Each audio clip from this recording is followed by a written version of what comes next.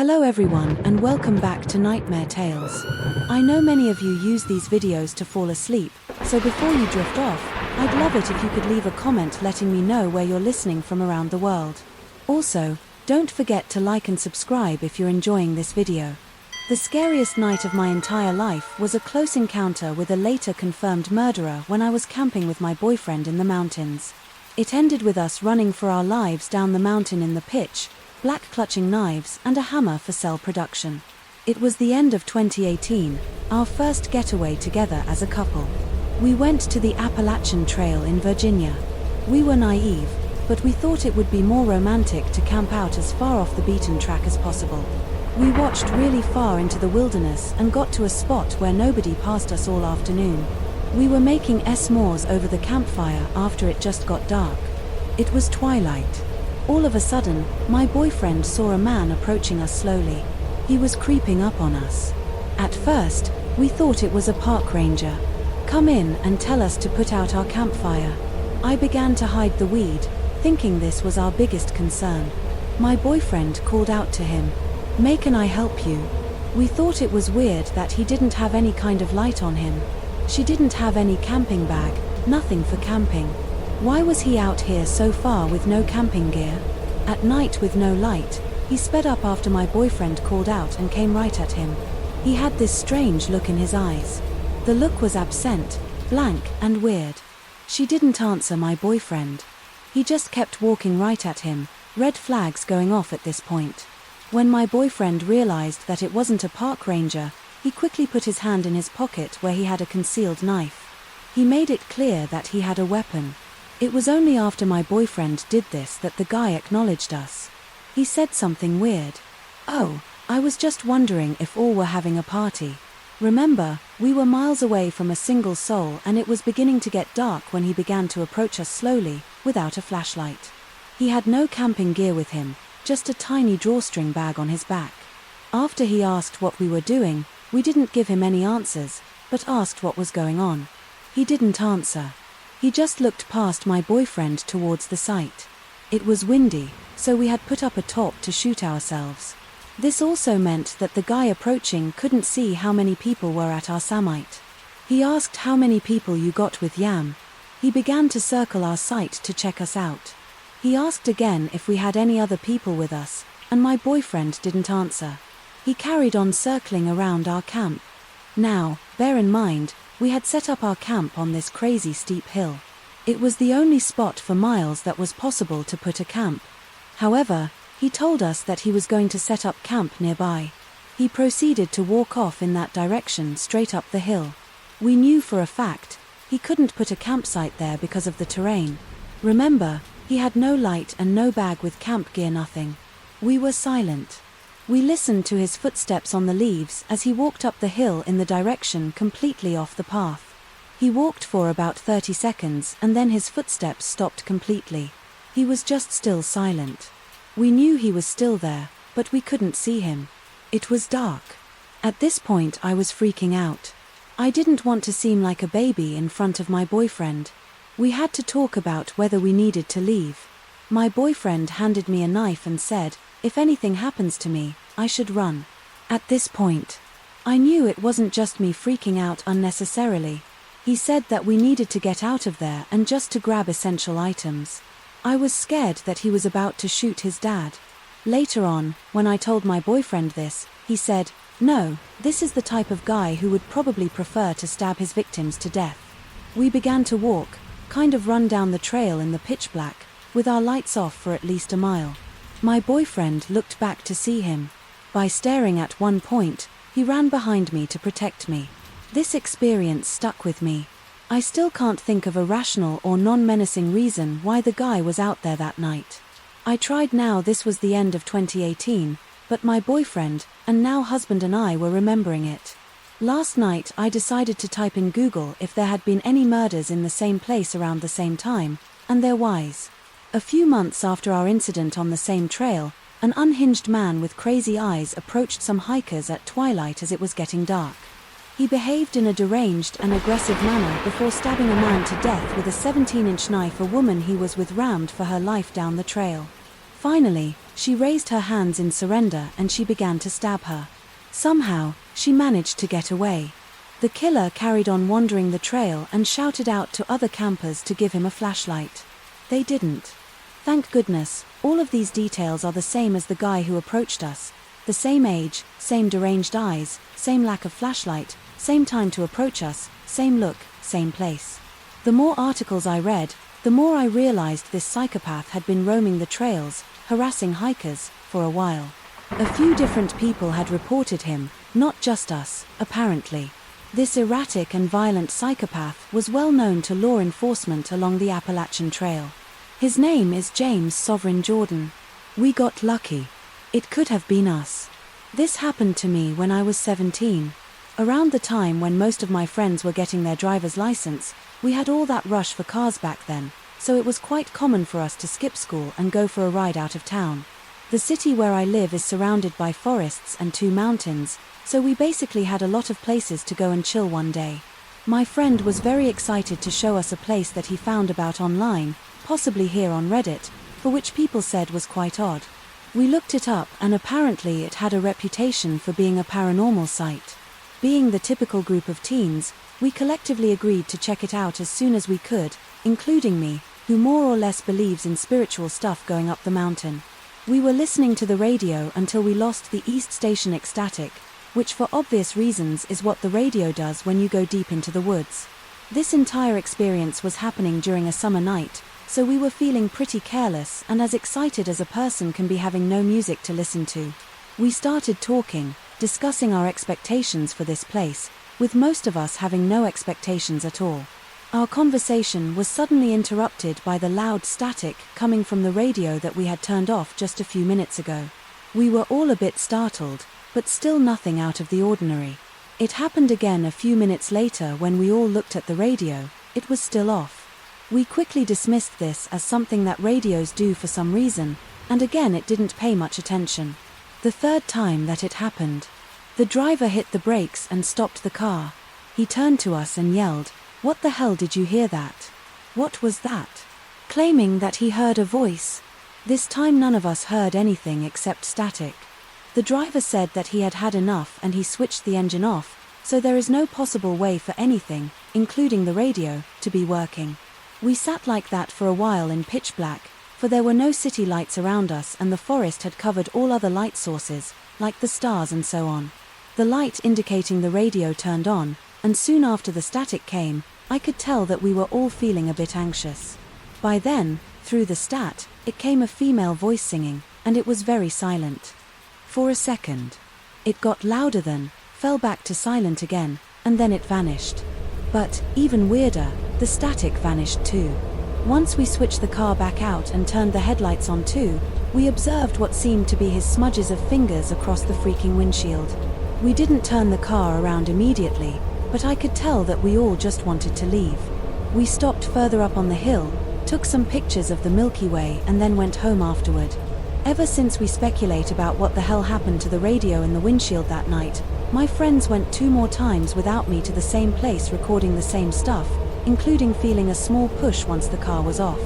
What do you guys think? I believe there are many logical explanations, but considering the fact that I'm somewhat of a person who believes in such stuff and had an adrenaline rush that night, it's hard for me to grasp something rational. I grew up in Ohio in the 70s and me and my childhood friend Joe were outside all the time that we could manage it. Joe lived on a farm that bordered a pretty big forest and my parents would drop me off in the morning and we would stay in the woods all weekend. We had only come off for school. We loved pretending that we were frontiersmen. We would build shelters at traps, practice making fire with sticks, the whole 9 yards. When we got to be in high school, we got this notion of pole. Stand by me. This was based on the movie the same name that had just come out. The idea was that we would walk the railroad tracks out in the country, but instead of looking for a dead body, we would find cool bridges to fish from and camp a little ways off the tracks, of course, and we knew this could be dangerous and would likely be trespassing. But we were kids. We had a lot of fun. We did find beautiful rivers. We discovered bridges that no one went to, we fished, we hid from trains. At night, we camped in the woods just near the tracks and made small hidden fires. Nothing bad ever happened. It was idyllic. In fact, it was so fun. We did it multiple times, never had a problem. After high school, me and Joe went around ways. We both left home but always stayed in touch and always tried to coordinate visits so we would see each other occasionally. One summer in the mid-90s, it worked out so that we both were in town for about a week. We would do stuff with family in the day, and at night we would either catch drinks at a bar or sit outside Joe's house around a fire and talk about the old days. One night me and Joe got talking about our stand-by-me trips. Well, nostalgia and beer are a hell of a mix. Soon we decided to take a day, walk the rails, camp one night and then walk home. The day came. We started out. In the early morning we had my wife drop us off in her own spot that we used to start right outside of her hometown. She thought that this was absolutely crazy and made sure to imagine it. When she pulled away, Joe suggested that instead of walking the usual route, we would take the opposite direction just to be adventurous. We knew the land well. We had a map, so I gave. What the hell? And off we Saturday. The day went fine. It was fun and a little sad, but in a good way. We found a bridge and we sat on the edge smoking a joint and moved on. We had no fishing gear, but we brought some canned food and other stuff. Before night started to set in, we picked a spot to camp. It was a thick forested area, trees on every side of the train track, so you felt like you're in a tunnel. We had brought hammocks to sleep in, but before we set them up we decided to do a little scouting of the perimeter. Now this is what we used to do in the old days too. We would walk the area around a little bit to make sure that some dude's house wasn't just over a hill and we were actually camping in their backyard. We watched maybe 100 feet or so into the woods and up a small incline. We figured if we didn't see anything from the top of the short hill we'd be fine. But when we got to the top we saw an old building down at the bottom, about 100 yards into the woods. It was barely visible. We potted over what to do. We both assumed it was a sugar shack or something, because there didn't appear to be a clear road into it. From where we were, there didn't look to be anyone in it either. All was quiet. No movement could be seen, no light. We decided to walk a little closer just to make sure. We came down the hill very slowly, and as we neared the building we saw that it wasn't a sugar shack at all. It was an old church. It looked like it had been abandoned for years. It was a squat, a sagging building whose wooden planks were almost black from years of moss and rot. A cross still stood on the top of the place, all weathered black. None of the windows had glass and there were no doors, just open doorways. We got close enough to see inside. There were rows of pews and a built-up section in front for a preacher to stand. We didn't go all the way in. We didn't want to. Beyond all that, there was no sign of anyone else, no footprints and no paths and no roads. It was an abandoned church. We left immediately and went back up the hill to the spot that we had picked. A camp having held between us and the church made us feel better, but we were still a little uneasy. We chalked it up to the natural creepiness as seeing a church in the middle of the woods would elicit. And besides, at this point it was dusk and we just decided to rig up our hammocks and go to sleep and move on. At early morning night set in, and as we lay in our hammocks and shot them, we began to hear something in the direction of the church. Our conversation about it went a little like this. Do you hear that? What the is that? It sounds like people singing, and it did sound just like singing. We both slid right out of our hammocks and hunkered down, straining to hear more. We listened for a minute or two and the scene continued, but it wasn't getting louder. Finally, we decided to creep back up the hill and see if we could spy where the sound was coming from. We could still move very quietly in the woods from the old days. It was second nature to us. The moon was barely out, but it provided enough light so you wouldn't walk right into a tree, but it was near pitch black. We didn't use flashlights as we kept slowly up the hill and we didn't talk. When we got to the top we saw lights in the distance. It was coming from the church and the singing was coming from inside. Joe and I put our heads close together and had a hushed conversation that boiled down to, "Can you believe this?" The light looked to be candlelight from the way it flickered, and though we tried, we couldn't make out what was being sung. It sounded like church music, but in another language. We sat and watched for a while, trying to see who was in there, but we only saw occasional shadows. We had no intention of getting closer either. We had about a football field length between us and we aimed to keep it that way. The singing continued for a bit and then it stopped. After that, a booming male voice began to chant. I was already freaked out, but this voice thoroughly scared the out of me. It sounded like some Old Testament preacher you see in movies, but again it was like he was speaking in a different language, because we couldn't understand a single word. Eventually it got to where the single male voice would say something, and then a bunch of voices would answer and so on. This lasted for a while and then they all broke into this long, sustained wail that just kept getting louder. It got so loud and so disturbing that I covered my ears and then it stopped. At this point I was just getting ready to say, "Let's get the hell out of here," when Joe put a hand on my shoulder and hissed, "They're coming out," and we were far enough away that we couldn't make them out really well. But what we could see was a line of figures that walk out the open doorway, all holding hands in single file. We could see some of them had flashlights. They began to sing again and the light from the flashlights began to move towards us and the hill.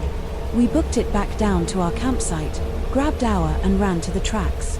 Once there we ran down the tracks in the direction that we had come from. After a few minutes we stopped and looked back. We saw lights coming down the hill. They were moving erratically, like whoever was holding them was shaking them. We continued to run in spurts and walk as fast as we could. We eventually stopped seeing the lights and came to a road by our map. We knew a small town was about 15 minutes down it and we walked there, got to a 24-hour gas station and called my wife to come get us. My wife and other friends all just thought it was kids messing around, but I heard those voices and they, sure as hell, didn't sound like kids to me. I'm not sure who those people were, but it was definitely the creepiest thing that happened to me out in the woods. This happened back in 2004 in northern Wisconsin. I was 16 at the time and now deer hunting with my dad and a friend of his, Frank. I remember this day like it was yesterday.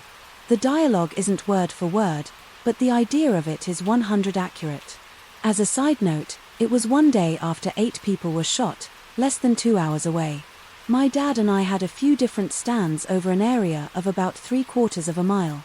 He had been hunting there for at least 10 years and I'd been going with him since I was 5 up until I was 12, the legal age to hunt with a rifle. I had just been tagging along. This particular morning, we walked to my stand first. It was about 5 a.m., so it was still dark outside. I got situated and my dad and Frank went off to our other 2 stands over the ridge, maybe another 500 or 600 yards away. Sitting there in the dark is always a little eerie. Not long after my dad and Frank left, I see a flashlight from the general direction of where they headed, maybe 200 yards away, roughly moving my direction. I figured they forgot something from the truck or something, so I radioed to see what they were doing. We're sitting in my stand. Frank is about to head to the other one. He says, "Obviously the flashlight is someone else. This isn't super uncommon and really isn't a big deal. Those woods get crowded sometimes and there is a spot to park in that general direction." I turn on my light so the other hunter can see that there is someone there. He stops. I see the light turning, going on different direction. No big deal. I end up dozing off while it's still dark out. When I wake up the sun is up and it's around 8 a.m. I sit there for a bit, radio my dad to see if he has heard or seen anything move. Nothing. Yet a couple gunshots off in the distance is all. I get up and I go for a slow little walk to get my blood moving a bit, not far, maybe 30 yards out to back, trying not to make a sound.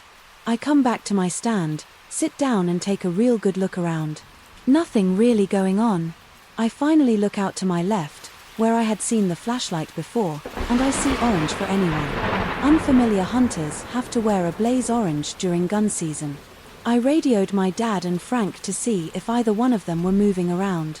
Dad says no. I hear nothing from Frank. I grabbed the binoculars out of my backpack to see if it's Frank. It's definitely not.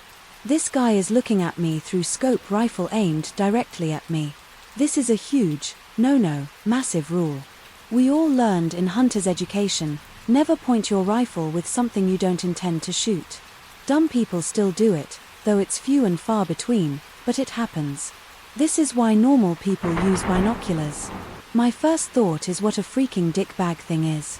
Even with me looking at him, he doesn't put his gun down. And now I'm starting to panic, thinking I'm going to be the next hunting murder victim.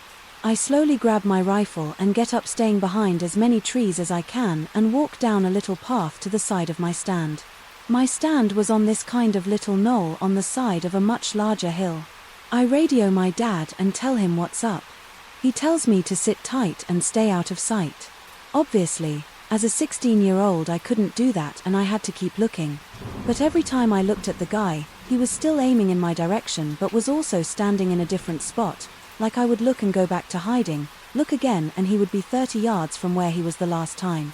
About 10 minutes of this goes by when my dad radios me, "How you doing, bud?" looking back. He was very obviously trying to keep me calm at the time. I thought he just wasn't taking me seriously. He's still there but he keeps moving. I don't know what his problem is. Dad told me to just keep hitting and he'll figure it out, that he'll be coming up near me in a minute or two. And that's when I hear the shot. I lost my trying to get a hold of my dad. Did he just get shot? Where the hell is he? Did he have to shoot the guy? What is going on? I sit there for maybe 2 to 3 minutes. That felt like hours, all right. Come on out and head towards my stand. I peek up over the little knoll I was behind and see my dad waving from along the ridge the random guy had been on. I make the trek on over to him to see what had happened. It turns out that Frank was feeling a little restless and took a little stroll and ended up on the other side of that particular ridge. The stranger was on. Not knowing that he was there, he had knocked his radio battery loose while he was getting situated earlier in the morning and had no idea anything was even going on. The shot I heard was actually, "Frank is shooting a deer," Dad said. As soon as Frank shot, the guy walked off away from us towards the logging road. We helped Frank out with his deer and decided to call it an early day, although I was extremely nervous. The rest of the week went on with no incidents. When my cousin and I were younger and we spent a great deal of time together, we would get into all sorts of mischief, as boys do. I was staying over at my aunt and uncle's visiting my cousin one weekend when we came across something that at the time we didn't think to bring up to anyone older and smarter than we were. We live in South Carolina for what it's worth, and we are around the ages of 12 and 8, me being the older of the two. The area around my aunt and uncle's house had some small, densely wooded areas, but overall the area isn't anything I would consider rural. We decided to explore an area of woods across from my aunt and uncle's house, a spot that we hadn't really explored much of. Not too far from the road we came across an old house and wasn't in bad shape and even had a little garden with a well enough tended flower bed. Our first thought was reasonably enough that we would run into someone's yard. Passing through we noticed one of the windows to the home was broken, so we decided to begin. There wasn't much of anything in the house. It was devoid of furniture, anything else that would imply that someone actually lived there. Naturally, we tried the doors to see if we could get in, no luck. We then heard a car pulling up to the house from the opposite side of us. My cousin and I darted for the tree line and followed some power lines into the nearby woods. A large section of the woods here had been cleared out to allow for the power lines to be where they were. So picture a clearing of around 100 or so feet surrounded by woods on either side. After following the power lines for quite a bit, we got hit by the unmistakable smell of something dead when we kept on and noticed a wooden tower standing off the side through the woods a better, and we excitedly hurried to investigate it. On the way we found a dog that would explain the smell, and it wasn't too unusual. And then we found another and another surrounding the entire stand with the corpses of dead dogs. It had to be over 30 carcasses. They were all in varying states of decay. Some seemed only a few days old, some were nothing but bones. We were alarmed, but still dumb kids, and wanted to climb to the top. So we did. At the top we found even more dog carcasses. So process this. Not only were there bodies of dead dogs surrounding this tower stand, someone had put forth the effort to drag them some 30 feet up a slim ladder to the top. Unsettled, we made our way back to my aunt and uncle's. After that we never mentioned it to anyone, or at least I never did, thinking back on it. 15 years later we definitely should have said something. I've tried looking up similar things in the area, but I haven't had any luck. We never went back there after finding that horrible scene. I also wouldn't conclude that the house we found to the person that showed up there are in any way related to the tower stand. That's just how our story began. I went to summer camp in a rural part of New Jersey back in the mid-1990s. The camp was situated on a long, narrow man-made lake. One end of the lake was reserved for swimming, which we would do as a group activity every other day or so. The swimming area had one long dock stretching straight out into the water and two square floating docks further out. One of the two floating docks was a bit far away, and although I had spent a few summers at this camp at the time of the incident, I had never seen anyone else using the second dock. One day, our group of about a dozen 11-year-olds got the bright idea that we were going to swim out to the faraway dock. I would consider this to be a moderate challenge for a casual swimmer. When we reached the dock, I noticed a strange-looking spider on the ladder that you had to use to climb up. It was quite large in terms of overall footprint, probably around 2 inches from end to end, with long skinny legs. The spiders, of course, are normal critters to encounter nature, but this one stood out to me because of its unusual appearance. After the long swim, we took a few minutes to lie on the dock and rest in the sun. It was relaxing and we were all having a good time. We started messing around and decided to play one of our regular games, where we would all shuffle towards the corner of the dock, causing it to sink. As the corner of the dock started to sink and filled with water, suddenly hundreds of giant spiders came frantically pouring out from between the boards, swarming over and around the feet of those of us who were still standing on dry ground. This dock was theirs. Apparently.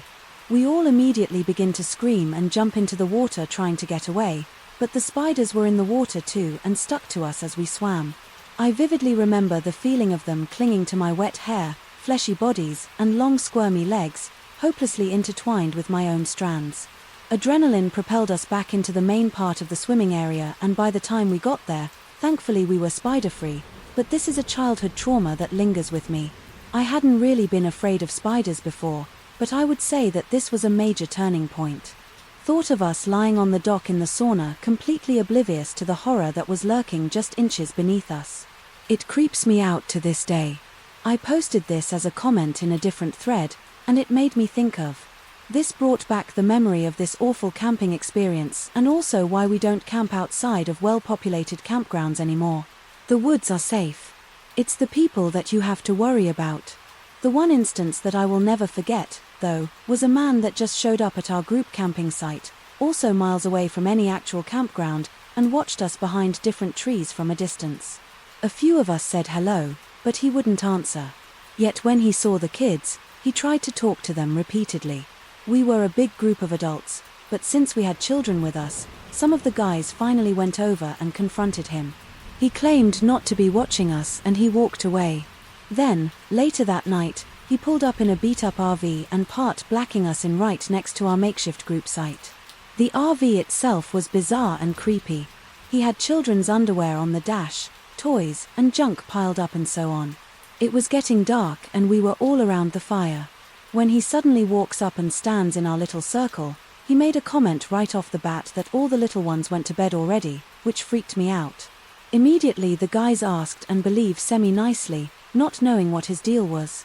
About a half hour later, I could see him standing off behind a tree smoking. I couldn't see him, but I saw the end of a cigarette. He just watched in chain smoke. It was unnerving in the middle of nowhere, being watched by a man who seemed so focused on her kids.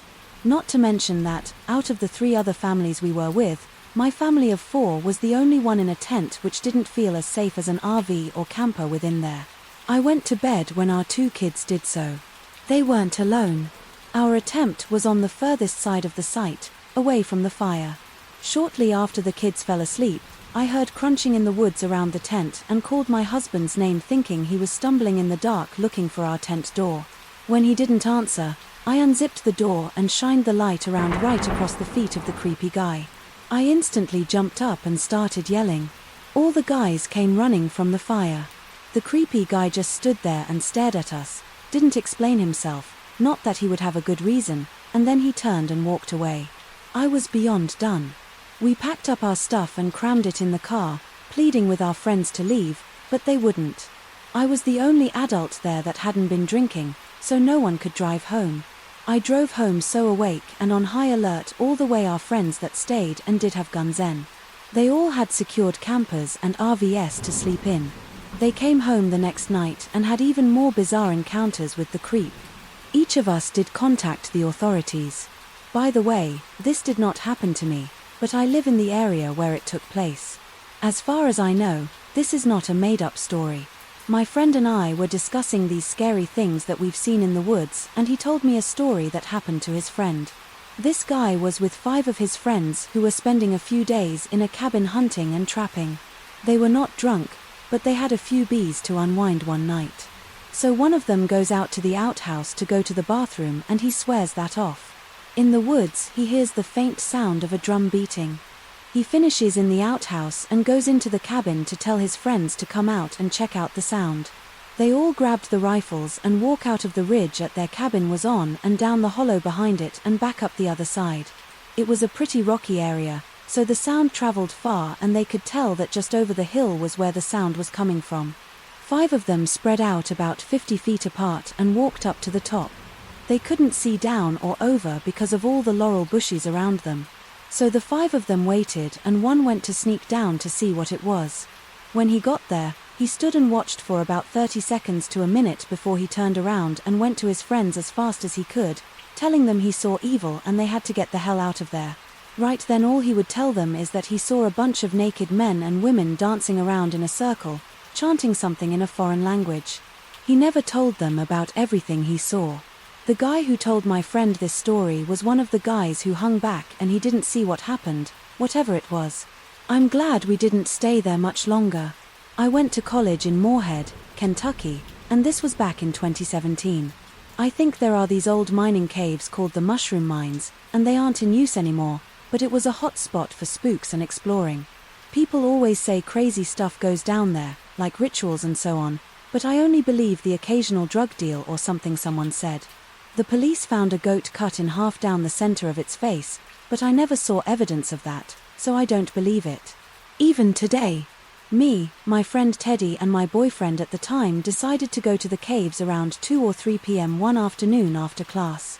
I can't remember who, but I think we had 1 or 2 other friends with us, maybe Teddy's friend, because I honestly can't remember when we got there.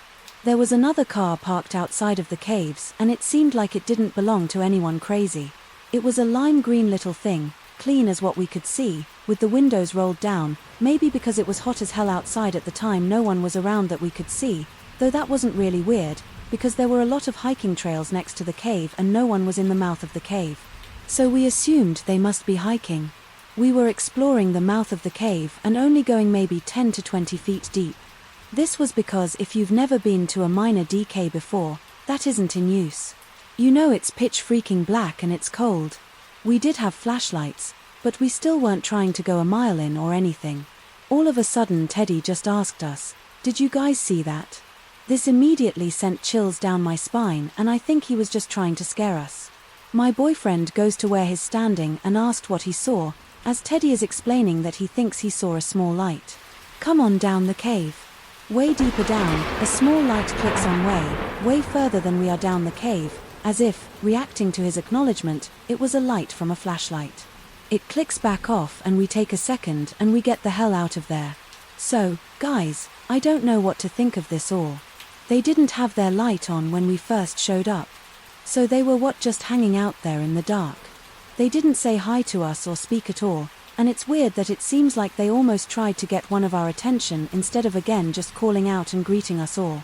They also had no idea we were coming or that anyone would be coming, had all skipped our afternoon classes, so most students wouldn't even be there until 5 or 6 to explore. Please tell me what you all think. I haven't gone back since. Obviously I don't think it was a monster or ghost, but if anything, people freak me out more, especially ones who hang out in old mines alone, with no light. These events occurred 2 summers ago in the Grand Teton area.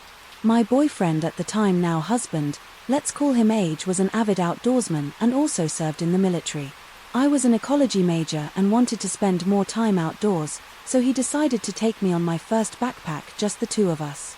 For those who aren't familiar, the Grand Tetons are well known for their wildlife, specifically grizzly bears, and my only experience with bears up to this point was watching a little black bear cross the road from the safety of my car.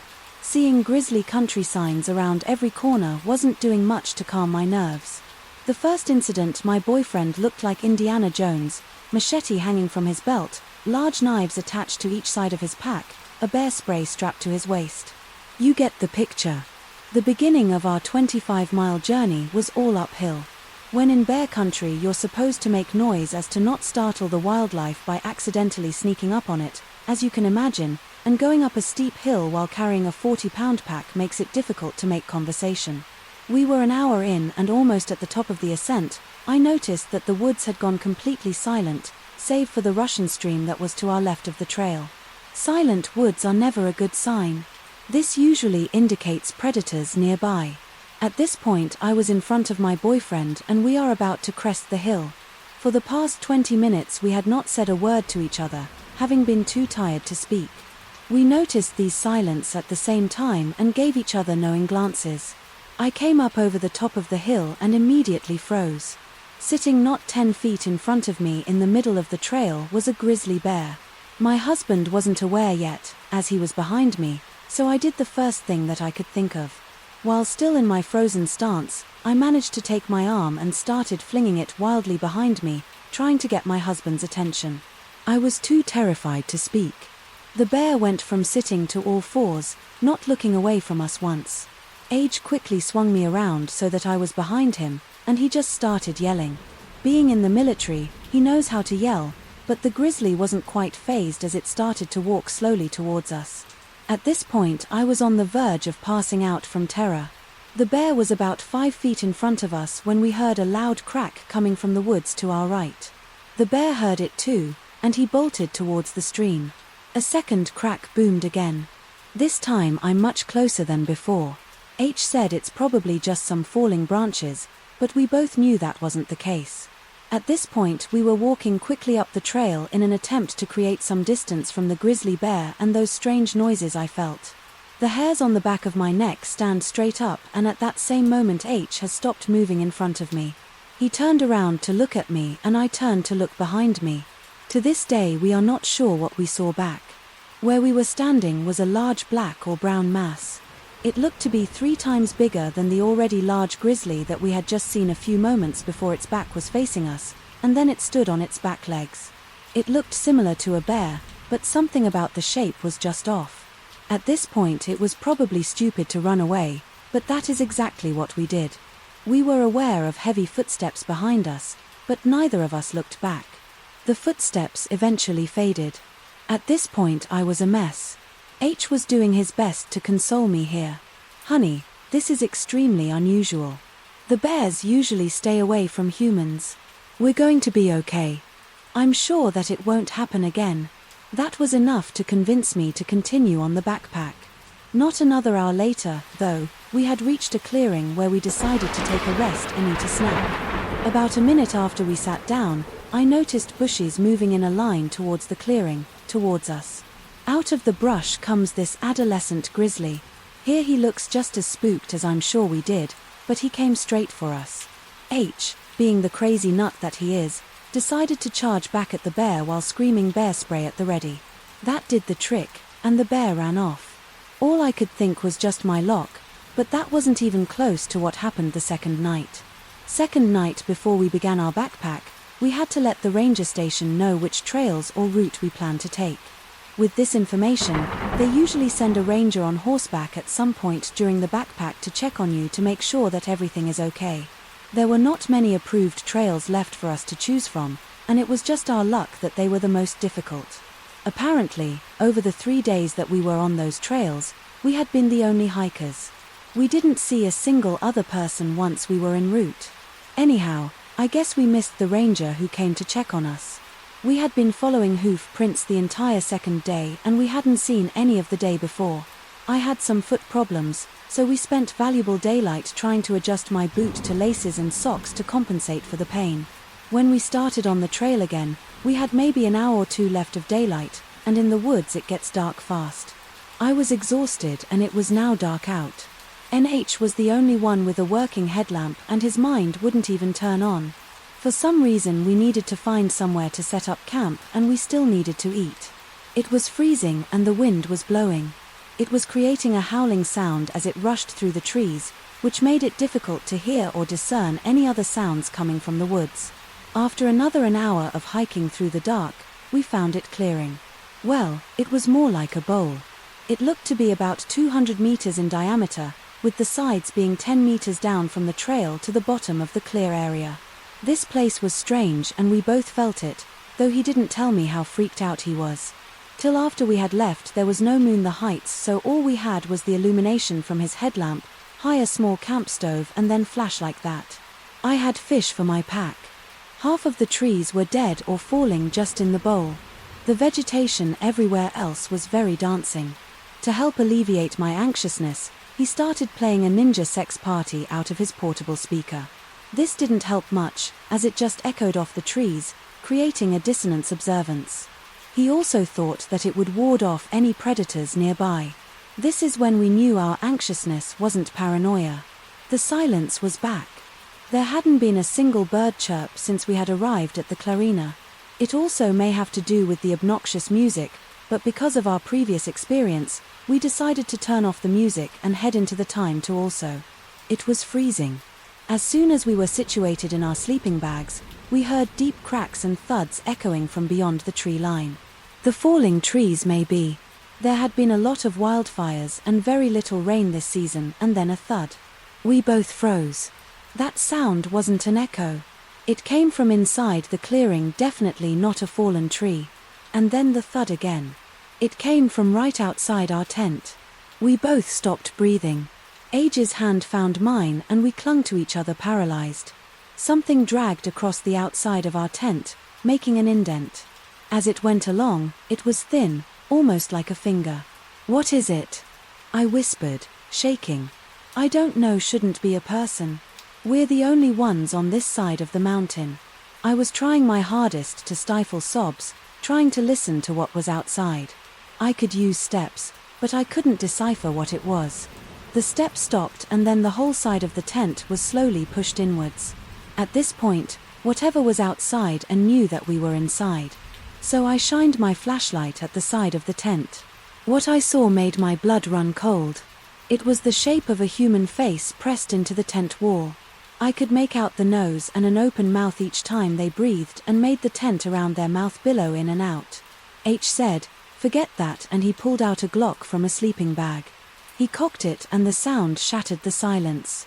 The face pulled back and we heard fast footsteps heading towards the edge of the clarinet.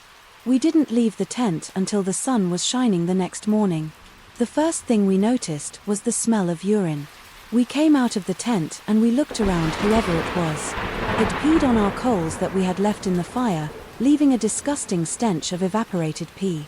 Footprints surrounded our tent, circling around multiple times, muddy handprints that decorated the outside of our talented. We think it was mud anyway, but wildlife is not the most dangerous thing in the backcountry. This happened last year in Virginia and is also the reason that I never backpack alone anymore. I was taking summer courses at the time and we ended up with a 3-day weekend in June. So I thought it was a great time to go explore some of the Virginian wilderness. After all, I did a Google search and found a state park with the trail that looked nice, and I let my roommate and family know that the trail I would be going on. When I got close to the park area, I saw a little outdoor shop where people hiking the Appalachian Trail stopped. I wanted to grab a map of the area, just in case that I got lost. As I was talking to the owner, he mentioned a trail that's not well known that has a pretty cool waterfall in the swimming hole. This piqued my interest, though I had him show me on the map. It took me outside of the state park, but he said it was a great place to go. I paid for the map and I thanked the owner. I texted my roommate and my parents about the new trail and I parked my car and I set off on my adventure. I should note that the waterfall was going to be the side trip of my journey. I was planning 3 days and 2 nights. I started on part of the Appalachian Trail and it was pretty packed with people and some of them were really fun to talk to. As expected, I got further and further from the main trails and I saw less and less people. Around early afternoon, 3 miles from my destination, I noticed that it was unnaturally silent, no birds and no bugs, not even wind, and I had a feeling of being watched. I shook it off as me over-analyzing the situation. I got to the waterfall and it wasn't too spectacular, but it was cool to look at, plus it had a good-sized area to swim in. So naturally I stripped down to my skivvies and I took a dip. It was pretty refreshing. As I was getting my clothes back on, I started whistling to myself, But that's when I heard something whistle the same tune back. I thought it was just a bird copy of me, so I went back and forth with it and it would repeat whatever I whistled. I thought it was pretty neat. As I was setting up camp, I couldn't shake this feeling that I was being watched again, like I would get goosebumps and my hairs would stand up as night fell. I built a small fire and I let my jet boil to make dinner. As I did this, I became hyper-aware that again there was no sound. Just deafening silence. Some part of my brain was telling me that I was not safe and I needed to leave, but I ignored it and I crawled into my tent with my flashlight to the block. I went to sleep without incident. When I woke up the next morning, my sight was trashed. My camp stool was nowhere to be found. My bareback with my food was cut down and the contents were thrown across the site. My first thought was a crafty animal chewed through the rope and got to the bag, but I looked at the rope and it was cut with something very sharp, plus none of the food was even touched. I also noticed bare footprints all around my campsite. Keep in mind I'm at least 68 miles from the road. As I was looking at the mess, I heard a branch snap off in the distance and I turned to look in that direction. I saw nothing, but I heard that whistling again, my whistle from yesterday, but it sounded different, more sinister. It made my hair stand up on end, and this is when I listened to my instincts and I got the heck out of there. It sounded like it was a little off in the distance, so I packed up my camp as fast as I could. The whistling got closer as I finished stuffing that attention to my bag. I didn't bother with putting anything away properly. The whistling was incessant and sounded like it was coming from all directions. I got fed up with it, so I stood up and I yelled into the woods, "Shut up, and what the heck do you want?" It stopped whistling and it was quiet for a moment, and then I repeated what I said in my voice. It sounded just like me but distorted, like it came from an old TV. After I heard this, I immediately threw my pack on and I ran the direction that I came. I heard him moving just behind me fast, switching between the whistle and my voice. It felt like it was toying with me, not coming too close but not being too far. Eventually it sounded like it got further and further away from me, and then it stopped suddenly. When it stopped, I stopped and turned around. I wish I didn't, because I heard the most bone-chilling screech ever coming from right next to me, and that's when I started running again. I didn't look. I only ran less than half a mile. I ran into a couple that was also backpacking. They saw the look of terror in my face and asked if that was me that screamed, and asked if I was okay. I told them about what happened and they decided not to go down where I just came from. We moved to a more populated trail as quickly as we could. As soon as I got back on my car, I drove to one of the park ranger stations and reported what had happened, since the site was off park grounds. They told me it wasn't in their jurisdiction, but they would send a ranger to investigate the ranger station's parking lot run right up to the woods, and when I was getting into my Jeep I heard that same tune coming from the woods and just in front of me. I never drove so fast in my life. When I told my roommate why I was back after only one night, all he said was, "Bro, I'm never going camping with you." Last summer, a good friend and I embarked on a backpacking trip through the White Mountain National Forest in New Hampshire. As fairly experienced day hikers, we felt comfortable in the Whites for our inaugural overnight trap.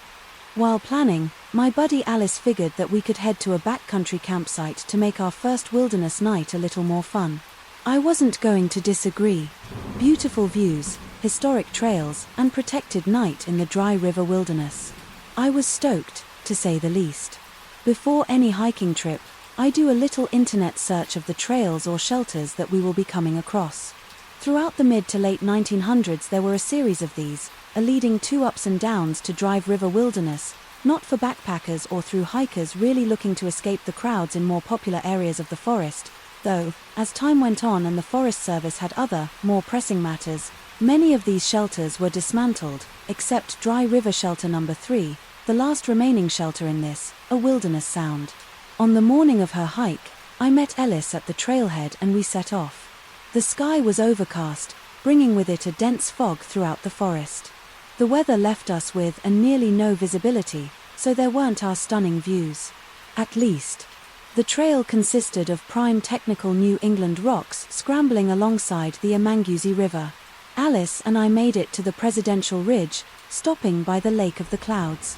The hut was filled with day hikers at backpackers and through hikers, all socializing together. We were even rewarded with some sun and a brief glimpse of the dry river valley on the summit of Mountain Marawi.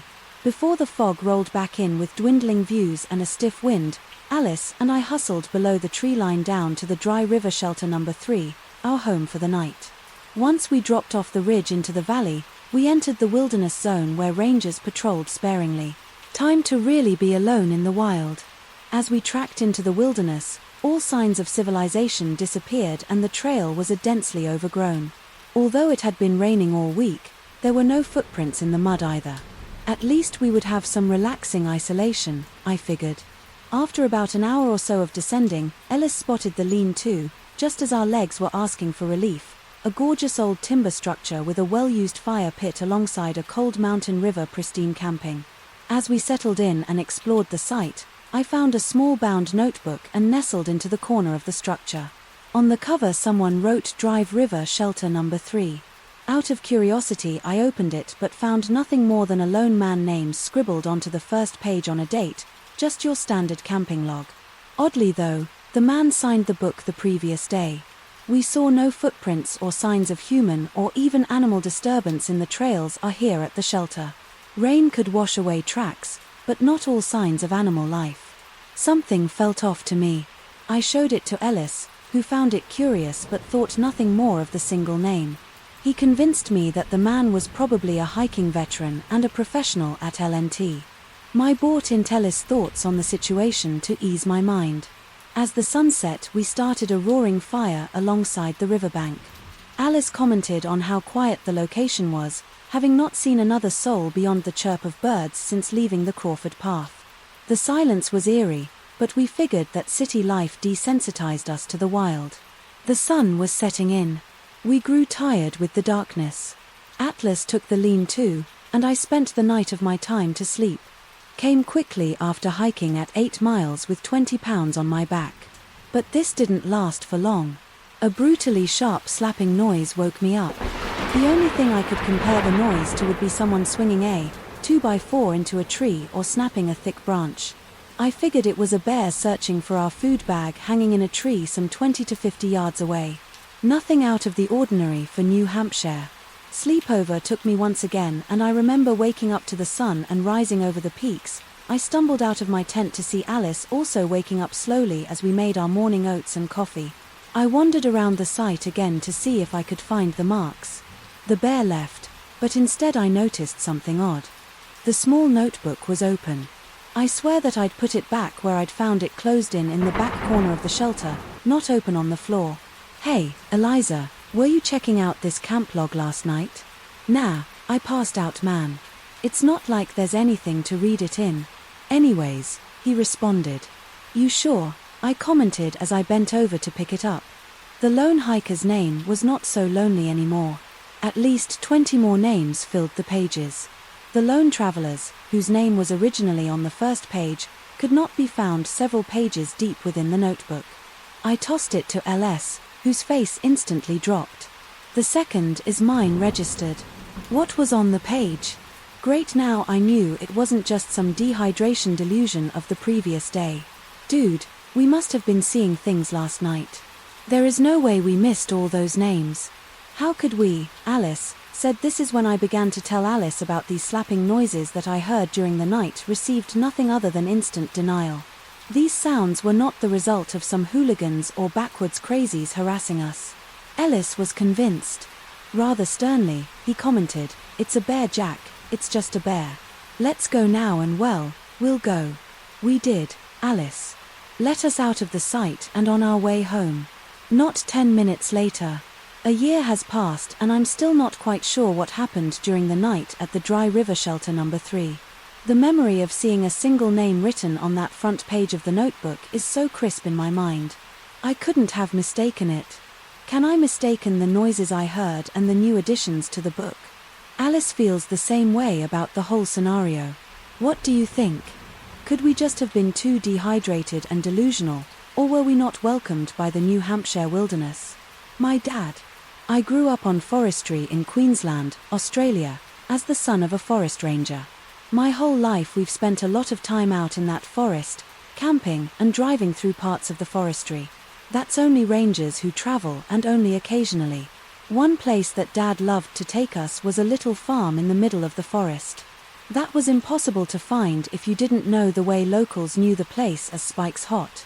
Spike was a local farmer who had lived there for decades, up until the 90s, and had a reputation for being abrasive, violent, bigoted, and not concerned with the laws of men. He had a habit of approaching guys in bars who were wearing earrings and tearing them straight out, and there were a few stories about people who displeased him disappearing. Basically, Spike was not a nice guy, and his farm in Hut reflected that pretty well. Dad would take us out there every time he visited the forest, and the huts would be more and more dilapidated, but the vibe was always the same, that straight-up feeling of being watched, even though a Spike was long gone. As I got older, I became more aware of these signs of life in the place when we went to visit.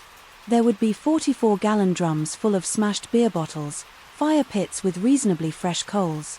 Someone was definitely out there, God knows why, since the place was literally a snake pit at that point.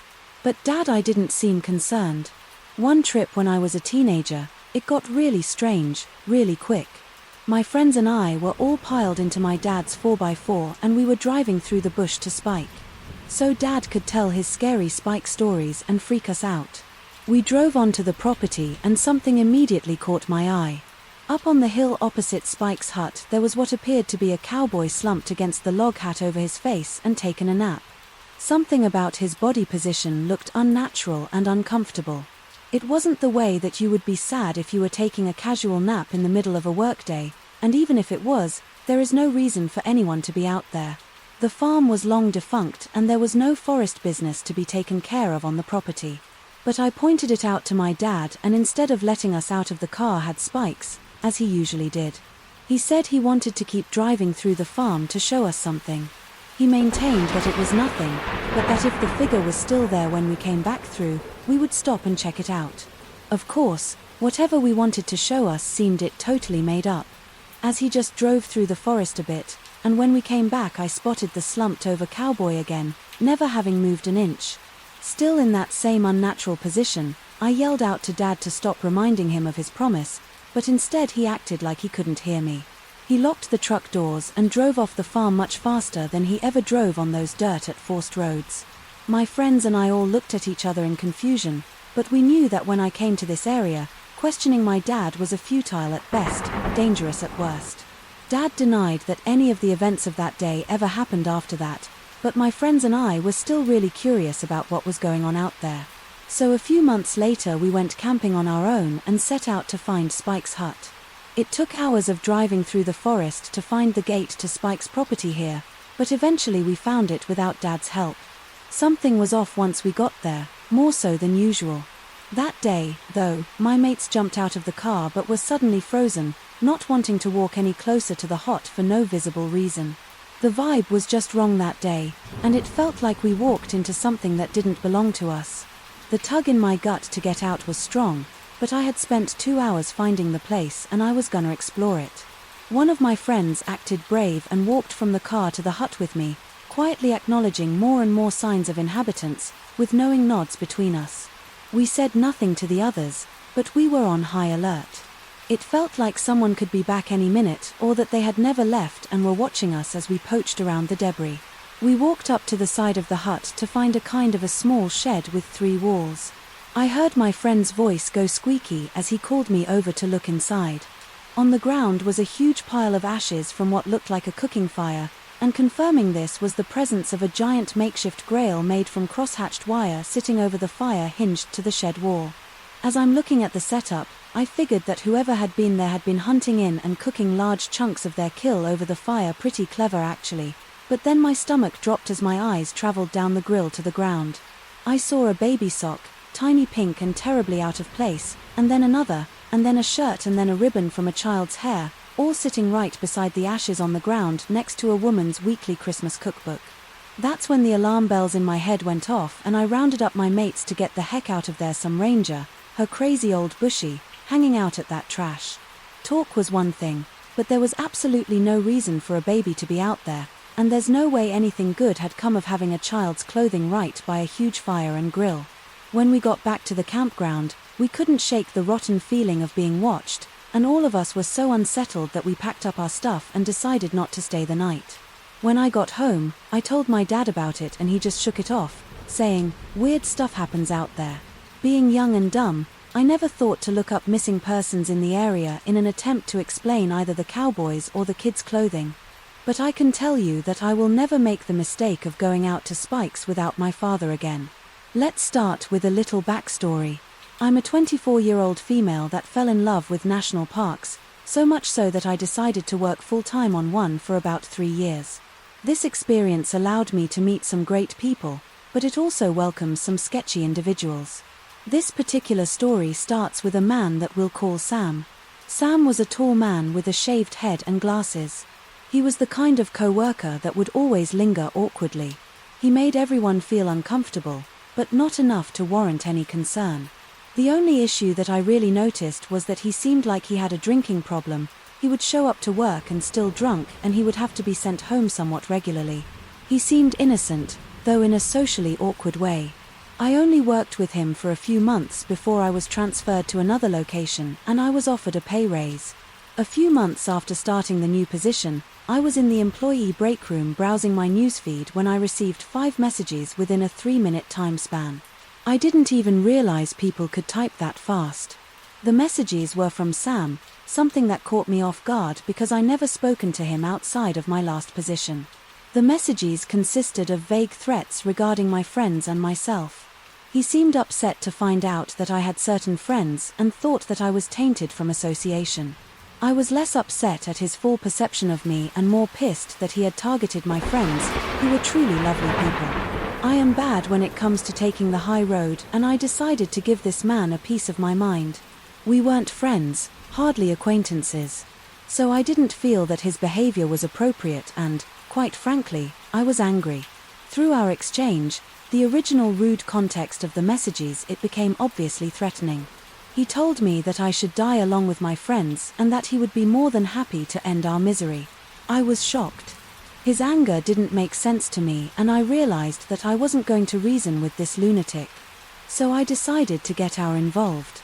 We worked within the same company, so I thought this would be the best route to prevent any further harassment. Our advised me to block contact from Emma while they investigate, but to also alert authorities in case he decided to act out on his threats. Authorities were involved and didn't seem too fazed by the messages that I'd showed them. They almost seemed annoyed that I'd bothered calling them in the first place. I filled out a statement and was told to contact them if anything progressed. The next day I woke up to find trash all over my front steps, odd but not too strange. I actually thought it was a raccoon, since I was in a national park, and then I saw a piece of paper with the words "Watch your back" scribbled onto it. I looked around the other neighboring cabins to see if anybody else was watching, but I didn't see anyone. I cleaned up the mess, but I saved the. Now I wanted to show my sister, who lived with me when she got home later that morning. I caught her up on the previous night's events. She didn't even know Sam because, like I said, we weren't friends. Why would I mention him in my personal life?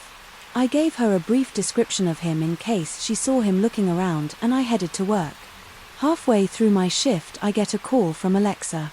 She sounds shaken when she tells me that a man matching Sam's description came to our cabin and asked about me and where I was. She played dumb and pretended to not even know who I was. After an awkward silence, he said I'll be back to get her later, and he walked away. She said that he sounded and acted like he had been heavily drinking and had an intense coldness to him. I'm not messing around at this point, and I've watched enough crime shows to know that you should not underestimate people. So I called the company's security team and asked to have someone check on my sister and to be escorted home immediately. I'm home within 20 minutes of her phone call. She gave security some more information, and they were able to find out which cabin that he resided in. Apparently he only lived about a 2-minute walk down our street, which was really unnerving. Park rangers are called again, and they get more statements from both of us and decide to pay him a visit. They seem to be taking this situation a bit more seriously now that he knows where I live, music. They come back after talking to his roommate. It's confirmed that he lives there, but he hasn't been home since the night before authorities put a word out to keep an eye out for Santa. They offered to have a unit keep an eye on us that night, which we gladly accept, and we go to bed. I wake up to 34 messages from an unknown number. It was Sam again. He was very angry that I got Hour and other rangers involved. He said, "You're going to pay for this. You messed with the wrong person.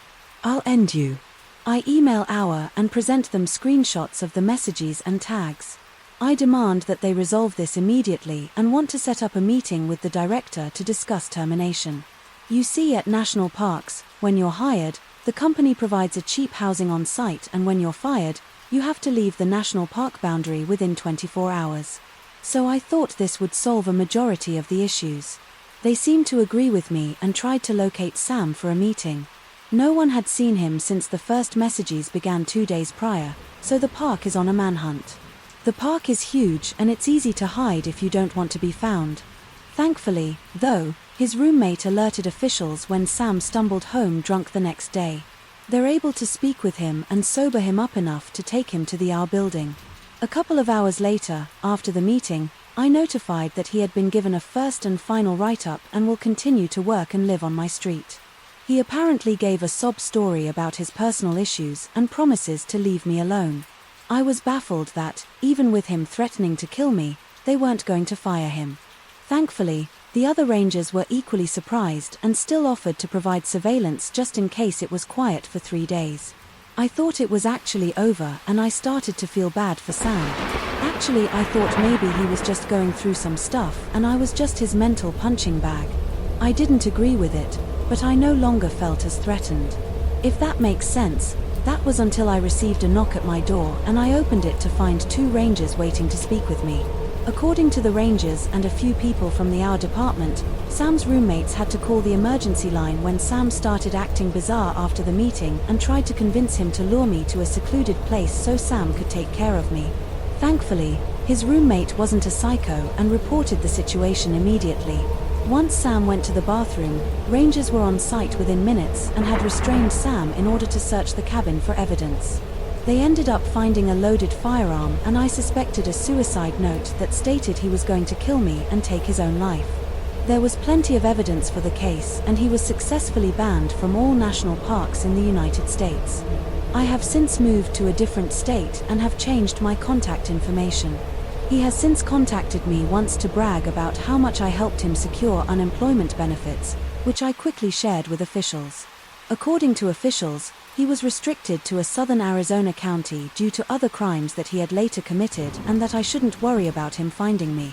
As for Hour, the director actually had to deal with harassment from Sam after the banning and asked me to testify on her behalf if it turned into something more sinister.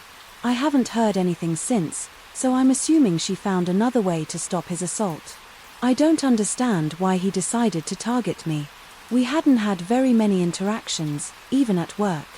I have tried to dig through memories to find a single time that I may have invited this kind of behavior, but I'm convinced it was due to many factors, including his instability and alcoholism.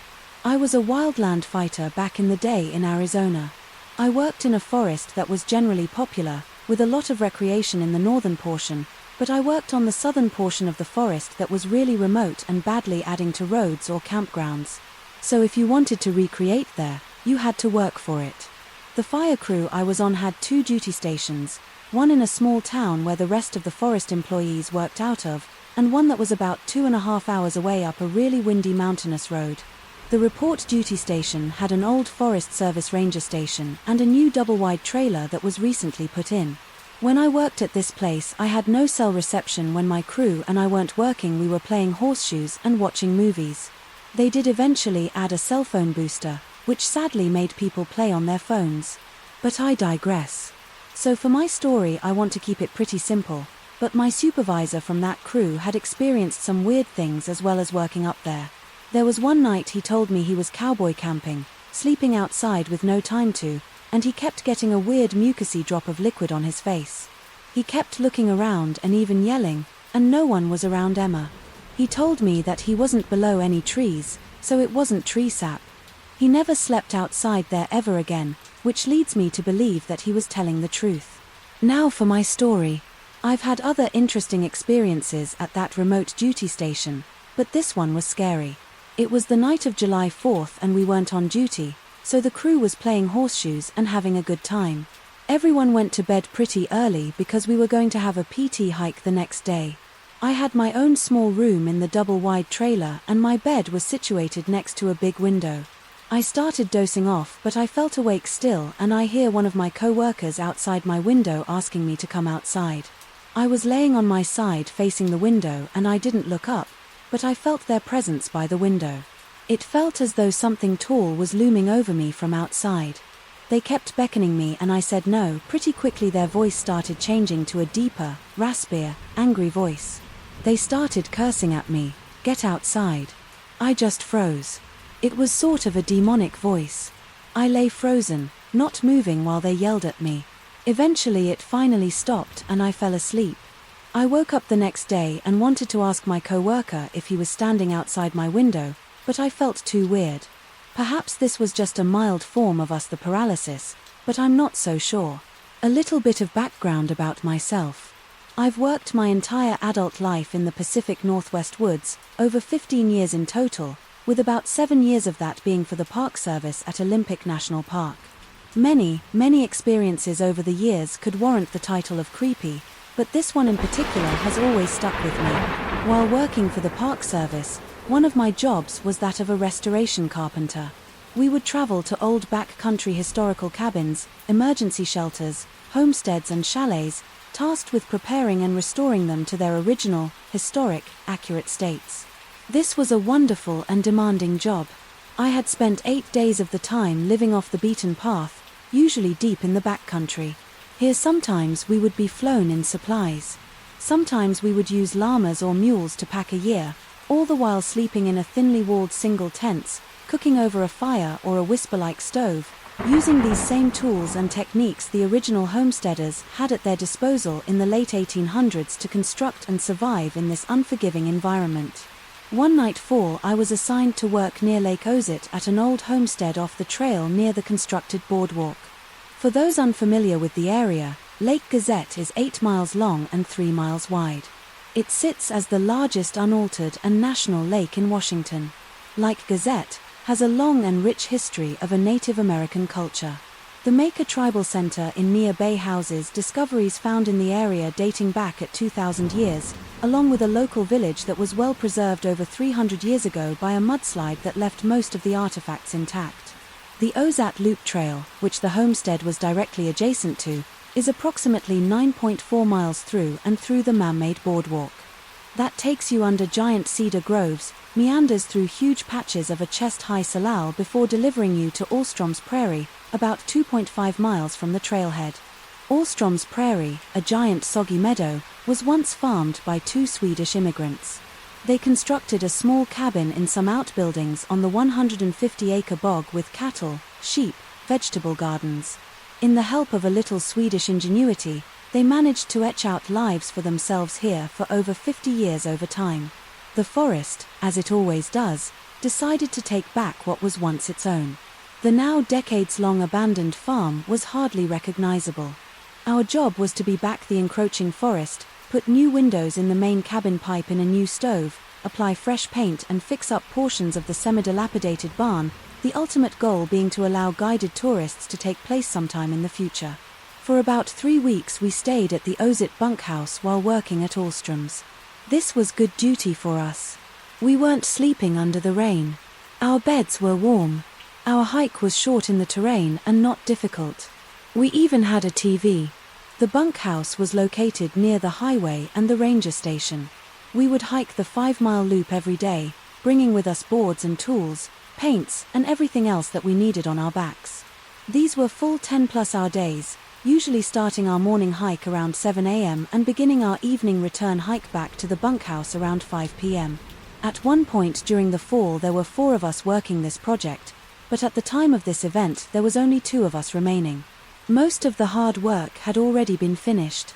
We needed to hike a few last boards into the prairie to complete a portion of the woodshed.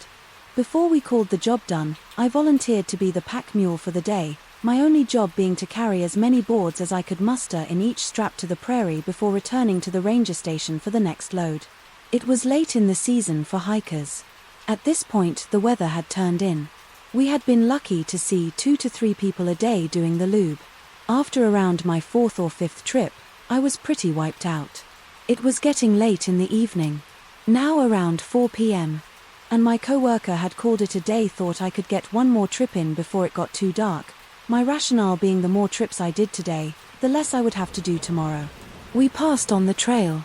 I told him my intentions and I continued on.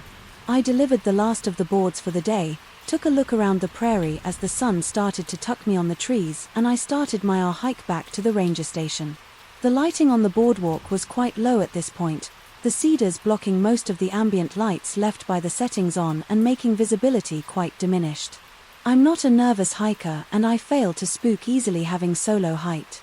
4 weeks on end in the backcountry I've been stalked by cougars, confronted by Kodiak bears in Alaska, even ran into a few demented hillbillies over the years. As I left the prairie that evening, the hair on the back of my neck stood on end. Goosebumps erupted from my forearms. An uneasy feeling swept over me suddenly. I wanted to walk faster, jog, and then sprint. I didn't. I convinced myself that I had been reading too many fantasy novels before bedtime. I walked another 5 minutes or so before I started to hear something faint, something that sounded like music impossible. I told myself I'm the only one out here and still at least 2 miles from civilization, that civilization in reality being like the only other soul out there, my coworker, sure enough. However, I heard music, more specifically a piano. It started out so faint that I had to stop moving and actually tried to hear it. The steps on the wooden boardwalk being too loud every time I paused to hear it, it became unmistakable. It got louder. I stood there, sun, now fully hidden behind the horizon, in total silence, other than this piano. I became aware that there were no longer the noise of life. No birds, no insects, no wind, no rustling of leaves or underbrush, absolutely nothing other than the piano, as if everything was being weighted down by a fog of emptiness of some sort. I've encountered this dead time before in the woods. Certain places have it, but this was different, somehow unique to this place, unique to this moment in time. I tried to focus on the keys, but I could not recognize the composition. Unsurprising, as I mostly listened to Metallica and Korn at the time. It was plain, with a purpose. It was controlled, in tune, thoughtful. It was a song, and somehow I felt that it was meant just for me. In this moment I started walking again. Almost I'm cute. The music once again got louder as my pace increased. So did the tempo of my keys, still in tune and never faltering. They reached the climax, the perfect combination of my haste, my dread, my heartbeat, and the tempo of the music. And then, as quickly as it came, the piano stopped, whooshed away in the fraction of a moment. It didn't trail off, it didn't fade into extinction, it was just gone. Suddenly everything that was absent was swept away, as if by a gust of wind. The stillness was gone, the gloom, the stagnation and weight of everything was lifted. My next step on the boardwalk was once again. In reality, the evening was just as absent of light as before, but it felt like life somehow was once again injected back into the forest. The woods never seems normal again. I didn't hear the piano again that night, nor science. I told my coworker every detail when I had reached the bunkhouse. He showed no signs of disbelief. We didn't talk about it again until years later, when something similar happened to another Park Service employee. When I told my grandfather about what had happened, as he was also a retired park ranger who had worked nearby Amora, the next station over without the least bit of hesitation, he asked, "Did you hear the bagpipes along with it or just the piano?" This time, it seems, as I've learned and experienced since then, there is a lot more to that place, a lot more to the Olympics in general, than anyone really knows or is willing to admit. When I was a junior in college, I went camping with 4 friends in Bald Eagle State Park in Pennsylvania. We had reserved a campsite that was pretty remote, pretty deep in the park and way up on one of the mountains, not near any other campsites. It was located at the end of a narrow dirt road, maybe about 75 feet long, which itself broke off from the main road, which I think was also dirt. There was nothing at the end of our little road, but our campsite. We parked at the entrance of the park and spent the day hiking up to the site, setting up camp and then hiking around. We made a fire, made dinner, and then we turned in for the night. Not long afterwards we discovered that one of the guys with us snored loudly like walls off the tent, has shaking snores, truly deafening stuff.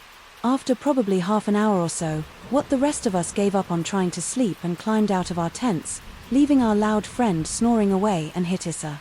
My friend at the time was a DJ for our school's radio station, and she had a late night show. I think she was on between midnight and 2 a.m. Since we couldn't sleep, we trekked up to the main road, where the reception was better and where we would actually be able to hear the radio over the snoring.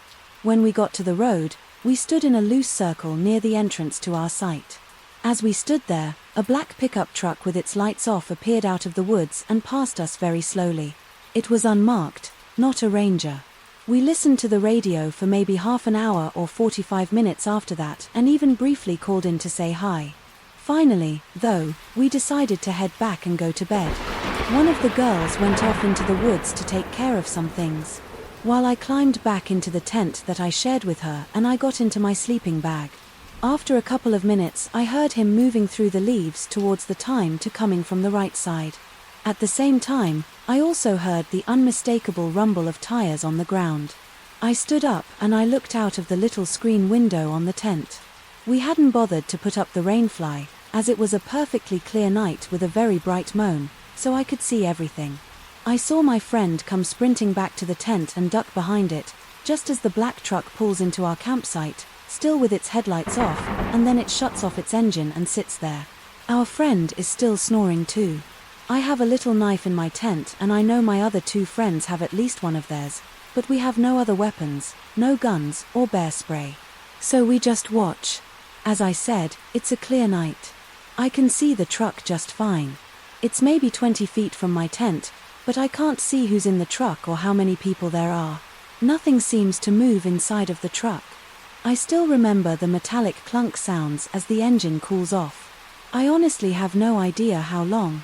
I just watched it and my friend had ducked down behind her tent and I could hear by her breathing that, and she was terrified. But neither of us said a word. It feels like a really, really long time went by. It had to be at least 10 minutes, but it could have been half an hour or more. We just kept waiting for something to happen. Nothing did. Eventually the truck started up again and then backed up down the long narrow dirt road and never turned its headlights on. I heard it drive back in the direction that it had originally come from, and that was it. My friend burst into the tent a second later and now we're all talking. Did you see that? Holy crap. But our one friend is still sound asleep. Eventually we just went to bed. We packed up when we headed out in the morning as we planned, and yes, we checked with the park and they do not own any black, unmarked SUVs. Nor did any ranger come to check on our site in the night. Years ago, when I was still a teenager, my friend Justin and I would often go longboarding at night while we were camping, as my friends and I were quite the night owls. We loved the freedom of almost never seeing another soul on the road to the past that we frequented. Even when using main roads, it would be very rare to see a car alter so late in such a rural area, and you could see and hear them coming from very far away due to their headlights and the noise of the vehicle disrupting the peaceful silence of the night. We were really into it at the time. It would often route our boards for miles and miles, sometimes not arriving home until the sun was up. One particular night we decided to ride a few miles away from our usual back roads to take one of our favorite hidden routes. It began with a narrow paved path that was the only piece of land separating two sides of a long lake. It would often sink under due to rain, and we wanted to seize the opportunity just to use it before it rained and went underwater again. It was roughly 2 miles long and it was extremely relaxing to ride through due to the scenery. After making it to the end of the lake, we decided to continue moving and turn into a very close path that leads directly into a densely wooded wilderness preservation. As we came up to the first hill, we looked down at the bottom into the blackness. We both noticed what appeared to be a tiny moving ball of dim light down there, and it moved so strangely and it was extremely difficult to make out what it was. Rather than shine our flashlight down, we curiously watched it for a few moments, whispering to each other about what it could possibly be. All at once, that small light turned into multiple blinding lights and extremely loud revving sounds overwhelming our senses that had become accustomed to the darkened silence. Acting purely on fear, we instantly turned around and ran as fast as we could, hearing yelling and revving getting behind us. By sheer luck, we managed to run off the path into a very dark, very overgrown hole in the side of a hill, overlooking where we had just come from. We decided to hide in the natural dugout of the hill, hoping the plants in darkness would be enough to protect us from whatever was happening out there. We watched our pursuers right up to where we had originally been standing. There were 4 men, 2 on 4-wheelers and 2 on full-sized motorcycles.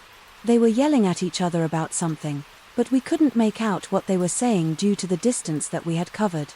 When we felt safe enough to whisper very softly to each other and speculated who these people could be, our first thought was that they could be park rangers of some kind, although we had never seen one here in the many times that we had been through, and honestly we doubted that this county had the budget or even the desire to have any patrol the deep woods at night.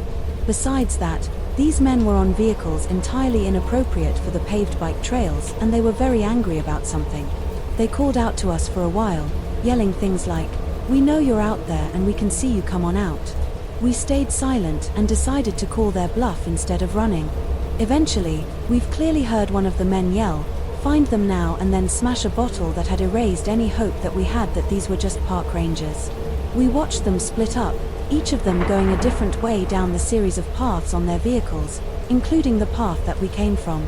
It took us what felt like ages to even move.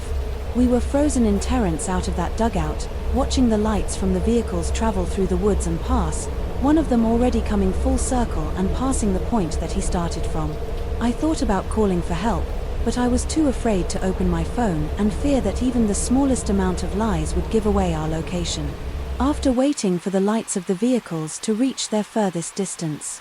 Yeah, I had to. We finally summoned the nerve to get up and try to run somewhere far enough from these people to safely make a call. We ran as hard and fast as we could through the woods. Since their headlights gave away their location on these paths, we would hide again, and whenever we felt that they were getting too close, our available hiding spots were getting progressively worse as the woods became less dense, and the fear that I felt was waiting for one of them to drive past us, while basically only being covered in leaves and plants that may still be unmatched to this day. Finally, we emerged from the woods onto the intersection of 2 main roads, far from where we had started. We dug down into the ditch to call for Alba. When I opened my phone, I noticed that I had recent missed calls from one of our other friends at Connor, who was supposed to meet up with us after our longboard excursion. I called him and frantically asked where he was. Luck was with us again. He hadn't given up on our plans, despite us ignoring him, and he was only a few miles away, already heading in our direction. I gave him the names of the 2 streets that we were near the corner of and explained that we needed to get picked up right away. He agreed to speed over to us while Justin and I waited in hiding. Thankfully, Connor arrived before any of those men did. We bolted into the back seats of his car, yelling for him to get out of there, and he took off. Relief doesn't begin to describe what I felt being safely driven back to site after everything I had just experienced. After explaining everything that had happened to Connor, we ended up just moving on with our night and decided not to call the police. We figured they would be gone by the time any officer made it out there, and that we would only be putting ourselves at risk by admitting to breaking the law by taking those paths so late at night. I still have no idea what happened or who those people were. I've been told all kinds of theories from my friends and family that have heard the story. Some think that we had walked right up to a huge drug deal. Justin and I later admitted to each other that when the ravine started and we couldn't see, our minds both went straight to a chainsaw-wielding horror movie, a serial killer. So I suppose it could have been much worse. Frustratingly enough, whatever those men thought we saw, that made them want to catch us so badly, and we never actually saw. We'll never really know, I suppose. In the summer of 1975, my aunt was a college student here in Utah and went camping with her boyfriend and another couple up in American Fork Canyon, a beautiful place 40 minutes south of Salt Lake City. It began raining really hard earlier that evening, and so people left their campsites. When it stopped raining, my aunt and her friends made a campfire and got on with their festivities until after dark it started raining again. The other couple decided they didn't want to camp in the rain and they laughed. My aunt and her boyfriend, not my uncle, held together in their tent and tried to fall asleep. My aunt suddenly heard distinct footsteps, and not too far away from there she sits up and listens. They're getting closer and closer. She sees the quick flash of a flashlight which turns off again immediately. When my aunt tells this, she said that her first thought was that it was a park ranger coming to tell them that they had to leave a 2 to a flash flood warning. So she called out, "Who's there?" The footsteps stopped. This woke up my uncle and they listened for more movement.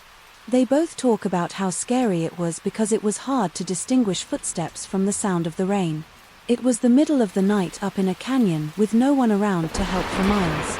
They decided that if they heard anything spooky one more time, they would leave. So they waited and finally started falling asleep. When suddenly they were awoken by the soft sound of their 10 zipper slowly being unzipped, my aunt screamed and my uncle jumped into action by grabbing this heavy metal flashlight and whacking the person on the other side of the tent door as hard as he could. Whoever was on the other side of the tent gasped when it was hit and they ran off. My aunt and uncle ran like mad for the truck about half a mile away and discovered that the back tire had been slashed. They were able to drive somehow to a gas station a few miles out of the canyon and call 911 at a payphone. The next day they went to get all their stuff with the police, who found footprints all around their tent. They never caught the guy who was there. But here's the creepy part. None of this is proven, but it's a spooky thought. In the summer of 1975 several women went missing, and it has been discovered that that was when Ted Bundy was living in and terrorizing Utah. Guess where they found some of the bodies? In some caves up in American Fork Canyon, 1 mile away from my aunt's campsite. A week before my aunt went camping was when Ted had gotten one of his victims and hidden her body in that area. You obviously know who Ted Bundy was and what he did, and he would often return to visit his victim's body. My aunt and uncle wonder if that night Ted was visiting his collection of bodies when he saw a prime opportunity and he nearly took it and he prowled around the campsite. Also, Ted Bundy has a distinct chip in his front tooth and my uncle likes to joke that he gave to Ted by whacking him with a flashlight. All of this is speculation, but doesn't that just kind of give you the chills? How close they were to being harmed in the middle of the night in a campsite with, and no one around right next to where Ted Bundy's gravesite was, gives me the creeps. So when I was 16 I was dating a guy who was just a little older, we'll call them Mitch.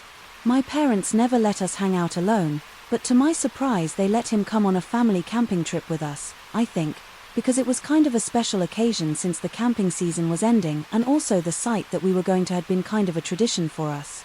But this season, when it closed, it would never again reopen for camping because people ruined it by dumping trash and trespassing nearby properties anyway. So my dad, Mom, Mitch, and I are all going camping. Mitch and I have our own tent. My parents have theirs. We have an amazing first day there. We went on a Friday morning and planned to stay through Sunday night. Midge and I spent the day walking the long paths, catching lizards, swimming, exploring and talking about creepypastas that involved the woods. At some point we were exploring and realized that there were nearby properties, maybe 2 to 3 cabins about 4 miles down a dirt road from our campsite. Later that night my parents made a big fire and we were eating burgers. My parents were drinking and Mitch and I were trying to make s'mores, while also trying to pretend we weren't terrified.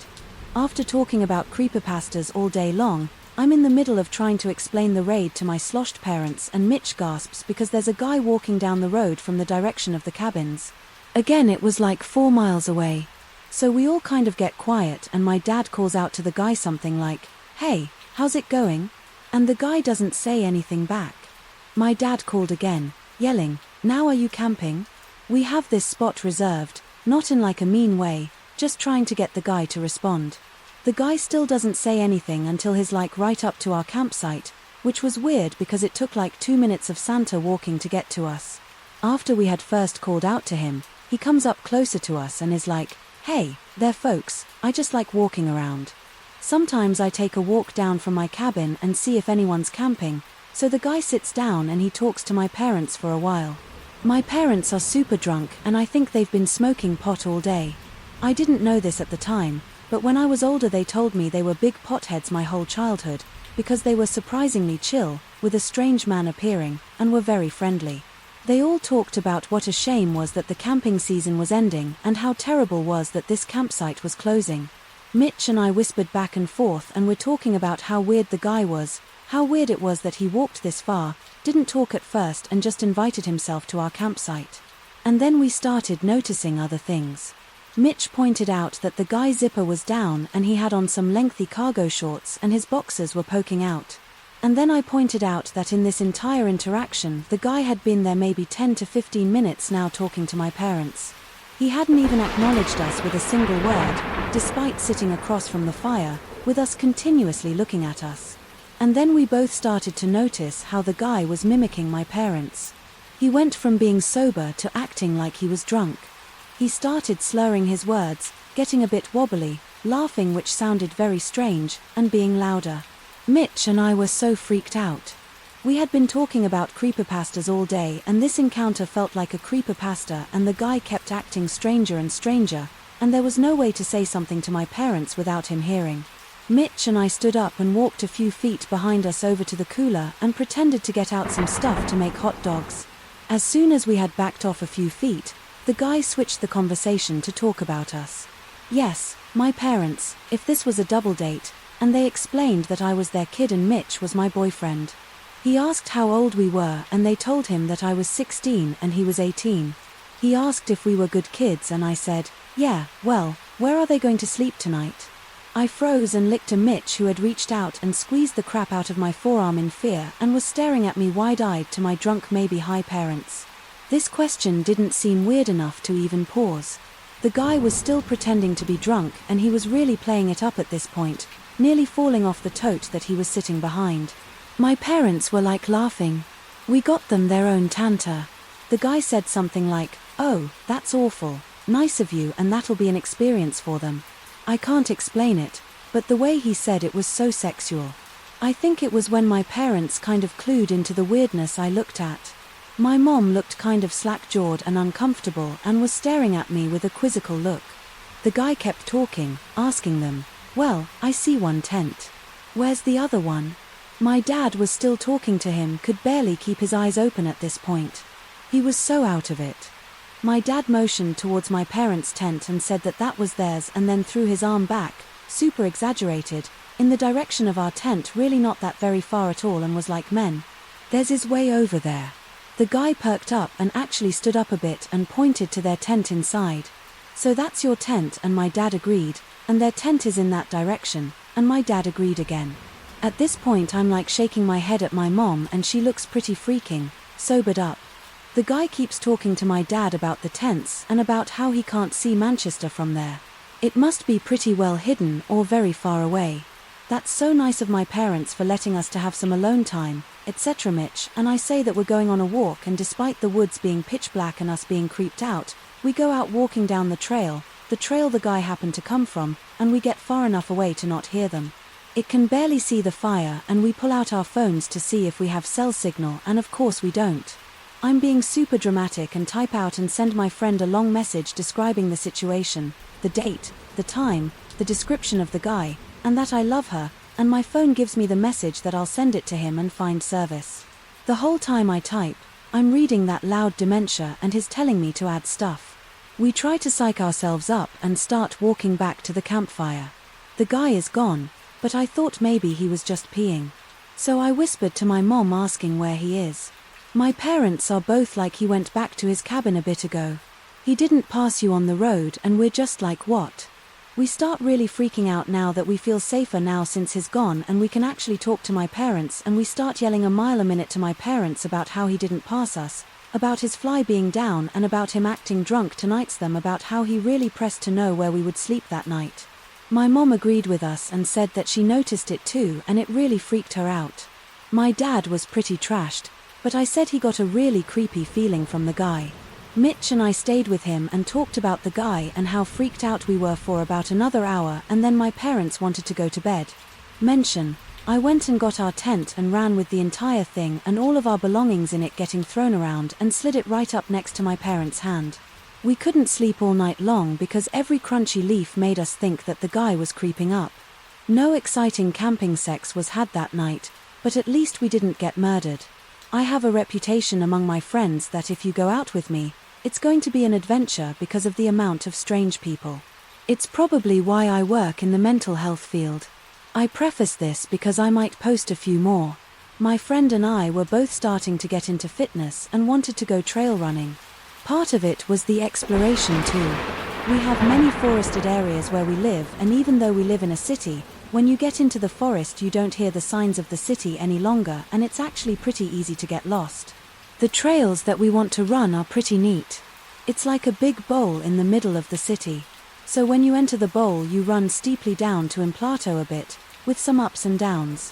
When you get to a bridge, walk across the bog and start slowly climbing up. Then you have choices, to keep climbing up and go left or go right and begin a second descent and then up once more. So we do our running. We entered the bowl and we arrived at the bridge. About an hour in, we stopped and looked at the bog around us, because it's pretty cool looking, with petrified trees and such. Obviously we take some pictures and start our ascent upwards. It rained pretty much all day the day before, with a trickle here and there today. So the trails were muddy and we were muddy up to our shins. After about 10 minutes we arrived at the fork in the trail that takes us up and right or down the left. Being adventurous, we really wanted to try going downwards because it looked really cool. The trail goes and zigzags down pretty steep, so when you're standing at the top it looks otherworldly and a little ominous. My friend is reading a sign that shows us where we are, and I'm peering off into the even denser forest area that we are about to enter. As my friend walks up behind me, I suddenly just said stop. I can't tell you why I said it immediately.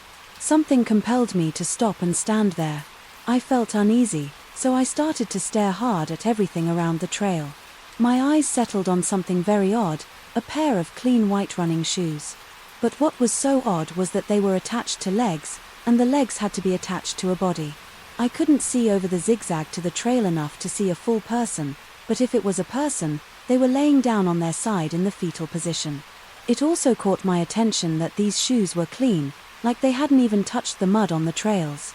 So I'll point out here that I've taken these fancy word tests that are supposed to tell you your top 5 traits and etc. My top one is that I'm pretty prone to taking seemingly random pieces of information and finding a way to relate them.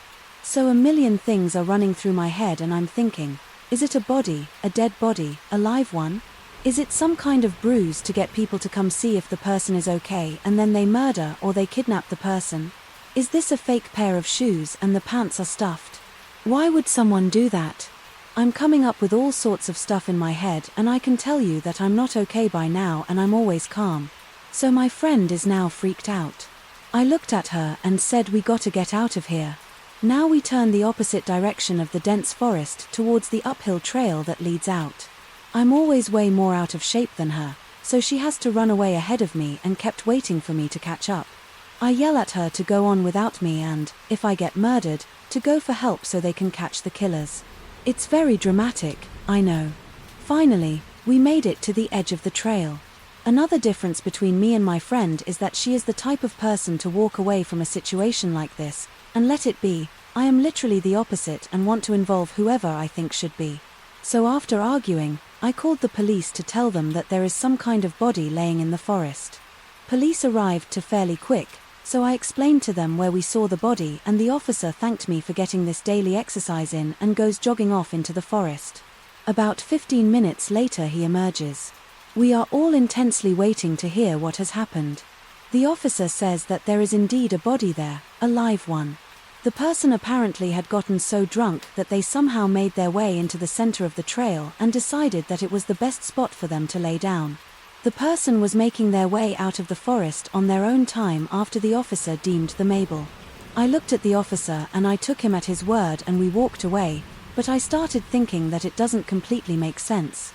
Maybe I'm just paranoid.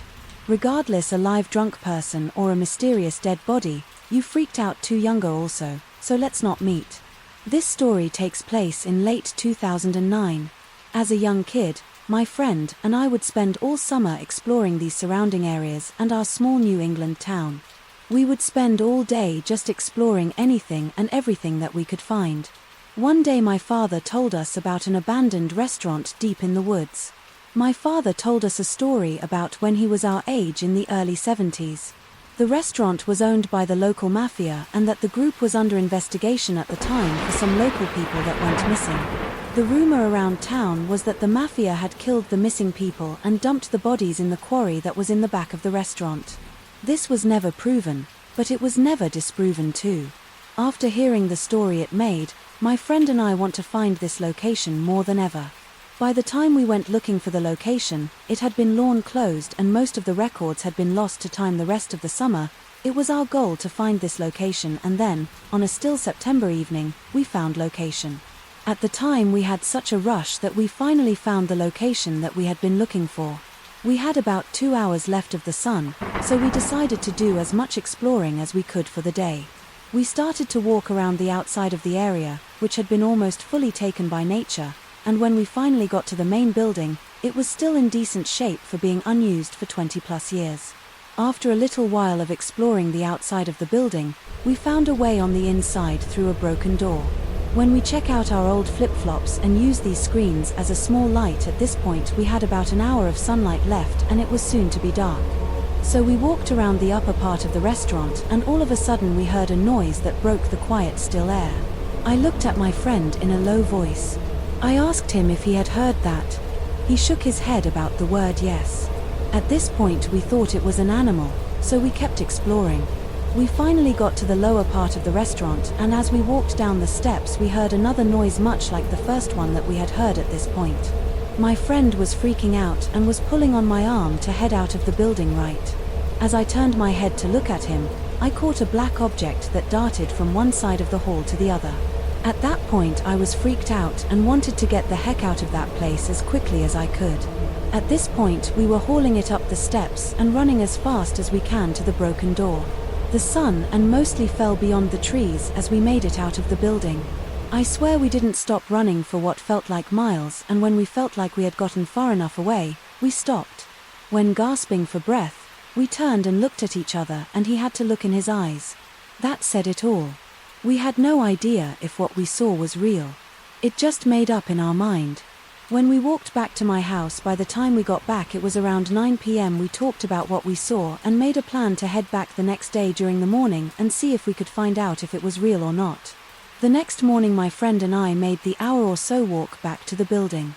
The first thing we did when we got back to the building was to go and look in the area that we had been the night before. We entered the building as quietly as we could. We got to the lower part and looked in the area that I saw the black figure. We went into the room. I had seen the black mass in and on the floor. It was a mess of old bedding and nasty-looking shirts and pants, but no person. After seeing this, we felt very unnerved and wanted to leave again. We left the building and decided to try and find the quarry my dad had told us about. It took about 10 minutes to find it, but we did. We wanted to walk around the outside of the huge rock face. We got about halfway around the huge circle when we heard some sounds. It sounded like heavy footsteps. No more than 20 feet away from us, and before we could figure out what was happening, a huge and nasty-looking man in his late 40s with long, light-colored hair jumped out and tackled my friend. I started to kick and punch the man. Trying to get him off of my friend afterward felt like an eternity. The man got up and pulled out a large hunting knife from his pants. In this moment I pulled my friends up and we ran as fast as we could to get away from the old man. We sprinted like we did the night before, but this time we knew what we saw was real. We got back to my house at about half the time that it normally takes. When we got back we locked the door and fell to the floor and scared in a shocked mood. My friend wanted for me to call my dad and tell him what we had just went through at the time. I was scared and so out of it that I didn't know what to do.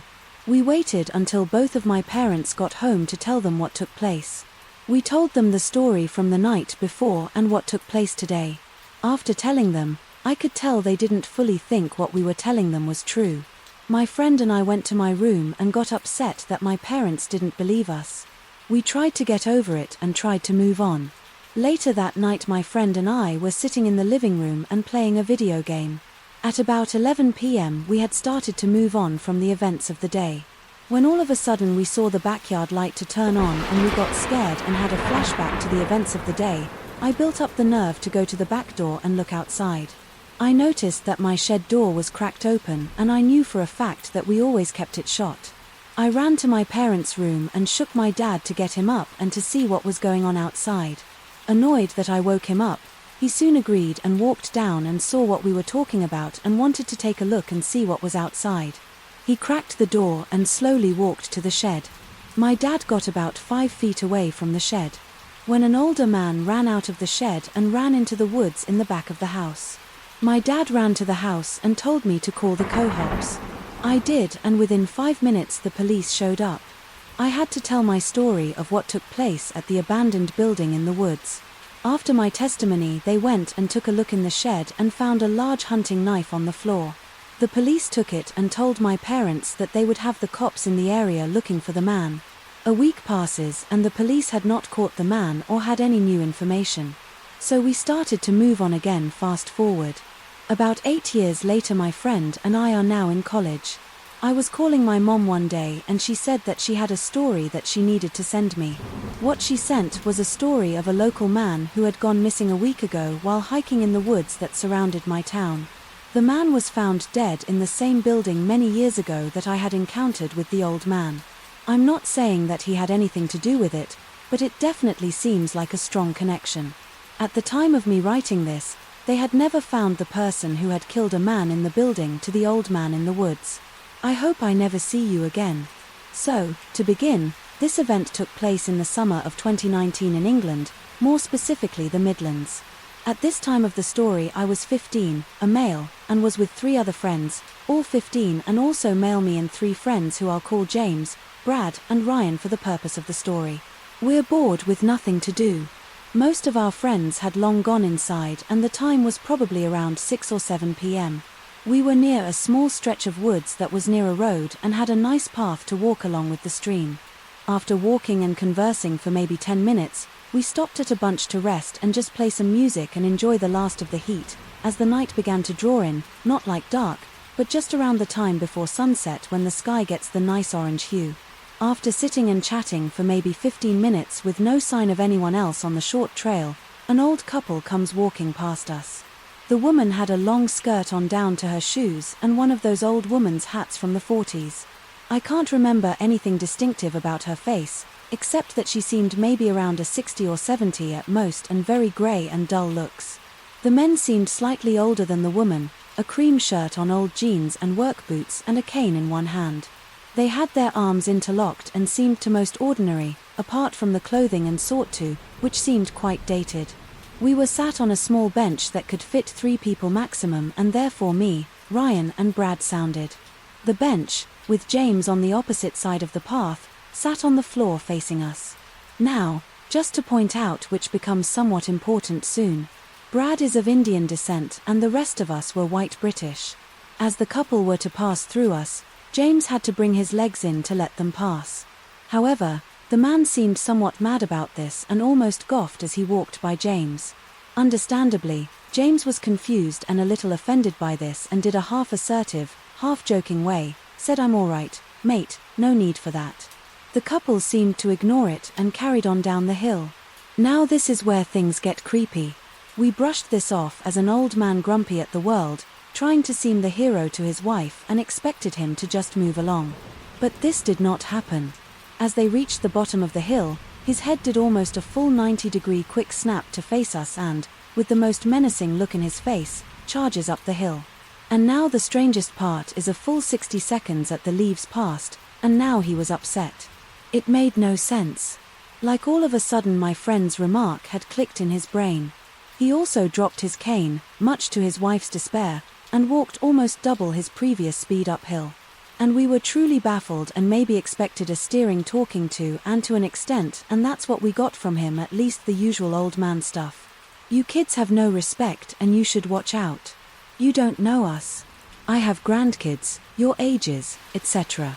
And as quickly as he said all this, he walked back down the hill, retrieved the cane and began staring at us from the bottom of the hill alongside his wife. And then this is where things took a drastic turn. The man then stood there almost huffing and puffing like an angry toddler, and his wife saw this as her turn to make the approach as he stood for the whole time. After this, by the way, staring at us and not blinking and barely moving, just staring, his wife made her way back up the incline and began speaking to us. She seemed even more delusional and even incoherent in the way that she acted and spoke. Most of the stuff was the same as her husband. Until she took a huge interest in Brad, and remember how I said he was of Indian descent, she looked him dead in the eyes and said, "You're different to all these, aren't you?" With an almost evil half grin, Brad was taken aback and said, I'm sorry, isn't that racist? She shot back almost instantly with her "oh no, no, no, I just mean you're different, you're the chosen one." I know, weird and almost cliché sounding. Right at this point we were all shot and began shooting each other concerned and confused half glances, and then she began waving into the trees behind the bench, whereas 3 were sitting, her eyes frantically darting from point to point and waving almost methodically in motion, as she exclaimed loudly and almost probably, "It's okay, you don't need to watch them anymore, it's fine, you don't need to come out now, you can stay there." At this we all turned around rapidly to see no one or nothing behind us, and at that she shot Brad up one more deep stare and started on her walk again. The old man had been staring the whole time. They met at the bottom of the hill, interlocked arms, and turned the corner. We were all feeling all types of emotions now and really didn't know what to do. The woods on either side of the path were thick, so thick in fact, even teens couldn't enter it alone. So there was only one place they could have gone, which was followed, the path. Ryan had the smart idea to see where they went. So no less than 20 seconds after they rounded the corner, we followed at an almost running walk speed and got to the end of the trail, but there was no sign of them. At the end of the trail led to 3 directions, left into an alley and a shop with a dead end, right onto the start of a busy road with nothing to see, and straight into a cul-de-sac that also had a dead end right at the bottom. Me and Brad went straight, Ryan went left and James went right. But you guessed it, they were gone. How we met up in disbelief and shock and confusion and everything in between. The sun was now pulling in and we needed to make our way home, and therefore that's what we did. And on the way home, which was at least a 20 to 30 minute walk, we were half paranoid. We would see them again, but not really flustered. It's now been like half a year and we had all forgotten about these people and never seen them again.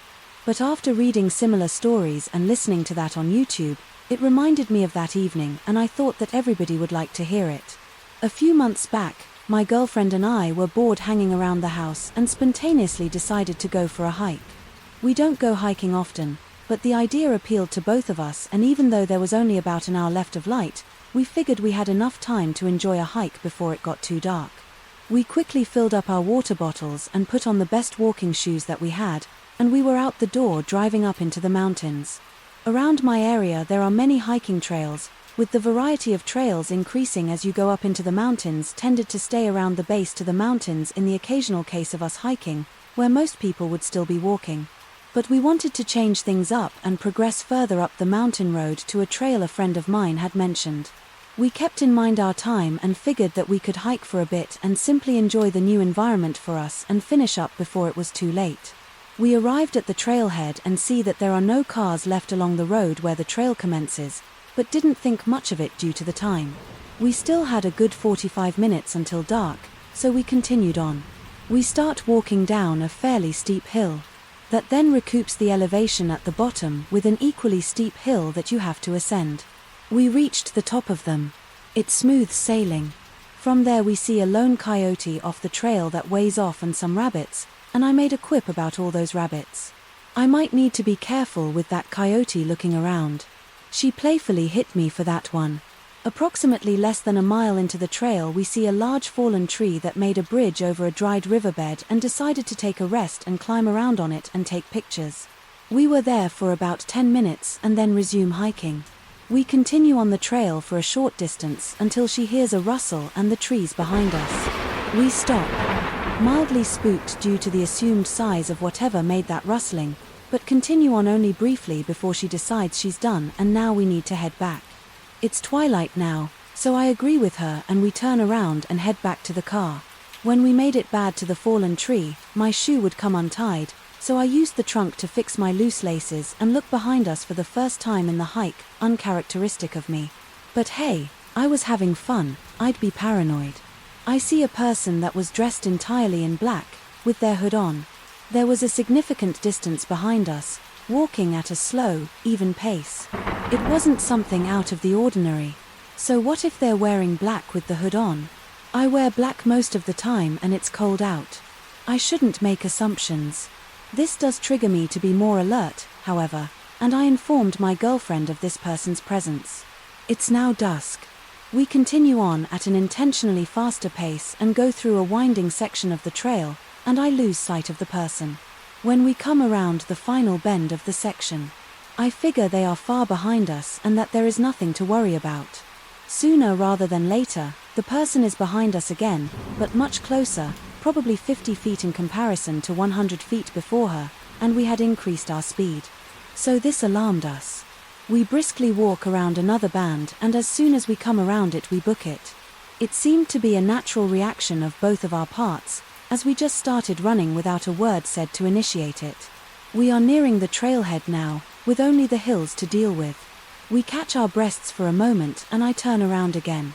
I see the person seemingly hull to sprint upon and, noticing me looking back as if they were trying to uphold the illusion of it simply walking. At this point I shout go and we sprint down the hill. But what little light was left.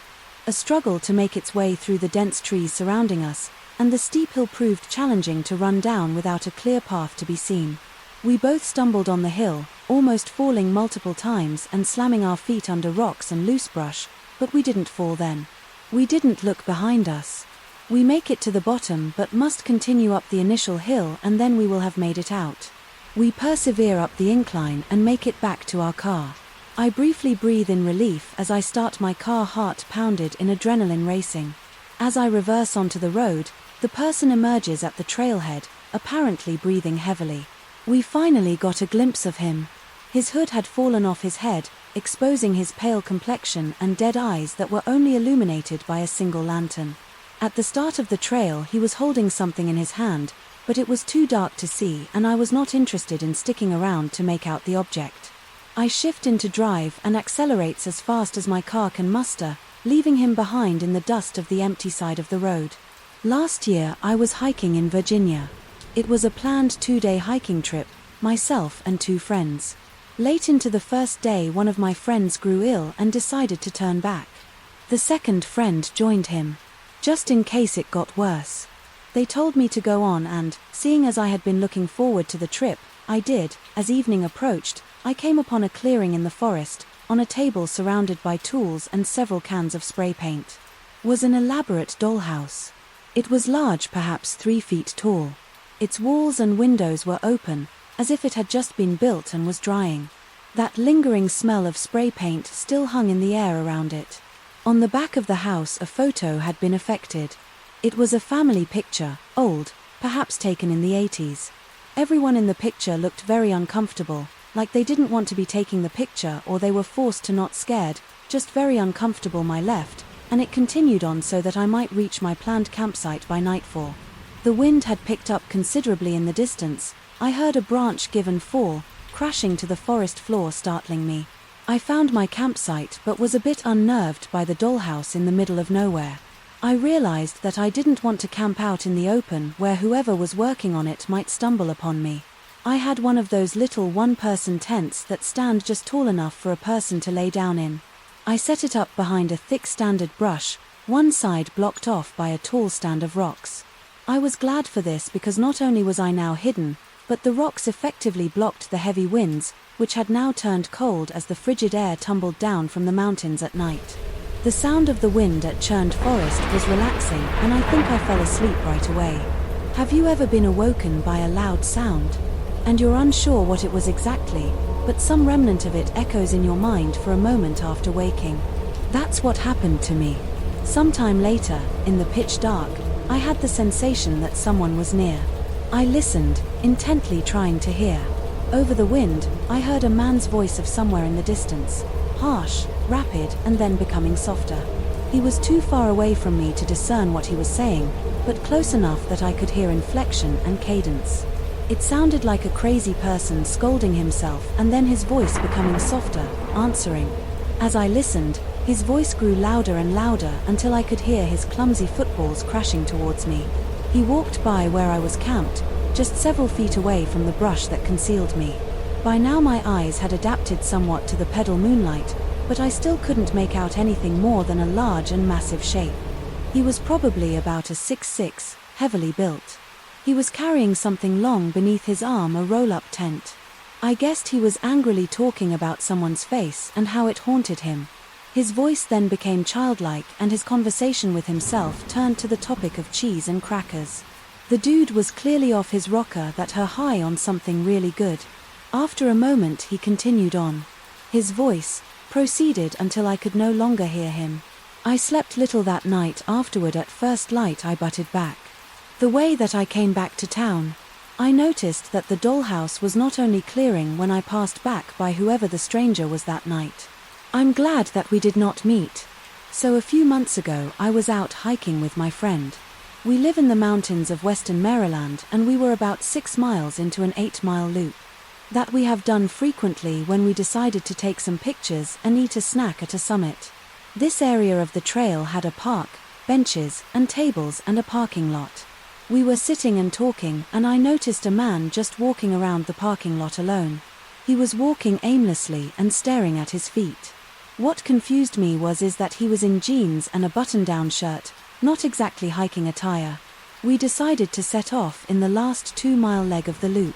This part goes down a hill to the headquarters of the park and is cut out of the mountain bank. The end of that leg is the parking lot where our car is. You don't have a lot of visibility from the trailing. You have to walk a single file. I was walking in front and talking to my friend. I turn to look at her and I see the same man right behind her following at a rudely close distance. I immediately got a gut-wrenching feeling. I noticed that he didn't have any pack or hiking gear, and he wasn't even wearing boots. Something about his eyes that really spooked me. So a bit more walking and he continues to fall very close. I say to my friend that I have to tie my shoe as a reason to step off the trail and let him pass us in case he is only following closely because he wants to go faster than we are. She immediately catches on to what I'm doing and we pull over here. He looks startled and she says hello. Politely, he just stares. This is when I notice that he is carrying a stack as I'm fiddling with my shoe. She stands between us and he passes us. We wait for him to give some distance ahead of us, but he immediately slows down. We wait for a bit longer and he gets up to the furthest part of the trail that has slight lines to us, and he turns around looking up at us. We decided that something feels too wrong about this guy and we don't want to have to pass him again. So we turn around and we walk back up the trail towards the park with the tables and parking. A few minutes of walking up the trail, I look back and I see him walking off the trail too. He's following us. I tell my friend to walk faster. We book it up the trail and get to the parking lot area that we were at before we start to strategize and wait, deciding that we will wait to see if he comes back up the trail to the lot. There are more people around here, so we felt safer after waiting it out. About 20 minutes go by and nothing. We are talking about how that could mean that he kept going on the trail and he is long gone, or is waiting on the trail where it is more deserted.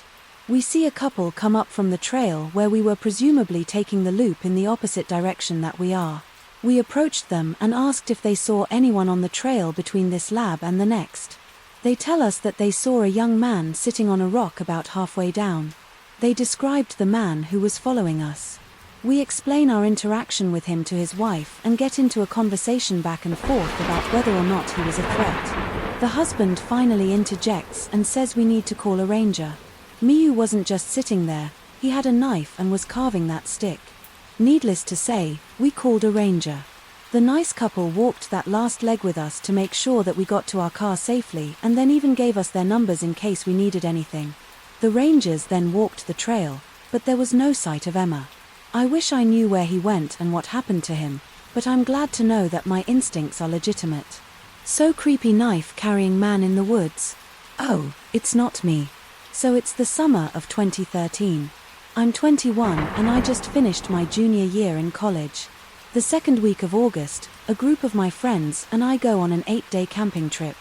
They had 7 of us in total, 4 guys and 3 girls. We're camping in a semi-remote campground in the White Mountains of New Hampshire. It was a large campground, but very few other campers were there. There were a few filled sites near the front of the campground, but we purposely requested a site off in the back corner. We were completely by ourselves during the trip.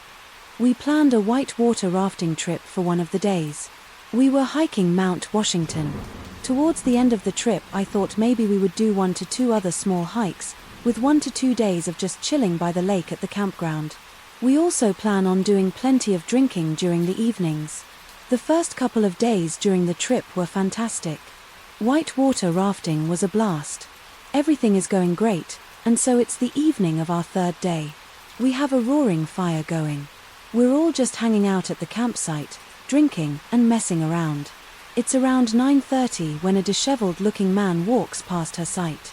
His clothes are kind of torn and worn out. He had messy, tangled hair, etc. He looked maybe to be in his mid-40s. This wasn't weird, though we all just think that he's another camper doing a late evening stroll around the campground. Around an hour and a half later we see these same man past her sight in the same direction, but this time he's walking slower, almost with a bit of a lamp. We're all pretty drunk at this point. I think one of us might have yelled something out to him, but he just ignored us and keeps walking mildly strange, but still it's probably just someone who wanted to take a long walk. We wrap up the night at around 1:30 or 2. The fire is dying down and we head back to our attempts. I usually love sleeping while camping. I usually find it extremely peaceful, but for some reason I was having trouble sleeping this night. I get up to take a piss in the woods, and when I do I see a faint light, maybe about 50 to 75 yards ahead of me. In the woods it looks like a dim flashlight or something similar. I decide that I want to investigate. I go back to the tent. One of my other buddies is still awake, so I tell him about it.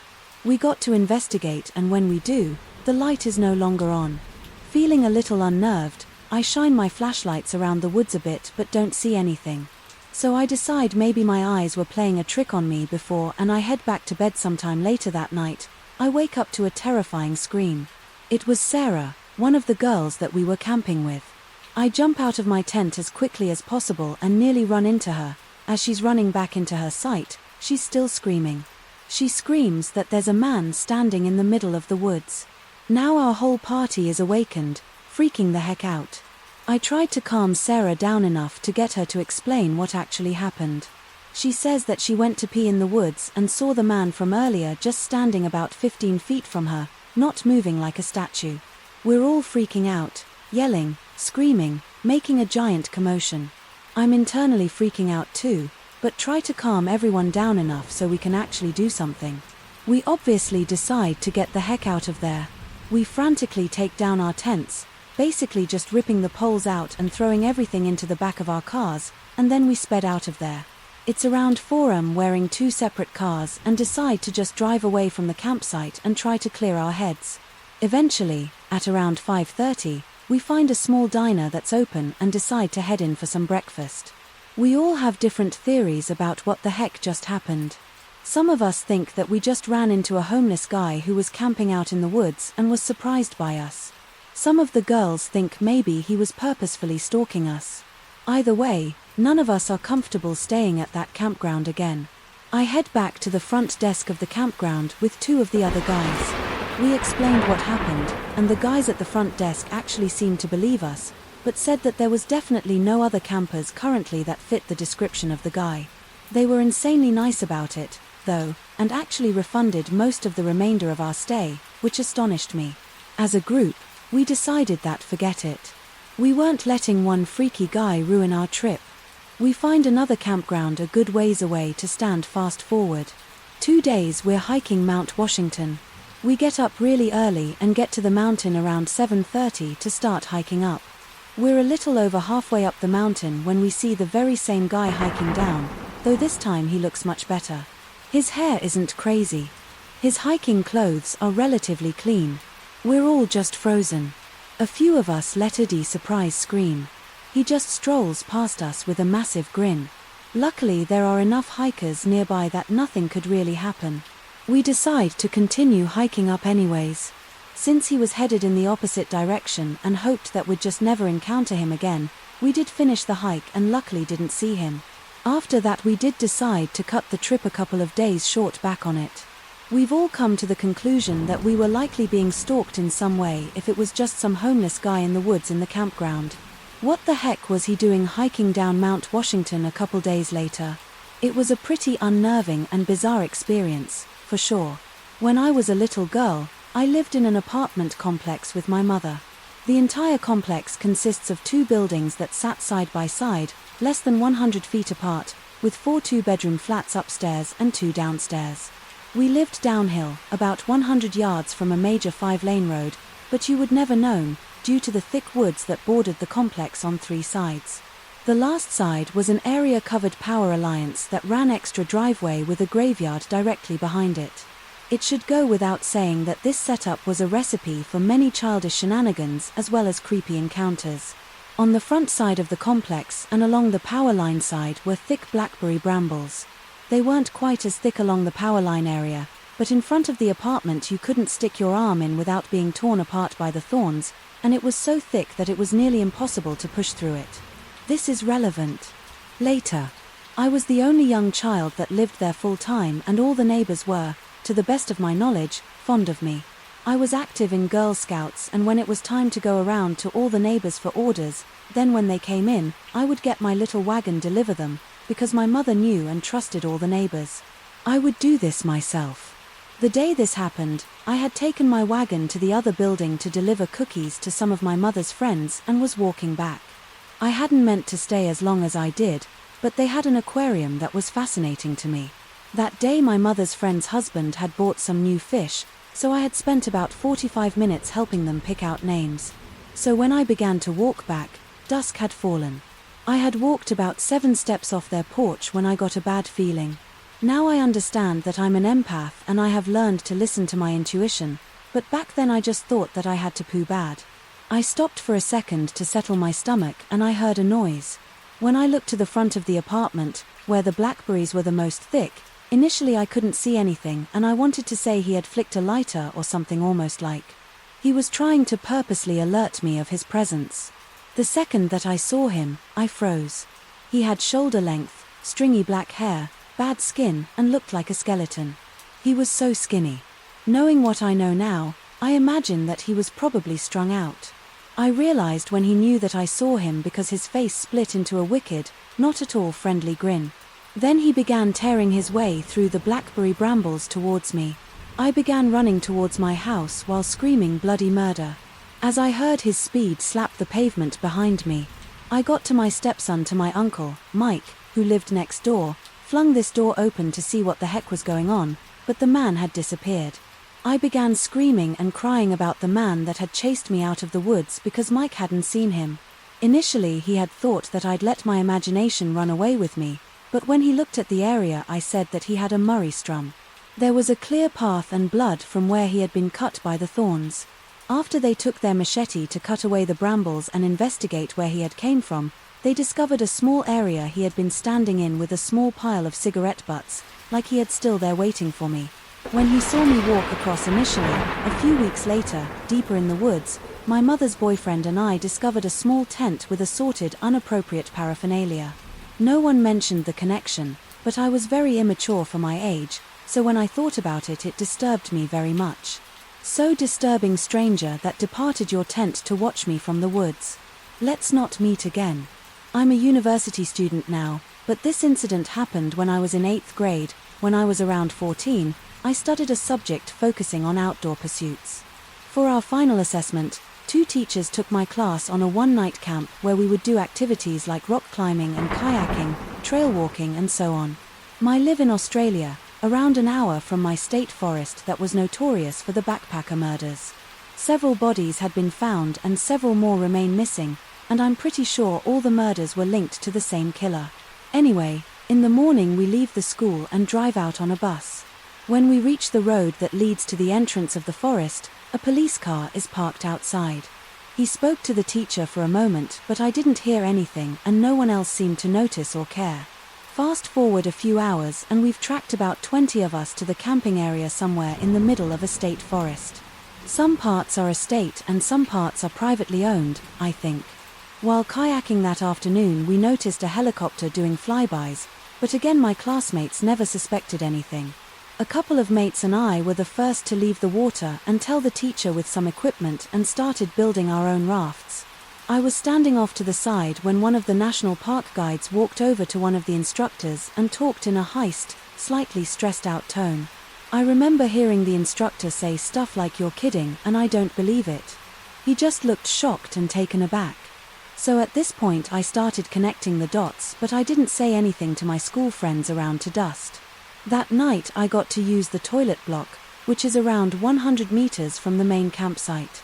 As I go in, I remember a guy walking around the other side of the block. I didn't see him very clearly in the diminished light, but he kept it glancing around with the nervous body language. I couldn't see his face. Clearly he wasn't a part of our party, and to me it didn't fit. I didn't think much of it at the time, though. Fast forward to the next morning, when we got back to the car park, the teacher tells us that a body was found in a dam not far from where we were. They didn't want to tell us so as to not frighten us. We later found out that it was a young guy who was killed with an axe, and the guy who did it was related to the serial killer who hunted in the same area. I don't know if that guy I saw had anything at all to do with the murders, but it freaked me out a lot afterwards. I haven't been camping since this happened to me when I was 17.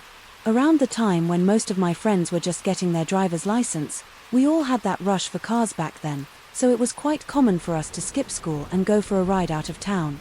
The city where I live is surrounded by forests and 2 mountains, so we basically had a lot of places to go and chill one day. My friend was very excited to show us a place that he had found about online and possibly here on Reddit, for which people said was quite odd.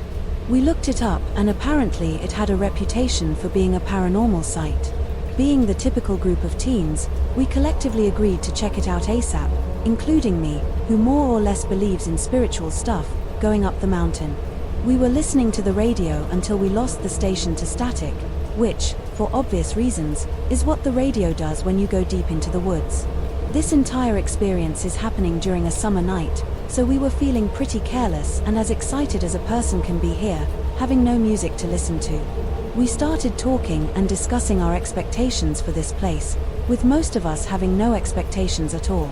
Our conversation was suddenly interrupted by the loud static coming from the radio that we had just turned off a few minutes ago. We were all a bit startled, but still nothing out of the ordinary. It happened again.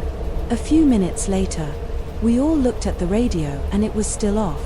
We quickly dismissed this as something that radios do for some reason, and again didn't pay much attention. The third time that it happened, the driver hit the brakes and stopped the car. He turned to us and yelled, "Come on, did you hear that?" "What was that?" Claiming that he heard a voice. This time none of us heard anything except the static. The driver said that he had often switched the engine off, so there is no possible way for anything, including the radio, to be working. We all sat there like that for a while in pitch black, for there would be no city lights around us and the forest had covered all other light sources, like stars, and so on. You can distinguish the night sky. That's how dark it was. The light indicating the radio turned down and soon the static came again. I could tell that we were all feeling a bit anxious. By then, through the static came a female voice singing and it was very silent for a second. It got louder and then fell back to silent again and then vanished. But, even weirder, the static vanished too.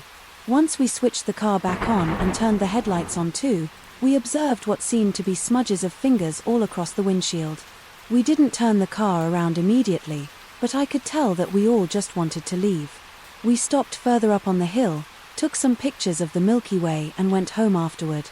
Ever since we speculate about what the heck happened to the radio and the windshield at night, my friends went 2 more times without me to the same place recording the same, including feeling a small push once, and the car was off. What do you guys think? I believe there are many logical explanations, but considering the fact that I'm somewhat of a person who believes in such stuff and I had an adrenaline rush that night, it's hard for me to grasp something rational. I was 18 at the time. One evening me and my 2 friends and Mike and Paul decided to go camping. While camping maybe isn't the right word, since we didn't intend to spend the night only to chill and have some fun around the campfire for a while. The plan was simple: bet out and build a campfire, drink a few bottles of wine, eat something, and head back home for a good night's sleep. We met at my house when it was still sunny outside. We got ready and we headed out. Our destination was an old abandoned quarry in the middle of the woods, which was maybe 40 minutes away from my house. Even though the quarry has a tragic and, frankly, creepy history, it's a popular place for such occasions. When we got there, this sky was already colored red. As the sun slowly sank behind the hills, we quickly gathered all the firewood that we could, so we wouldn't have to look for it later. As the darkness fell and absorbed all of our surroundings into impenetrable blackness, we had already managed to get the fire going. We were in a great mood and we were getting ready for our first toast, and that's when we realized that we had made a horrible mistake. We forgot the corkscrew. We were trying to open the wine without it, but we quickly gave up because the bottles were quite expensive and we didn't want to damage them. At this point, it was clear that one of us would have to sacrifice themselves and jog back to retrieve the corkscrew. After a bit of haggling, I volunteered. However, I had two conditions. Firstly, they would give me a hatchet in case something went wrong along the way, and secondly, no pranks. When I got back, Mike and Paul agreed without hesitation. They shoved a hatchet into my one hand and a flashlight to the other and sent me out away. I was jogging through the forest. I heard a noise resembling a wild boar. Suddenly, I remembered a warning I received from an older hunter a few days ago. Me said that at this time of the year, boars were getting dangerous, especially at night. I was a bit nervous, but luckily I managed to survive with no harm. I arrived safely to my house, much to my surprise of my mom, who didn't expect me back so early. I explained the whole deal, in which she just laughed. Now I grabbed the corkscrew and was back on my way, my wanting to experience an unpleasant, boring encounter. Now I chose another, slightly longer path, this time through an open field.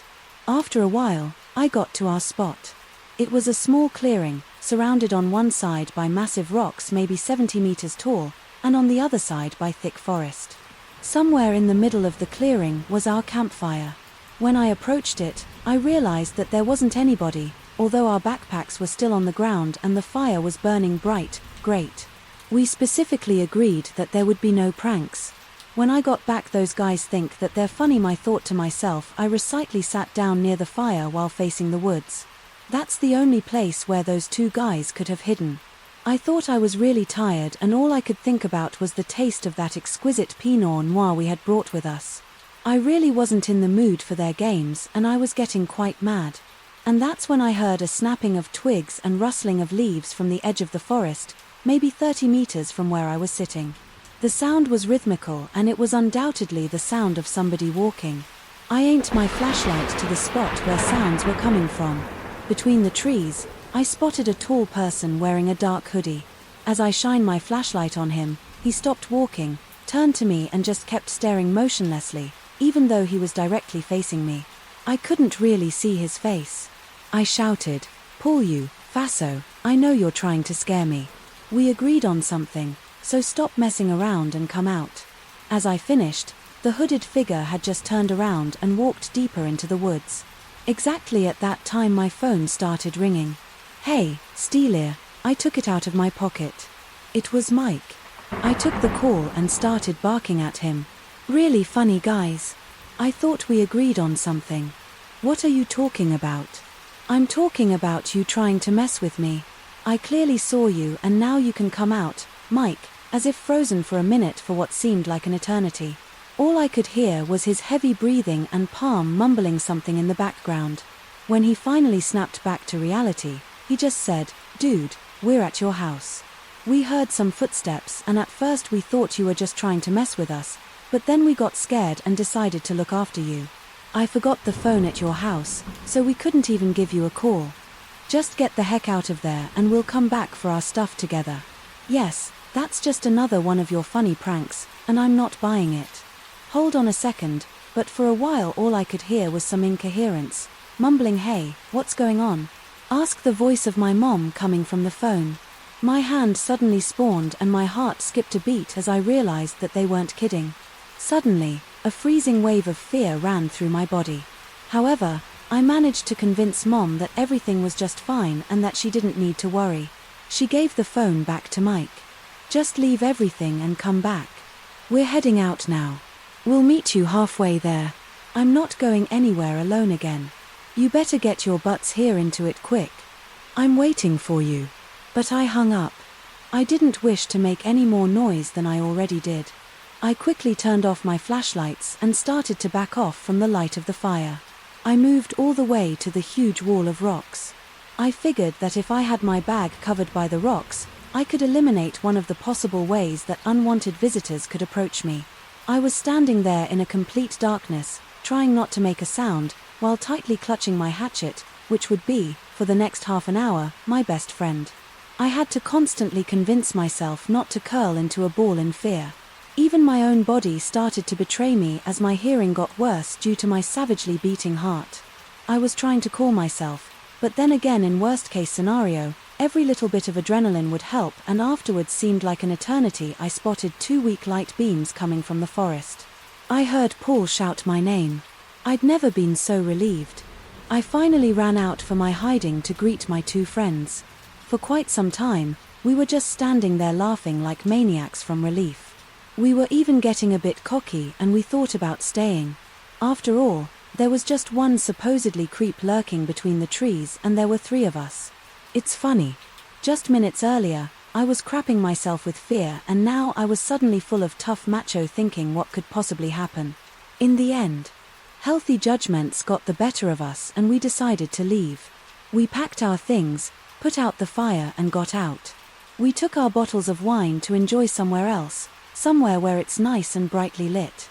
This happened 2 years ago, August 11th, 2018, and since the anniversary just passed, I thought I should finally share the story. My fiancé and I were on these second nights of our 2-night camping trip at a popular campground about a half-hour from where we live. On our first night, we kept hearing noises in the woods around us. The campsite right beside ours to the right was occupied, but the one to the left was not. The campsites are about 150 yards apart, and we had camped during the same exact plot the year before. Needless to say, we were familiar with the area and the various kinds of animals that live in the woods. The first night we heard shift laying around our tent. It was obviously something large moving around. We brushed it off and assumed it was just a deer. Now back to the main event. On August 11th, we spent the day at the battlefield to town over with my family. They had all been invited to join us for the day by my fiancé. As they surprised for me, and while he proposed to me, we stayed with my family into the evening, about 6 p.m., before heading back to our campsite. When we got back, things were really odd. Someone had obviously been in our tent, our blankets were thrown around, clothes were on the floor, and my backpack had been rearranged, and I was missing underwear.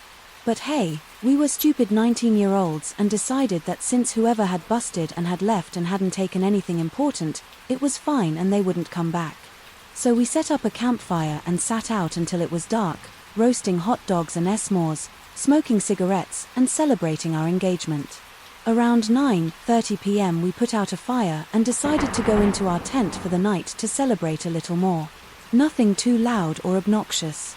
Immediately after we finished, we started to hear the noises outside of our tent again, but this time we focused in. We heard it clear footsteps and at one point, a man whispering. We looked at each other and our eyes got wide. Someone was definitely walking outside of our tent. We were still and completely silent, just listening to the footsteps, and we heard whispering again. Crap, make that. 2 men walking around our tent as if we had the ability to read minds. My fiancé said I have to go to the bathroom, and I agreed. The bathroom was up the hill from our site. Most people who were in lower sites like ours, I drove their cars up to the bathroom. Now here is the part one still get chills thinking about. When we got up and were getting dressed, my fiancé had just turned on the light in our tent and put his binder on when a man spoke directly to his firm right outside of the tent. What are you doing? I can't even describe how malicious and menacing the voice sounded. It was clearly directed at us, and he said it with a snicker. He was watching us through the walls of the tent again. For this part we were stupid 19-year-olds, so we decided to just run for it to the car. My fiancé grabbed his pocket knife and his keys and stepped out of the tent. He pulled me with him and we ran like hell to the car. I heard footsteps running behind us and then turning and running up to another campsite. At the bathroom, we talked over our options. We talked about sleeping in the car or driving into the town, and then we had another idea. We drove back to our campsite and began packing everything into the car. At this point it was around midnight. We moved faster than I think either of us thought possible, wrapping up the tent with our belongings still in it and grabbing our folding chairs. We were all packed in 5 minutes and hopped into the car to leave. I jumped out at the end of the drive and grabbed her nameplate, which had my full name on it, off of the post. As we pulled out of the campsite, I saw our assailant for the first time stalking through the woods. Onto our campsites were two tall white men. I realized that these were these same men who had been driving past our campsite the whole time that we were there, just glaring at us and muttering to each other. One was wearing camel hunting gear and the other was wearing a Confederate flag, a tank top. Both were carrying large hunting knives, unsheathed and at the ready. They turned. When I saw a car driving away and one started to make chase while the other stopped him, I made eye contact with a man in camo and he smiled. The Mulsa terrifying. The evil smiled to me and shook his head slowly. We drove the long way home, taking all the weirdest, hardest to follow roads, and called my dad so he would know that we were coming. When we got home, we told my dad everything and he shrugged it off as us being paranoid. So I never told anyone else besides all of you. Now I am convinced to this day that this was going to be a racially motivated attack. The campground was not heavily populated and my fiancé was the only non-white person at any of the campsites. It was no accident that the two men who had been shadowing us since our arrival and wore Confederate flags and had one on their truck decided to target the interracial couple. I still get cold chills when I think about how close we were to being killed or seriously hurt that night and just how lucky we were that our reckless plan would just make a run for our word. So to those two men who started our campsite with the hunting knives, let's not meet. It was the summer right after I had graduated from high school. A good friend and I decided to try our hand at camping. We grew up in the greater Los Angeles area, so our knowledge of the great outdoors was, and nothing beyond a couple years we had in Cub Scouts of America back when we were in elementary school. In other words, we had almost no idea what we were doing. We packed a tent, a couple of sleeping bags, supplies, etc. and headed off in his car, not while that. I grew up in the 80s. So this is a time before the wide prevalence of cell phones and the existence of other portable digital devices. We drove north on me at 395 for about 6 hours and then headed westward into the mountains in the area of Inyo Canyon. First mistake, we didn't plan on which place to camp. We played it by ear like fools. Second mistake, we left in mid-afternoon. It was pitch black darkness. When we arrived in the general area, we had driven off the main road and onto a dirt road in order to find a spot to camp. The dust from driving on the dirt road overwhelmed the headlight high beams. When we finally decided to pull over instead of camp, it was around 11:30 at the time and we were exhausted and famished. Many place was a good spot to camp for us, given our only reason to do so at this point was our hunger and exhaustion. Third mistake, we didn't bring flashlights. We only had Bic lighters for our cigarettes. We tried to set up the tent using our lighters. In the headlights of the car, which was parked about 10 to 15 feet away, the wind was blowing, so the lighter constantly went out after a few seconds, either directly because of the wind or indirectly because the wind would push the flame into our thumb. Clearly we were being camping idiots. We finished setting up the times, but at that point I was too tired to eat. My friend managed to make some mince and ramen. We smoked a cigarette in the car and then crashed out in the Times Wheel boat to a very cold morning. It had to have been around 5:30 here. Immediately upon exiting the tent, we realized that we were camped at the entrance of a hiking trail. There were at least 2 no camping signs in visible distance from us. We dismantled the tent, it cleaned up and cleared out. That morning we ended up buying some cheap flashlights and a nice hot meal in a very small town. It wasn't really a town, but more like a few storefronts and shops on a main road about the length of an average city block. Then we went into some office, although I don't really recall what it was. It might have been a park ranger station or the office headquarters for a campground. In any case, we found and reserved a site for the night. The campground was basically like a large circle with campsites along its outer circumference, with each campsite being about 50 yards from its neighbor. In the middle of the circle was a common bathroom and shower. We circled around it once more and I think we saw one family that was all set up with a retention camper without our spa time. We set up camp, which was quite far from them. That night was when we had a creepy encounter. My friend and I were laying in the tent, shining our flashlights upwards and chatting. Our new flashlights eventually gave out, yes, broken. Our fire pit was about 6 feet from the opening rubber tent. It was just a glowing number. We probably should have completely put it out and we probably shouldn't have had the tinsel closed. In any case, there we were chatting away and having a good time, My friend began to be distracted with his foot. After the 34th time he got up to check his foot.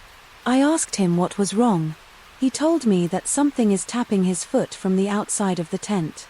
His foot was against the side of the tent, so from the outside you would have been able to see a bulge inside where his foot was. It was as if pebbles were being thrown to his foot through the tent. There it is again, what the heck? Each time it happened there is a sound like pebbles or a light tap. We sort of left it off, assuming that it was a twig of grass moving in the wind or perhaps a loose strap on the outside of the tent. I don't recall exactly how it happened at first, but I do remember we suddenly became silent. At the same time a sound came to be audible to the both of us, footsteps, subtly moving towards our tent. We wondered if it was a bear or other non-human animal, but it seemed distinctly bipedal. They were very slow and measured like a step every 2 seconds, and I finally sat in a whisper. Someone's coming. My friend didn't move. His face had an expression of fear. At some point my friend bolted up and said, "Forget this." He grabbed his pipe, stuffed it full of pots and marijuana and took the biggest, deepest drags I've ever seen a person take. About a minute or two later he was out. Drugs aren't my thing, so I was alone in the tent. As far as conscious bodies are concerned, I was sitting up at this point and I had taken out the only weapon that I had, a Swiss Army pocket knife. I took out the big and small blades as well as the ice pick in the middle and held it like some ridiculous melee weapon. There I could see the glowing numbers in the fire pit through the sheer nylon material over-timed, and I was able to roughly but barely discern some of the rocks around it. I watched and listened to deadly. The footsteps came closer and at these same a slow pace. With each step I could do the dirt and rocks underfoot crunching and grinding. At some point it was clear to me that whoever it was standing between the tent and the fire pit. From my fuzzy line of sight to the burning numbers through the nylon tent became obscured by someone outside the tent. The footsteps stopped right at the front of the tent, about 6 to 8 inches, no more than a foot from the entrance to the tent. It was silent for about 1 minute and then I heard it click. At exactly the same time I clearly saw through the 9110 wall a flashlight turned on. I was able to see him, not just the flashlight, but the outline of the hand holding it. The flashlight was shining on the zipper entrance into the tent, just inches from the zipper. Blood drained out of my head and my palms instantly became dripping in sweat. I yelled, "Who's there?" There is some fear in my voice, but it was mostly aggressive in tone, whoever it was. The person immediately turned off their flashlight. I didn't move, but neither did they. The person just stood there inches from the tents on the entrance. My friend is at altar, totally unaware of what's going on. Nevertheless, I pretended that he was still awake and whispered just loud enough to be audible to our visitor. "Yes, loaded, there's one in the chamber," as if my friend was awake and asked me about our gun. Fourth mistake, we didn't have a gun or any real weapon for self-defense. It felt like an eternity, but after sitting still for at least 10 minutes, I heard feet slowly turning into the dirt and then slowly walking away from the tent. I stayed up the whole night and it was until the lights of dawn came through the tent that I crashed out. The heat inside of the tent woke us up and it was near noon. By this point we went outside to inspect the site but found nothing missing. However, we did find boot prints leading away from our campsite and outside of the campground. That was the last time I camped and attend. For a little background story, I am a scout since I am 8 years old and last year I was the leader of my team, so I had to do all the paperwork and calls for finding places to camp. It was mid-November and I had to find a place to camp, but since I was lazy, I decided to wait a week before the actual weekend. A week before the weekend, I decided to call some owners so I could have a place to sleep. As I call many numbers, all the owners are unavailable or simply not there. But then I see a number which I never called before, since it was at the end of the list. I called attend. An old lady picked up the phone. I do the basics, presentations, and all, and she agreed to let me and my team stay at hers, and we're making agreements. In the afternoon I go to our property to check everything such as potable water, the place to put the tent on, the campfire. The place is kind of dark, but it's nice. The week passes and Saturday finally arrives. The Saturday is going well then. We had some great games and ate a lot and we had a good night show. As they go to sleep in the tent, I stay awake to finish paperwork for the next day. It was now about midnight and I decided to go to sleep because we had to wake up early to go to church. As I switched off the flashlight, one of my newbies, we are 8 in total, wanted to go to the bathroom, aka a tree, and asked me to come with her. I can understand, because it's better to be accompanied at night, especially in the woods. Well, she does her business and I suddenly hear some noises far away, but not that far. I tell myself that it's nothing. It must be some animals trying to find food. Let me go back to the tent, and that's when I hear footsteps approaching. As I hear those footsteps, I remain calm and tell myself, maybe it's the old lady just checking to see if we made a fire too close to the tent or something. But I still had an odd feeling because it's been night, and why would she do it at this hour? Then I hear no more footsteps for about 10 minutes and then I hear more coming to our tent. Thankfully, all of my girls are sleeping because they would have been scared. I was the oldest and they were about 3 or 4 years younger than me. As I hear footsteps, what seemed to come from one person, I hear others coming from the back of the tent and I was like, okay, this is getting weird, I need to do something. But I checked the tent by the inside and thank God one of my newbie had left some embers from the fire. So I could see what happens between the fire and the zip of my tent. A minute passes by and the silhouette is there just between the fire and my tent. I stopped breathing. I literally froze. I started to move towards my phone when I saw the silhouette coming closer to the zip of the tent. I sent a message to one of my bosses, who were always camping in the near areas if something happens, but I knew that she would take too long. So I had to think of something and to think fast. That's when I had an idea. I put my alarm on like a big siren, because sometimes we would do like night games and wake up in the middle of the night. So I put my bell on and my girls woke up. These silhouettes had started to unzip. I actually saw fingers from below, but as these silhouettes heard my girls waking up, she or he sprinted back to where he came from, and that's when I saw 2 other silhouettes sprinting back in the same direction. Everything ended well. 20 minutes later my boss came and stayed the night and I never had to deal with those silhouettes again. Thankfully, I am an avid hiker and when I can't make the R+ long drives up to the mountains, I enjoy the nice hikes near my home. This one particular hike near my home is 5 miles in many different directions, like a Goosebumps book of sorts for hiking. You can only see the trees in the greenery on one hike or a massive waterfall on another. Follow the river on another, see the abandoned and dilapidated mills from decades ago, etc. I went to the waterfall. This time I was about 2.5 miles in and I sat down and did some work, enjoying the serenity. When I was ready to leave, I looked around and saw a family of father and mother, and 3 kids are near me.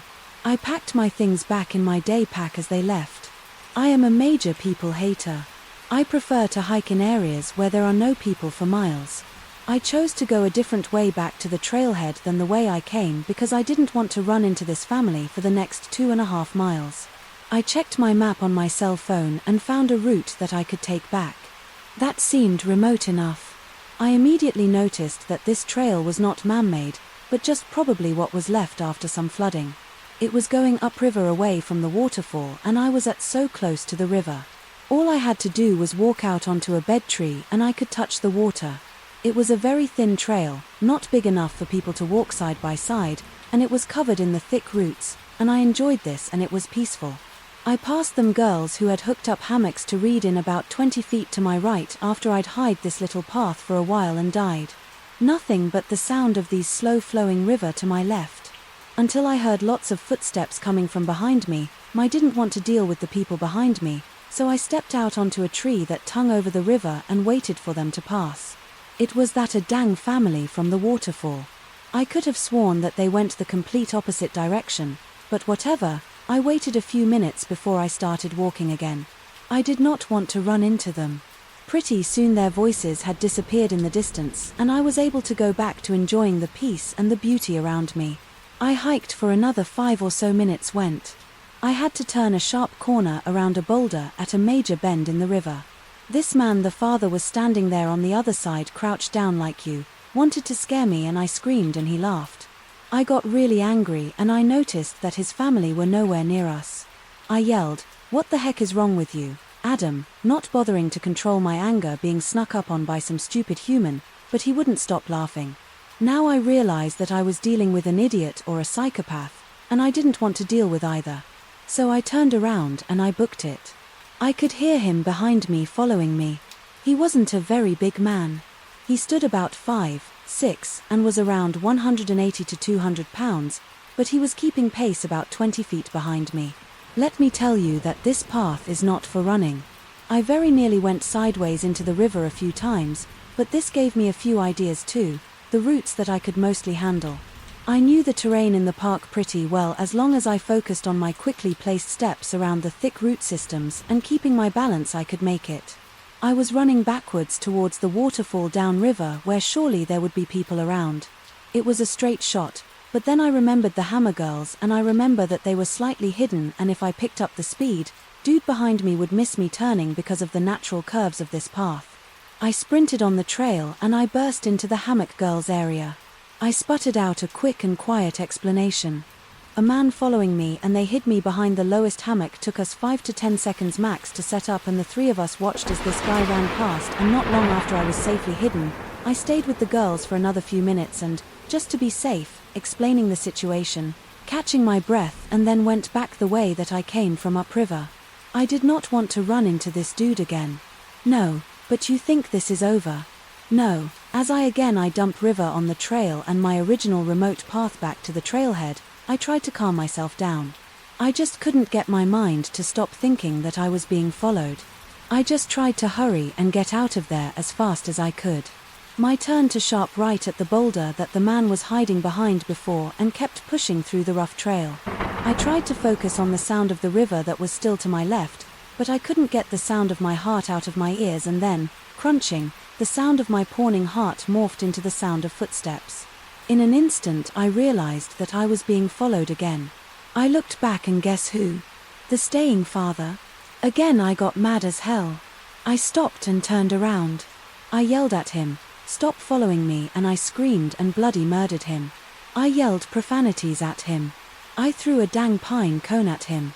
He smiled a toothy grin and kept walking slowly towards me as it bounced off his shoulder. He wasn't fazed by any of it. He just kept smiling as if we were an old friend. What he did not know is that I am an army combat veteran and a domestic violence survivor. I had PTSD from both and I have skills that many don't have. Dude chose the wrong girl to mess with. That day I'd had enough. I already hate people or not, but this guy was just crossing a million lines into my freaking territory, so I charged at him. He finally wiped that stupid look off his face. I was seeing red at that point because I will not be made to feel unsafe in the only place I've felt safe since I've got divorced or I went to war. Forget that dude, seriously, F that dude. I ran directly at him and knocked him down with the full force of my body crashing into him. I screamed at him as I hit him blindly. I grabbed his hair in the waistband of the back of his pants and started dragging him to the edge of the trail. He was the one yelling at me this time. Every time he fought back, I gave him a sort of kick. I gave him several explanations for why his behavior was so stupid and then I unceremoniously pushed him into the river. I told him to cool off the water and to not come out until I was long gone. I turned back in the direction that I had been walking before and decided that I needed to take another detour just to be safe from getting away from him and also to get the app away from people. I knew there was a trail parallelist to the one that I was on to my right and I looked around for a clear place to climb up the steep hill, which was mostly granite and moss and ivy. I hadn't planned on impromptu rock climbing that day, but whatever. I found a spot and started climbing until I got scared of my wits again by three guys just sitting in the middle of this hill on a very small mossy flat spot at smoking weed. They were completely hidden. Once I caught my breath again from the shock and the climbing, I asked if they had heard me screaming, and they said that they did, but they thought that I had it covered. I rolled my eyes and told them to kick anyone down the hill that tried to follow me and I continued on freaking stoners. Man, took me a while to cover the 2.5 miles back to the trailer that day because I kept looking back, taking detours, hiding randomly, but when I did I called the cops and alerted the park ranger about the guy. I don't know any other details on that. The cop laughed and said, "Man, good for you." When I told him what I did, I honestly doubt they did much, because I never heard back. I haven't been back to that place then, sadly. I just want to stay before I post this, that I don't agree with any violence, but it was getting out of hand there without it. I just wanted to hike in peace, and I would absolutely prefer if I could do it alone and safely. Also, thanks Sheezits for those hammock girls also, +1. If that man was you, F off your creep. A few months back my girlfriend and I were bored hanging around the house and spontaneously decided to go for a hike. We don't go hiking often, but the idea appealed to both of us, and even though there was only about an hour of daylight left, we figured we had enough time to go enjoy a hike before it got too dark.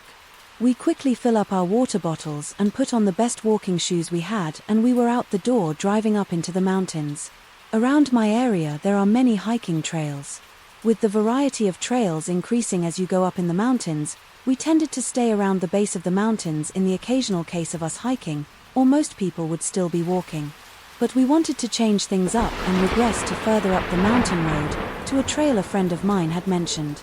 We kept in mind our time and figured that we could hike for a bit and simply enjoy the nice environment around us and finish up before it was too late.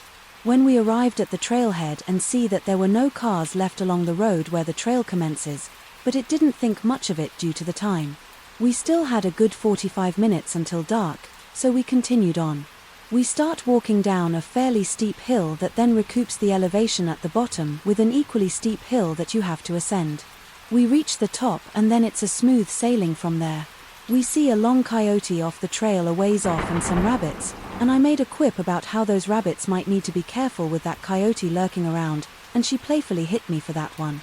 Approximately less than a mile into the trail we see a larger fallen tree that made a bridge over a dried riverbed, then decided to take a rest and climb around on it and take pictures. We're there for about 10 minutes and then resume hiking. We continue on the trail for a short distance until she hears a rustle in the trees behind us. We stop, mildly spooky to the assumed size of whatever made that rustling, but continue on only briefly before she decides she's done Atlanta. We need to head back. It's twilight now, so I agree with her and we turn around to head back to the car. When we made it back to the fallen tree, my shoe would come untied, so I used the trunk to fix my loose laces and look behind us for the first time on the hike.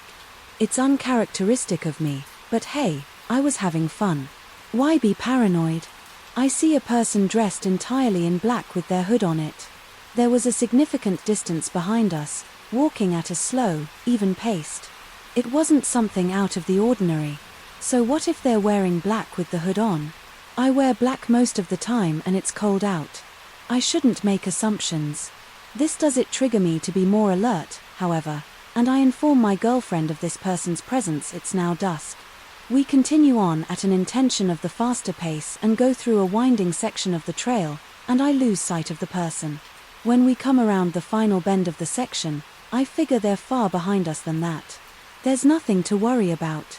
Sooner than later the person is behind us again, but much closer, probably 50 feet in comparison to 100 feet before, and we had increased our speed. So this alarm does, when we briskly walk around another bad end. As soon as we come around it, we book it. It seemed to be a natural reaction on both of our parts, as we just started running without a word said to initiate it. We are nearing the trail right now, with only the hills to deal with. When we catch our breath for a moment and I turn around again, I see the person seemingly halted, sprint upon noticing me looking back, as if they were trying to uphold the illusion of us simply walking. At this point I shout, "Go," and we sprint on the hill. What little light was left. A struggle to make its way through the dense trees surrounding us. Many steep hill proved it challenging to run down without a clear path to be seen. Weeble stumbled on the hill, almost falling multiple times and slamming our feet onto rocks and loose brush. But we didn't fall and we didn't look behind us. We made it to the bottom but must continue up the initial hell and then we will have made it out. We persevere up the incline and make it back to our car. I briefly breathe in relief as I start my car, heart pounding and adrenaline racing. As I reverse out onto the road, the person emerges at the trailhead, apparently breathing heavily. We finally get a glimpse of Emma. His hood had fallen off his head, exposing his pale complexion and dead eyes that were only illuminated by a single lantern.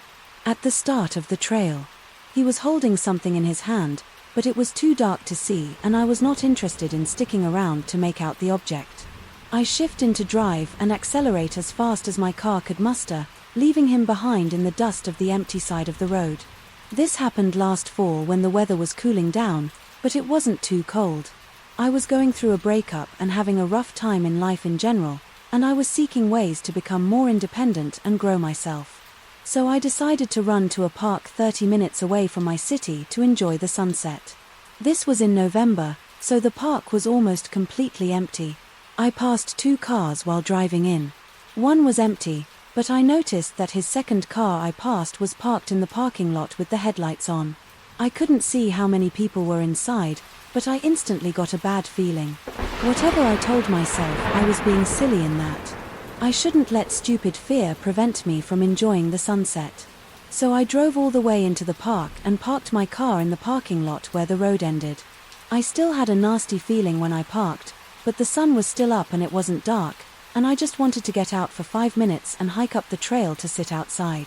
I told myself there was nothing to worry about and I didn't need to be suspicious unless the car followed me to the parking lot. I waited a couple of minutes and nothing happened. So I left my car and I headed up the trail. I, honest to God, didn't go that far.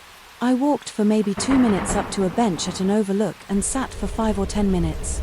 It started to get a little bit darker since the sun had gone down, think like early dusk, and so I turned around and I walked the 2 minutes back down the path to the parking matter. There was a little bend in the path before it got to the lot, and as soon as I rounded the bend my stomach fell. The car was sitting between the trailhead and my car.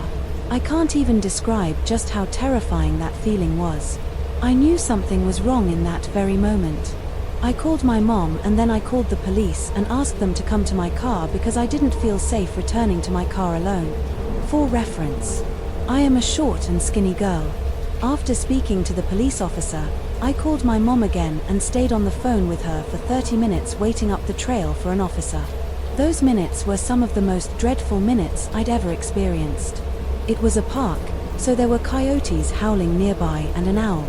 It was getting darker every second and I was just staring down the path waiting for whoever was in the car to decide to come. Looking for me afterward felt like an eternity. An officer finally arrived. I saw his lights and finally headed back down the trail of my car. Sure enough, there was a man sitting in the driver's side of the car in the lot. The officer told me the man was just sleeping, but I'm not so sure. I passed his car while I was driving and he followed my car to the parking lot that I was in. There were plenty of empty lots to sleep in.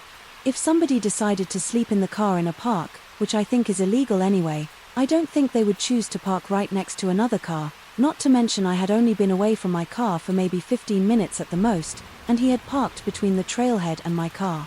So he would see me return to my car and I would have to pass before I could get into my vehicle. The whole situation scared me from ever going to the park alone again. So stranger in the woods. Please let's not meet to understand my story. You sort of have to know a tiny bit about trespassing laws in our country and that we don't have any. So long as you're respectful and non-destructive, you can walk over any hills that you like and, in my case, camp on any beach if you're choosing, as long as you leave the area how you found it. I used to love camping when I was little. Our family would go multiple times a year with a large group of my parents, friends, and their kids. On average, there were maybe 10 of us at a time, which was a bit of a logistical challenge, since we always headed out to this one really remote beach on the coast. Actually, we weren't the only ones. There were always yachts bobbing just off the shore, with people in them and other campers of lining up and down the beach. Most of them also had children or teenagers, so it wasn't a wild party scene. It was very much an informal, a family holiday spot. There was even a small building with toilets and showers installed nearby, even though this was in the middle of nowhere. I guess the local council must have figured out and got sick of people peeing behind bushes. We took a trip up in the spring of 2011. I'm really bad with time, but I know this because I got my dog in the winter of 2010. After picking her out that November from the shelter as a birthday gift from me to me as I paid her adoption fee. Everyone, I know you love dogs and she will be very important to the story later.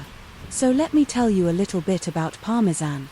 Parmesan came to me as a 6-month-old puppy who had been rescued from a dogfighting situation.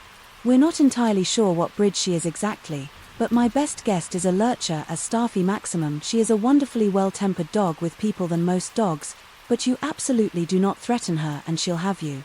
So by the time of this camping trip, I'd had Parmesan for a few months. She had never come camping with us before, but far as my family are concerned, dogs go on camping trips, so when we all piled into the car, she came too. Unusually though, none of my family friends could make it, so it was only me, my sister, my dad and my mom. I didn't mind. I wasn't that attached to the other kids. I would either play with my dog and I would still have my sister.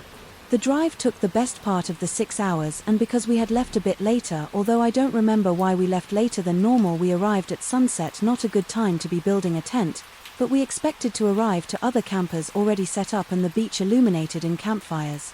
The beach was empty. In spite of this, my parents started taking stuff out and they were trying to build the tent. They asked us to fetch some of the lighter bags from the boot of the car while they sat, pointing a flashlight at the sand to see properly. I rolled down the window of the car for Parmesan before getting out. It was pretty hot for that time of year and I wanted her to have some air. You always got to be looking out for my little furry homie as we're fumbling about in the dark on a beach in the middle of nowhere. It is pretty spooky. The one road that led to this beach was circular and had a bridge over the water, meaning you could basically circle around the beach like a big zero shape if you felt like it. I wasn't really paying any attention to the road. I was complaining and that I was tired, as kids usually are. After maybe 15 minutes of my dad had tried to nail the tent into the sand. My mom's asking him, had he seen that car drive around? It had been a few times. My dad kind of shrugged her off. He's sort of like that. I don't know if he said anything bad to her, but after a few more minutes a car pulled up next to ours on the road and someone got out. It was maybe 15 or 20 feet from the cars to where we were, and the light was pretty low except for the torches. We weren't expecting to see anyone else out here at this point, and I think my mom said that it must be the security. I don't know why a random beach would have security here. I think what she meant was the Wildlife Trust or something, as they do occasionally come down to do their nosy work. The guy was walking pretty unevenly. He must have been drunk or high because he had that stagger to him. There is absolutely no way this guy was sober. Cooler junkie, not an unusual find, but it's rare to see them out here. As he walked into flashlight range, we realized he was carrying a large knife, maybe 15 inches, although I was small at the time, so maybe my sense of scale was way off. I don't like my dad, but credit to him. Once he saw this, he got up immediately, holding on to the camping mallet, and he put all of us behind him. The man began to shout wildly at us that we can't camp here and that he was just letting us know. My dad tried to initially be a bit low-key with the guy and told him that that was fine, that we would leave, but this didn't work. He kept coming closer to us. So my dad has started shouting and the man kept shouting back. My sister and I were crying. I remember shaking. I was utterly terrified, as I'm sure anyone would be in that situation. It really did seem like this guy and my dad were going to fight, and, I'm going to be honest, I didn't fancy my dad's chances. While it's a grim to consider, I am absolutely convinced he would have killed my dad and possibly us as well, once he was done, as I don't think my mother would have had the common sense to run with us. I love her, but she's always put dad in her relationship with him above us. This isn't how it went down. A bolt from the black, like a wolf descending on its prey, took us all by surprise, most of all the man with the knife. In that moment, Parmesan was the apex predator, large canines that represented nature. She got him good by the arm and clamped on hard, ripping his jacket and shredding the skin underneath. He dropped the knife as it had been in the arm that she had gotten by. He kicked her, he punched her, and he eventually got her off. He grabbed the knife from the sand and ran back to his car and drove off. Parmesan didn't follow him. She stayed with us, muzzle covered in blood. Quickly as we could, we gathered our things and all got back in the car. All pretty shook up by the incident. I looked Palmy over. She was okay, but the car's window was much more open than I left it. We think that what happened was when the shouting started, she must have put the paw up on the gap. That I love her, as it was an old car and it had the rolled-on windows and not an electric button. We think that she must have been able to hit it with her paw to force it down enough to squeeze out. This is not the end of my story, though. We were all pretty scared, and since we had the dog with us, we couldn't book a hotel for the night. My parents just decided to drive home so we could all feel safe, but first we had to drive to the nearest town for petrol, as we were kind of low. I spent the time at trying to clean Parmesan up a little. I had always loved dogs, but what she had just done for me blew my mind. As we drove into town we came across a petrol station, but it looked closed. My dad drove up closer to get a better look and stuck his head out the window to get a better look at the sign. My mom asked him what on earth he was doing and he told her that he was trying to see when it opens, but my heart sank. Parked in the corner behind the van, I saw we hadn't seen him at first was the man with the knife.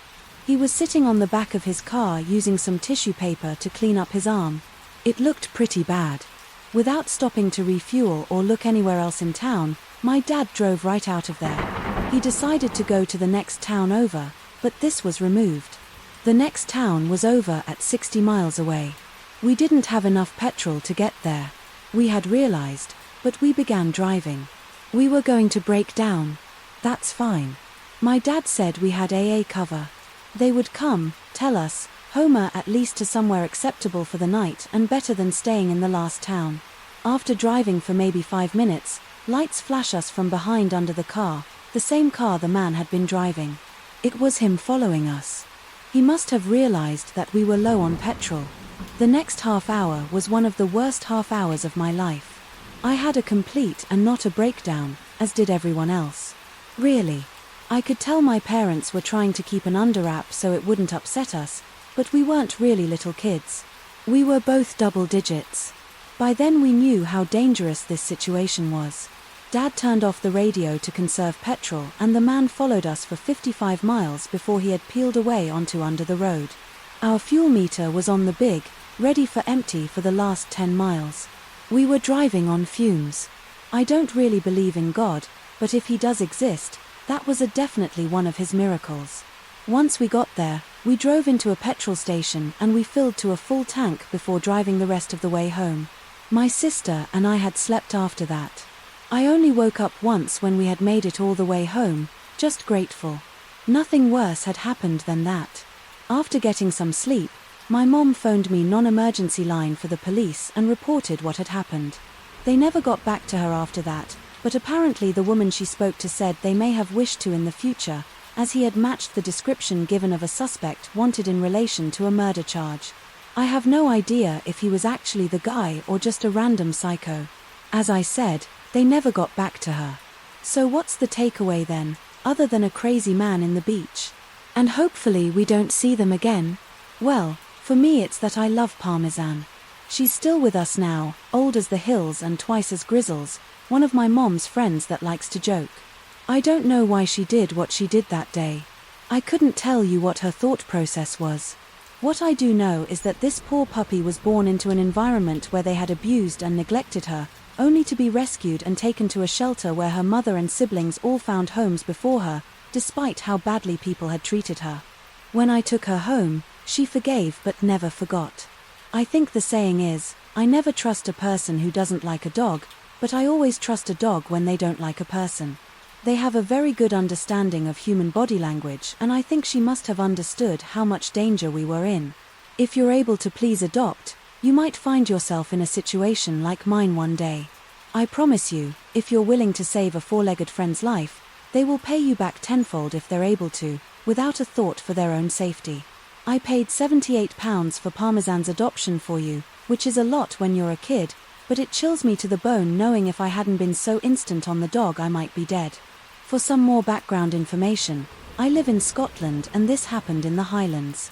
It's fairly remotely.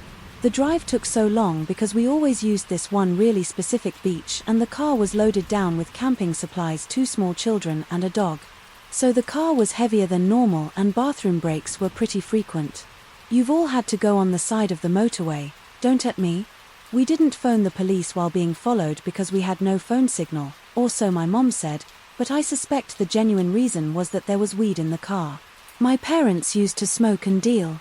Now I didn't include this in the original story because it didn't affect my experience of the story. I was a little kid and I was telling it from my perspective regardless. Thank you guys. All so much so me and my boyfriend, his best friend and his girlfriend drove up to Big Bear on 6/26 and then, a day later, another friend of ours drove up and he was supposed to sleep downstairs and the Cobbles would, sleep upstairs, since there were only 2 bedrooms. The first night that we stayed there was kind of creepy because the cabin was a pretty remote and of course there's absolutely no lights outside. It is the woods, with coyotes hollering to end bears, but nonetheless completely normal activity. On the 27th, around to 12 a.m., my boyfriend are in bed when suddenly our friend sleeping downstairs comes banging on the door freaking out, saying that he saw shadows in the woods and that the emotion light came on and there was a thumping outside.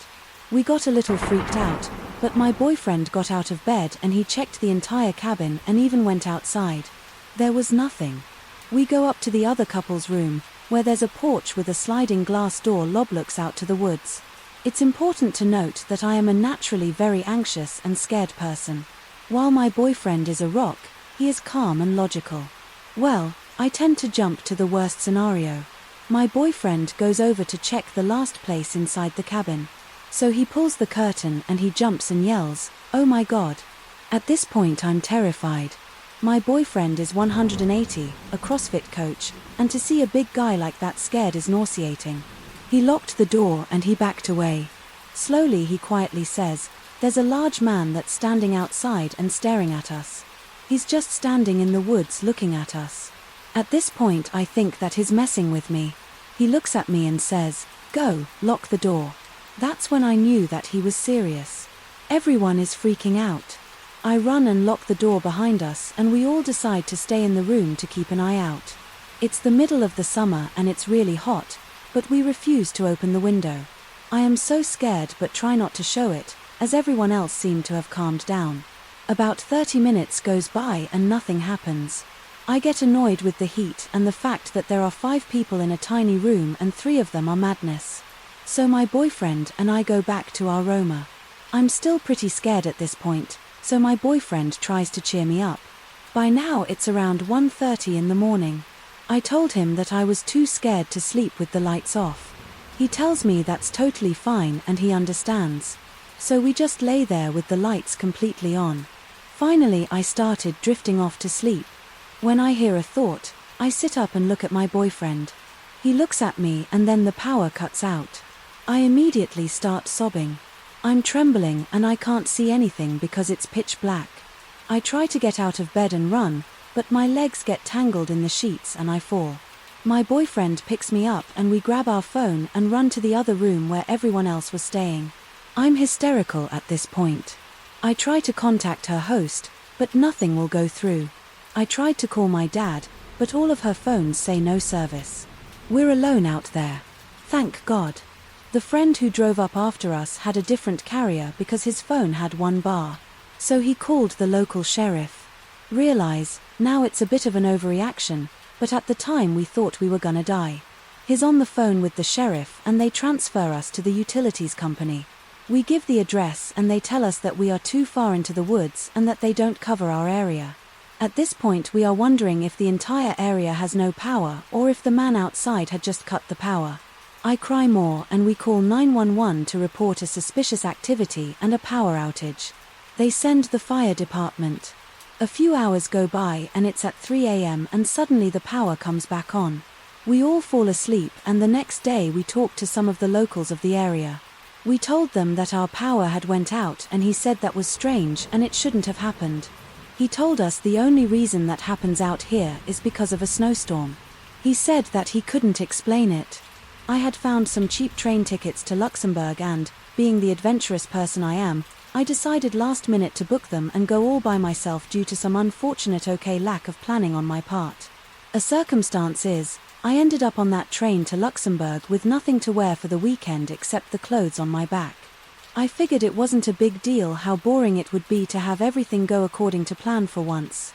But anyways, Luxembourg City is quite small than after 2 days. I had pretty much seen all of what I wanted to see. A quick Google search showed me that there was a beautiful forest some kilometers and north of the city. I thought that it looked perfect, so I bought a day train pass and set out on my journey. I managed to make it there and it was absolutely gorgeous. I wasn't really dressed for hiking since I had no clothes or shoes with me at the time, but I didn't want to miss out on such an amazing experience, so I ventured into the forest anyways. I was wearing shorts and a t-shirt and ballet flats for shoes. I told myself that I would stay close to the area where the buses and cars park and not to do any crazy rock climbing or anything, and nothing would go wrong. Boy, was that a dumb assumption to make? I was about 45 minutes away from where I started walking. There wasn't no one else around. When I walk along a sharp turn, there's a lady heading towards me. She was around a 45 or so, seemed quite plain as we approached each other. She suddenly says, "That's not okay." I ignore this, as I try to ignore people on the street as much as I can, and I keep walking. She has reached the point of being right next to me now, and as she passes she says, "You can't do this." There isn't no one else around, so she had to be talking to me. I reluctantly turned towards her and asked, "Pardon me." She says, "How dare you show up here like this?" I'm thinking that she has me confused with someone else, and I try to tell her that she's got the wrong person and slowly keep walking. But she turns towards me and says, "This forest is sacred. You can't come in here wearing shoes like that." At this point I'm stopped and staring at this woman, confused as hell. I offer an apology and I keep going, but she follows me. She says, "You don't understand, you're ruining it." I say nothing. What the hell am I supposed to say? I see some big branches close by that I can maybe use as a weapon if I had to. I don't even know what's going on at this point. She was screaming now, repeating, "It is sacred and my shoes are ruining the sacredness of the forest." But I stand my ground and offer one more apology. She tells me that I'm going to regret it. I don't know why, but I told her that I had nothing else to wear, trying to justify myself, I guess. And then she tells me that it doesn't matter. I'm starting to feel relieved. Maybe she'll leave me alone now. She says, "The forest is protected. Do you know who protects it?" I respond, "No, realistically. Where could I run? Nowhere. Who could I call? No one. So I have to face this lady at all times, and I don't want her attacking me from behind or something." She proceeds to tell me that Jesus Christ himself is protecting the forest. I sounds about right. She repeats that it doesn't matter to her anymore, that I'm wearing ballet flats. She then says that Jesus and God know since she told them. She tells me that God will not let me leave the forest. I say something along the lines of pardon, and she tells me slowly that God knows I have forsaken this forest and that I'm a traitor and a sinner. She tells me that I'm not going to make it out of this forest. "You will never leave. God won't let you. He sees you here, ruining the sacredness of the forest. He sent me to find you. You had your chance. He will give you the punishment that you deserve. Why not?" I'm kind of scared, but at least she has left it up to God to punish me. So I should be okay. I just need her to walk away. We hold eye contact for about 45 seconds and then she turns and continues on. I stay where I am, slowly back up into a tree and wait while I watch her leave. I was afraid that she had some nearby friends, so I wanted my back up to something. It made me feel safer here. She was still within earshot and she said, "He won't let you know. Nothing and you can do will change you." She kept walking and never turned back. I waited 15 minutes and with my back in the tree and then slowly kept going. I never saw her again. Thank God, a long-time lurker. So I figured I would share my story. I was living in Tbilisi a few years ago, the capital of the Republic of Georgia, running a kind of legally ambiguous consumer credit operation, when I figured it was time I took a much-needed weekend getaway in a nearby small town. The town that I settled on is extremely popular tourist location, giving it a beautiful location along a river nestled in a deep valley and rife with ancient, with many options for potential guest houses, hotels, and rentals. I decided to book in advance and to just trapeze around until I found something appropriate. I found a very adequate guest house perched on a hill with about a 1-acre plot. Upon entering the guest house, I was greeted in typical Georgian fashion by an incredibly hospitable woman in her 60s, between 90s, and her son, who was in his early 30s, who resumed his yard work of filling a large holy set with a septic tank with a falling green smell. After a brief introduction, again in typical Georgian fashion, the hostess offered me tea, homemade wine, bread and cheese, all of which were much needed and fantastic. I'm an American, but my family came from Eastern Europe, so I speak Russian as most Georgians do, so we were able to chat a lot. Our conversation progressed from basic get-to-know-you bits to more personal information.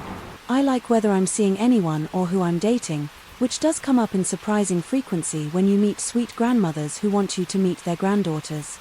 At the time I was dating a fellow expat from a Western European country.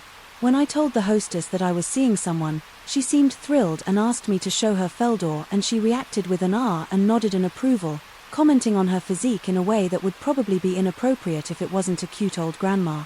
I was then pressed by the hostess as to why I didn't invite her and how that. It isn't what a good boyfriend would do, but on the spot like this, I lied and said that she was very busy with a work project. She wasn't, but would be arriving later in the evening and didn't ask. The hostess was elated by this news and called over his son and asked me to show the photo of the girl that I was seeing. Early in our conversation it was established that I do not speak in Georgian. The son saw the photo and affirmatively nodded and spoke in Georgie into the hostess, and then turned to me with a beaming smile and a thumbs up and said in English, "Very pretty, you're lucky brother." He then, in Russian, asked if I texted her to invite her. I lied and said that I did text her and reiterated that she would be arriving in a few hours. It was around 4 p.m. at the time. In a beautiful golden hour glow that lit up the surrounding mountains and valley, the son said that he'll join us and asked if I liked CHA. CHA is a very strong national liquor of Georgia, ranging from 30 to 75% alcohol content and made from distilled grapes. I become quite the savant of CHA and, despite some strange feelings about their fixation on the female visitor, I obliged. CHA is not for the weak-hearted, but I was very used to consuming it at the time. I should have paid more notice to the very intentional placement of these shots that he filled for us, but I pushed those misgivings aside and had the shot after very traditional toast. Around 20 minutes later I felt exhausted and ill and excused myself to my room, saying that I needed a quick nap. Walking to my room, I knew something was amiss. As mentioned in the beginning, I was fronting a questionable business and I did have a firearm in my bag, and I made a mental note to take it and put it under my pillow. But, as one can imagine, it isn't easy to remember things, even on a short term, when, apparently drugged, despite failing to collect my weapon, I did close my blinds as the afternoon sun was blaring into the room and I wanted darkness passing out at around 4:30 p.m. I went to darkness at 4:45 am with a raging headache. My window shades were partially opened, despite me closing them before passing out. They were opened with about 2 feet of space visible to the outside. My bags were not at the position that I had left them. Any television was on and on high volume, despite me never using it, and the door was only partially closed, and I peered out the window and didn't see anything. So I quickly went to my bag, retrieved my firearm and went to the bathroom with the intention of calling my co-workers or a driver to pick me up. I had no cell service and no Wi-Fi, despite having perfectly fine reception. The day prior I went back to bed with the weapon under the pillow with zero desire for inclination to fall back asleep. After an hour or so pretending to be asleep, I saw the sun peer through the window to get a look inside. At this point I was certain it was not my imagination playing tricks on me and that I was in trouble. And I came out around sunrise to find both the hostess and her son has Sibu tea in the deck, and told the hostess that my girlfriend was arriving soon on a bus and then I would bring her. When it arrived, I grabbed my backpack in the bag to give the impression that I wasn't fleeing. I got service immediately after leaving the property and called a partner to come pick me up, an old-school businessman who was floating the money that I had run. The landing operation was that. I told him the story and he said that he would handle it. He did handle it. I still think about the foul-smelling hole that the son was digging. The last guess may be it. Weeks later, I decided that it wasn't the place or business for me and applied to law school on the other side of the world. When I was a little girl, I lived in an apartment complex with my mother. The entire complex consists of 2 buildings that sat side by side, less than 100 feet apart, with 4 2-bedroom flats upstairs and 2 downstairs. We lived downhill, about 100 yards from a major 5-lane road, but you would never known due to the thick woods that bordered the complex on 3 sides. The last side was an area-covered power alliance that ran next to our driveway with a graveyard directly behind it. It should go without saying that this setup was a recipe for many childish shenanigans as well as creepy encounters. On the front side of the complex and along the power line side were thick blackberry brambles.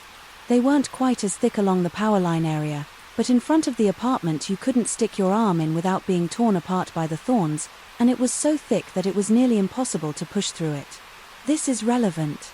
Later I was the only young child that lived there full time, and all the neighbors were, to the best of my knowledge, fond of me. I was active in Girl Scouts, and when it was time to go around to all the neighbors for orders, then when they came in, I would get my little wagon deliver them, because my mother knew and trusted all the neighbors. I would do this myself. The day this happened, I had taken my wagon to the other building to deliver cookies to some of my mother's friends and was walking back. I hadn't meant to stay as long as I did, but they had an aquarium that was fascinating to me. That day my mother's friend's husband had bought some new fish, so I had spent about 45 minutes helping them pick out names. So when I began to walk back, dusk had fallen. I had walked about 7 steps off their porch when I got a bad feeling. Now I understand that I'm an empath and I have learned to listen to my intuition, but back then I just thought that I had to poo bad, stopped for a second to settle my stomach, and I heard a noise. When I looked to the front of the apartment, where the blackberries were the most thick, initially I couldn't see anything, and I wanted to say he had flicked a lighter or something, almost like he was trying to purposely alert me of his presence. The second that I saw him I froze. He had shoulder-length, stringy black hair, bad skin, and looked like a skeleton. He was so skinny. Knowing what I know now, I imagine that he was probably strung out. I realized when he knew that I saw him because his face split into a wicked, not at all friendly grin. Then he began tearing his way through the blackberry brambles towards me. I began running towards my house while screaming bloody murder. As I heard his speed slap the pavement behind me, I got to my stab, sent my uncle, Mike, who lived next door, flung his door open to see what the heck was going on, but the man had disappeared. I began screaming and crying about the man that had chased me out of the woods because Mike hadn't seen him. Initially he had thought that I'd let my imagination run away with me, but when he looked at the area I said that he had a Murray's trauma. There was a clear path and blood from where he had been cut by the thorns.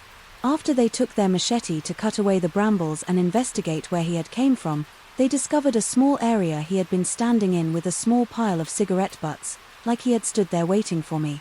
When he saw me walk across initially, a few weeks later, deeper in the woods, my mother's boyfriend and I discovered a small tent with assorted inappropriate paraphernalia. No one mentioned the connection, but I was very immature for my age, so when I thought about it, it disturbed me very much. So disturbing, stranger that departed your tent to watch me from the woods. Let's not meet again. I'm a university student now, but this incident happened when I was in 8th grade. When I was around 14, I studied a subject focusing on outdoor pursuits. For our final assessment, 2 teachers took my class on a one-night camp where we would do activities like rock climbing and kayaking, trail, walking and so on.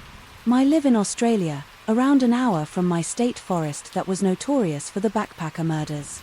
Several bodies had been found and several more remain missing. I'm pretty sure all the murders were linked to the same killer. Anyway, in the morning we leave the school and drive out on a bus. When we reach the road that leads to the entrance of the forest, a police car is parked outside. He spoke to the teacher for a moment, but I didn't hear anything and no one else seemed to notice or care. Fast forward a few hours and we've tracked about 20 of us to the camping area somewhere in the middle of the state forest. Some parts are estate and some parts are privately owned. I think while kayaking that afternoon we noticed a helicopter doing flybys, but again my classmates never suspected anything. A couple of mates and I were the first to leave the water and tell the teacher with some equipment and started building our own rafts. I was standing off to the side when one of the national park guides walked over to one of the instructors and taught in a heist, slightly stressed out tone. I remember hearing the instructor say stuff like "you're kidding," and I don't believe it. He just looked shocked and taken aback. So at this point I started connecting the dots, but I didn't say anything to my school friends. Around to dusk that night I got to use the toilet block, which is around 100 meters from the main campsite. As I go in, I remember a guy walking around the other side of the block. I didn't see him very clearly in the diminished light, but he kept it glancing around with the nervous body language. I couldn't see his face. Clearly he wasn't a part of our party, and to me he just didn't fit. I didn't think much of it at the time, though. Fast forward to the next morning, when we got back to the car park, the teacher tells us that a body was found in a dam not far from where we were. They didn't want to tell us so as to not frighten us. We later found out that it was a young guy who was killed with an axe, and the guy who did it was related to the serial killer who hunted in the same area. I don't know if that guy I saw had anything at all to do with the murders, but it freaked me out a lot afterwards. I haven't been camping since. Happened to me when I was 17. Around the time when most of my friends were just getting their driver's license, we had that rush for cars back then, so it was quite common for us to skip school and go for a ride out of town. The city where I live is surrounded by forests and 2 mountains, so we basically had a lot of places to go and chill one day. My friend was very excited to show us a place that he had found about online, and possibly here on Reddit, for which people said was quite odd. We looked it up and apparently it had a reputation for being a paranormal site. Being the typical group of teens, we collectively agreed to check it out ASAP, including me, who more or less believes in spiritual stuff. Going up the mountain, we were listening to the radio until we lost the station to static, which, for obvious reasons, is what the radio does when you go deep into the woods. This entire experience is happening during a summer night, so we were feeling pretty careless and as excited as a person can be having no music to listen to. We started talking and discussing our expectations for this place, with most of us having no expectations at all. Our conversation was suddenly interrupted by the loud static coming from the radio that we had just turned off a few minutes ago. We were all a bit startled, but still nothing out of the ordinary. It happened again. A few minutes later, we all looked at the radio and it was still off. We quickly dismissed this as something that radios do for some reason, and again didn't pay much attention. The third time that it happened, the driver hit the brakes and stopped the car. He turned to us and yelled, "Come on. Did you hear that?" "What was that?" Claiming that he heard a voice. This time none of us heard anything except the static. The driver said that he had often switched the engine off, so there is no possible way for anything, including the radio, to be working. We all sat there like that for a while, then pitch black, for there would be no city lights around us and the forest had covered all other light sources, like stars, and so on. You can distinguish the night sky. That's how dark it was. The light indicating the radio turned down and soon the static came again. I could tell that we were all feeling a bit anxious. By through the static came a female voice singing and it was very silent for a second. It got louder and then fell back to silent again and then vanished. But even weirder, the static advantage too. Once we switched the car back on and turned the headlights on too, we observed what seemed to be smudges of fingers all across the windshield. We didn't turn the car around immediately, but I could tell that we all just wanted to leave. We stopped further up on the hill, took some pictures of the Milky Way and went home afterward. Ever since we speculate about what the heck happened to the radio in the windshield at night, my friends went 2 more times without me to the same place recording the same, including feeling a small push once and the car was off. What do you guys think? I believe there are many logical explanations, but considering the fact that I'm somewhat of a person who believes in such stuff, and I had an adrenaline rush that night, it's hard for me to grasp something rational. I wasn't sure about sharing this story and it still gives me shivers every time I remember what happened. This happened in the Amazonas in the border between Brazil and Peru. The jungle was an amazing place to live. Everyone knew each other and I had a big group of friends of different ages. The only horrible part of the Amazon is the existence of certain groups that try to control the region. I was 7 when this happened. Every kid in the village knew we had freedom to go anywhere as long as it wasn't close to these certain groups, and that we could never leave the village at night. My parents taught me, since I was very little, how to hide in case something happens and to run if I see things that get dangerous. I remember all adults of the village were celebrating something. I think it was the equivalent to Halloween. I remember my mother painting her face in a drive-away and all the children went together to a house to stay safe and have fun. The eldest girl was in charge. She was 17 and as soon as her parents had left she ignored us and that she left with her friends.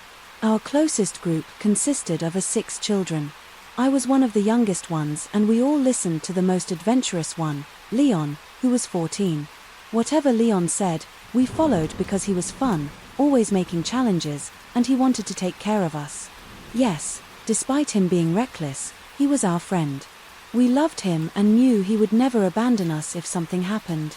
After playing soccer and eating, these 6 of us had become bored. Carla, one of the 6, had the idea to dress up like our parents did it, with tribal makeup and dresses. We agreed, and soon we were all dressed up like the kids who lived in the village of the deepest regions of the Amazon. I remember us playing around until Leon said to, and I quote, "Let's explore the Amazon and find a hidden treasure." We all cheered and agreed to leave. It was easy to escape, since the girl who was supposed to take care of us had left. Leon managed to find a lantern and a boat big enough for the 6 of us, and we decided to sail off. It was around midnight, but we didn't care. Just imagine 6 kids had dressed up on a boat, splashing water everywhere and trying to find an imaginary treasure. No phones and no adults, just the jungle in us. It was a life at its purest. Everything seemed to be perfect until we heard people calling. Mo was there and we saw a lighted boat approaching, and quickly Leon dropped the lantern and instructed us to lay down the boat's floor and stay very still. It was one of the scariest moments of my life. I remember clearly how we were all with our bellies to the fore, grabbing our hands and not even daring to breathe. But it was too late. "And stop hiding, I see you," a voice said as the guy illuminated our boat, and we stood up and I saw 4 men with guns. I'm not talking about small pistols pointing at us. They laughed inside it. "They're a bunch of kids." Leon put himself in front and said that we were on a hurry because our parents were expecting us home. The biggest guy, who had a red bandana, laughed to get inside. "Little kids. I shouldn't be out here alone at night. You could disappear in the jungle and no one would ever find you at this point." I was super scared and Carla started crying. "You can go, you're just tribe," which means a baby in the language, man. They laughed. I remember all of us hugging each other, crying, and sailing as quickly as we could. Once we got home, we entered the house and closed all the doors and windows. We all slept together on the floor, but before that we agreed not to tell this to anyone in the village, not the elders or our parents, even though no one knows what happened that night. Years later, I understood why they let us go. They thought that we were kids from the local tribe. We had no value to them. If they had known that we were dressed up and were from the village, I probably wouldn't be typing this story first off. I am living in a very rural, a small village with maybe 10 to 15 houses, but close to the highway. You can drive there within maybe 5 minutes and also about 10 minutes away from the town. If you cross the street, it'll take you about a 10-minute walk to reach the forest. First Christmas Day in the afternoon, my partner and I decided to go for a little digestive walk, as we were really full from all the food. It was about 5 p.m. and already dark when we had left, and we had brought big and bright LED flashlights with us, and I also took my camera and my flash, as I loved taking pictures of nature at night. We decided to walk on a little country road towards the forest and then turn right following a small graveled cycle track close to the forest border which connected our village and to the next. That may be 15 to 20-minute walk between villages. In the middle part of the track you have to walk through a small bit of forehand. It's rather dark and the trees are very high and quite dense. When we entered it, I saw our flashlight reflected on something and recognized the car being parked there on the side of the road close to the trees. This struck me as odd, as cars are not allowed to drive there and the path is very narrow and hidden. So I was a bit cautious. My partner pointed to the light inside of the car and it seemed to be empty. I also noticed the windows were frozen, so one must have been parked there for a while. A bit in front of the car I spotted a tree with an intriguing structure and I asked my partner to point the flashlight towards it so I could focus better and photograph it with my flash. After I took a few images, my partner told me, there is someone standing there behind us in the middle of the road. He's looking at us. Nobody was following us the whole way. I kept looking around and behind us occasionally because at this time in the evening and close to the border of the forest, there are boris. Sometimes mid is mating season, so they're more aggressive than usual. And indeed there is a man that's standing behind us, staying out of the flashlight's reach. He wasn't saying anything, just standing there and facing us. At first I thought he might be startled, as it may seem a bit weird if, as someone's just taking photos around your car, it wasn't even legal to drive in that path with a car. I decided to get up and confront him from a distance, explaining to him that I was just taking photos of that tree. He didn't react and he just stood there. I then went on to ask him if he needed some light, and he replied that it wasn't necessary. It was odd, but I was calm, sure about there being a normal explanation for his behavior. Nonetheless, my partner and I decided to TFO and followed the path leading to the next village. It was maybe 5 to 7 minutes until we reached it. I remember the letters on his license plate, not numbers, though, unfortunately, and I googled it and it turned out that he was from the city, about 6 hours away from our village and, mind you, the country that I live in is in a very strict lockdown right now, so you are only allowed to travel even by car if you have very urgent reasons. After we had reached the first lantern on the next village, we looked back and observed the car driving a bit out of the forest, turning around and going back inside. I was able to see that he had parked there again and turned the lights off. He didn't leave the forest. We then went home on a much longer way than initially intended, as I didn't want to go back there for obvious reasons. My flashlight battery had died in the way and my phone battery was low. So I didn't want to call the police back then, but I called him as soon as I had arrived back home and gave him all the details. A big regret that I didn't memorize the whole license plate, but it was just so surprising that I seriously didn't think about it. Also, it only occurred to me as really strange when I thought about the frozen windows and that he couldn't possibly have walked behind us, plus him having no light and not responding. He did seem to be sneaking up on us when I sat down to take the photo. I think that I was very lucky to have my partner, the camera, any bright light with me. I don't want to imagine what could have happened if I was alone.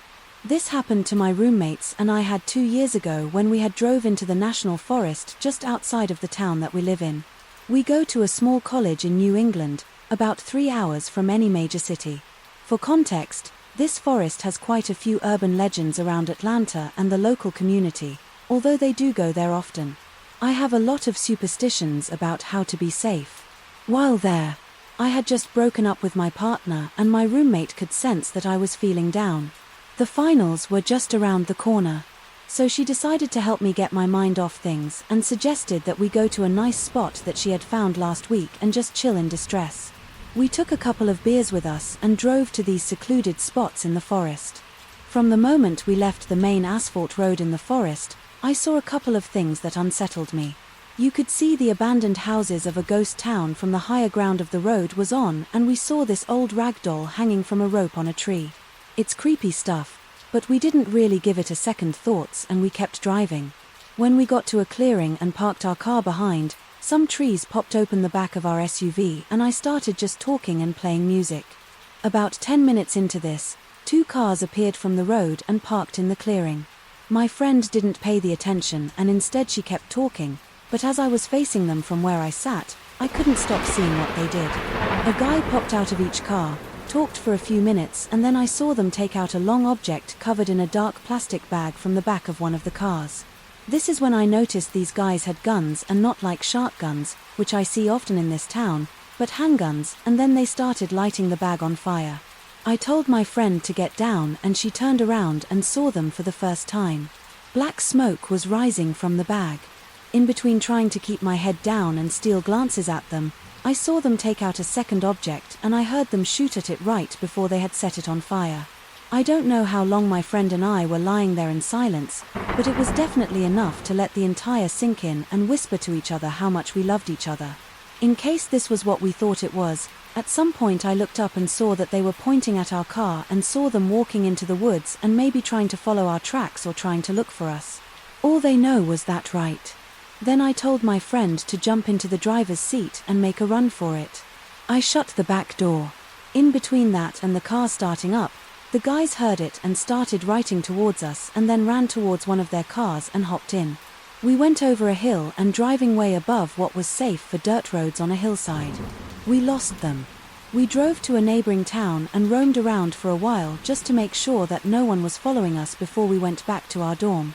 That day, we tried to make fun of the whole situation and got really drunk before finally breaking down and crying from knowing we had seen something and we were not supposed to. We were at first terrified of telling anyone, but eventually did tell officers on campus who contacted the police but never found anything. Hey, everyone, I am French, so I apologize in advance if I make any mistakes with my English. As I said, I live in France and this story happened to me this summer just after the lockdown ended. I was, and still am, 19 at the time. After the lie down it ended, I went to my grandparents to spend a few weeks. I got tested before and there was no problem. My grandparents live in a small city in the north of France and they have a dog who is quite big. When I was really young, I lived at my grandparents for a year and at the time the dog was only a puppy. My name is Chippy in French, which kind of means a little devil in English, but in an affectionate way, considering when I was living there, I played with her a lot. We were both really close and that will have its importance later, and two of my hobbies are having long walks and running. Thus, every evening I was going out for a long walk with a dog. There's a track that follows a path through the forest and there's a small hill and on top of that there's a big place with a lot of fields there. I run there a lot, so I have pretty good idea of the place. The air is fresh and the view is quite beautiful. So I was going there with the dog every day. It was also helping my grandparents to have her doing lots of exercise. The first time that we went there, nothing special happened. We had just enjoyed our walk. It's about 6 to 7 kilometers, so it was around an hour. Basically the next day when we had arrived down at the top of the hill in the field, it was probably around 10 p.m., but there was still some light outside because it was summertime. There were 3 other people walking in the field. They were younger than me, probably about 15 or 16, and I also noticed that they were smoking. So my guess was that they used to come here so they couldn't be seen by their parents. We went past them. I greeted them and they greeted me back once again. Nothing special there. For a whole week I did this walk around the same time at 10 p.m. and pass by those 3 guys with nothing special happening, and it was perfectly fine to me. All the way, the second week, as usual, I went for the walk with my dog, Chippy, and arrived at the fields. There was only one of the 3 boys, but he wasn't smoking this time now. When he saw me, I was at the entrance of the field just after the little hill climb, so the entrance of the forest was just behind me. He did a sign with this hand to catch my attention and asked if I had a lighter, which I actually did in my pocket. So I told him, yeah, sure, and so he walked to me with the hand in the pockets of his hoodie. When he came near for some reason, I felt a shiver. It's crazy how sometimes your instincts know there's a problem, but you don't listen to it because nothing looks weird to you. I handed over the lighter when we had passed by and at that moment my dog was staring at him, and then everything happened really fast. He did a really fast movement with his hand coming from his head here, and I only saw something shiny. I just had a reflex of throwing myself back so hard that I fell down and I realized that it was a knife he was holding and he had just tried to stab me. What saved me is my dog. God bless her. When she saw the guy trying to stab me, she jumped on him and he fell down. As I said before, it's a really big dog. I immediately got up on my feet and heard something in my back. From the entrance of the forest, I saw 2 guys wearing animal masks running to me. They were probably the 2 friends. In this moment, your brain acts for yourself. You don't think at all. And in this case the answer he found was really simple. The other guy was still on the ground. I just watched my dog and told her Rana I started writing and she followed me. But I heard the words possible thing from the guy who got up as well. Catch him, don't let him go at this moment. I was totally terrified. I was just running and I heard them following behind me and I was thinking, how long will they follow me and who the hell are they? This was the first time I was really happy to be a runner. I was clearly better than those guys and that totally saved me because they chased for something that felt like an eternity to me. Fortunately, at the end of the field there's another entrance to the forest.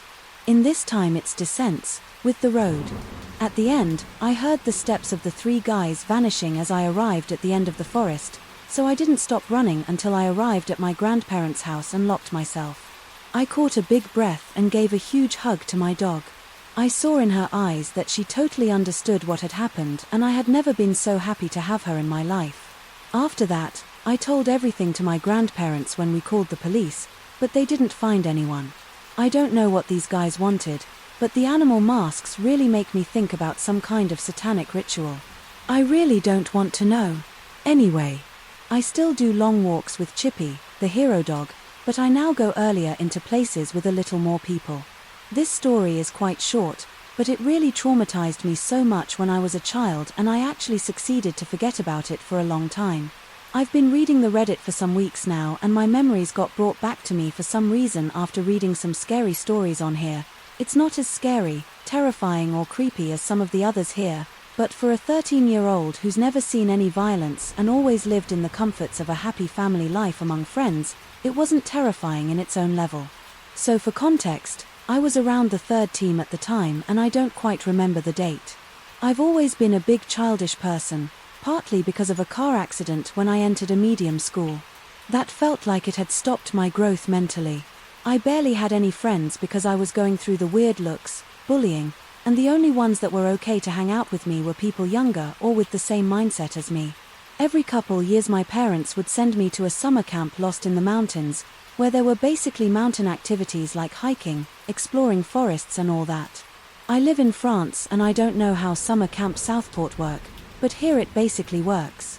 From an age classification, there were 3 groups: the blue one, the younger kids, the yellow one, the medium, and the green one, the older.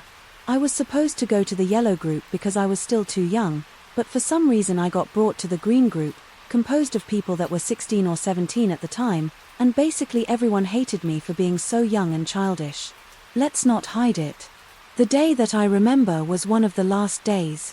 The instructors that were keeping an eye on us brought us to the deepest spot of the forest to have a picnic, and after that they looked at us and asked if we wanted to play, hide, and seek. Everyone was probably too old for that, but they still set up the thing to which malls refused to even hide. I was a kid and of course I was overexcited, and when I started counting I ran as quickly as I could to a place super far so they wouldn't find me.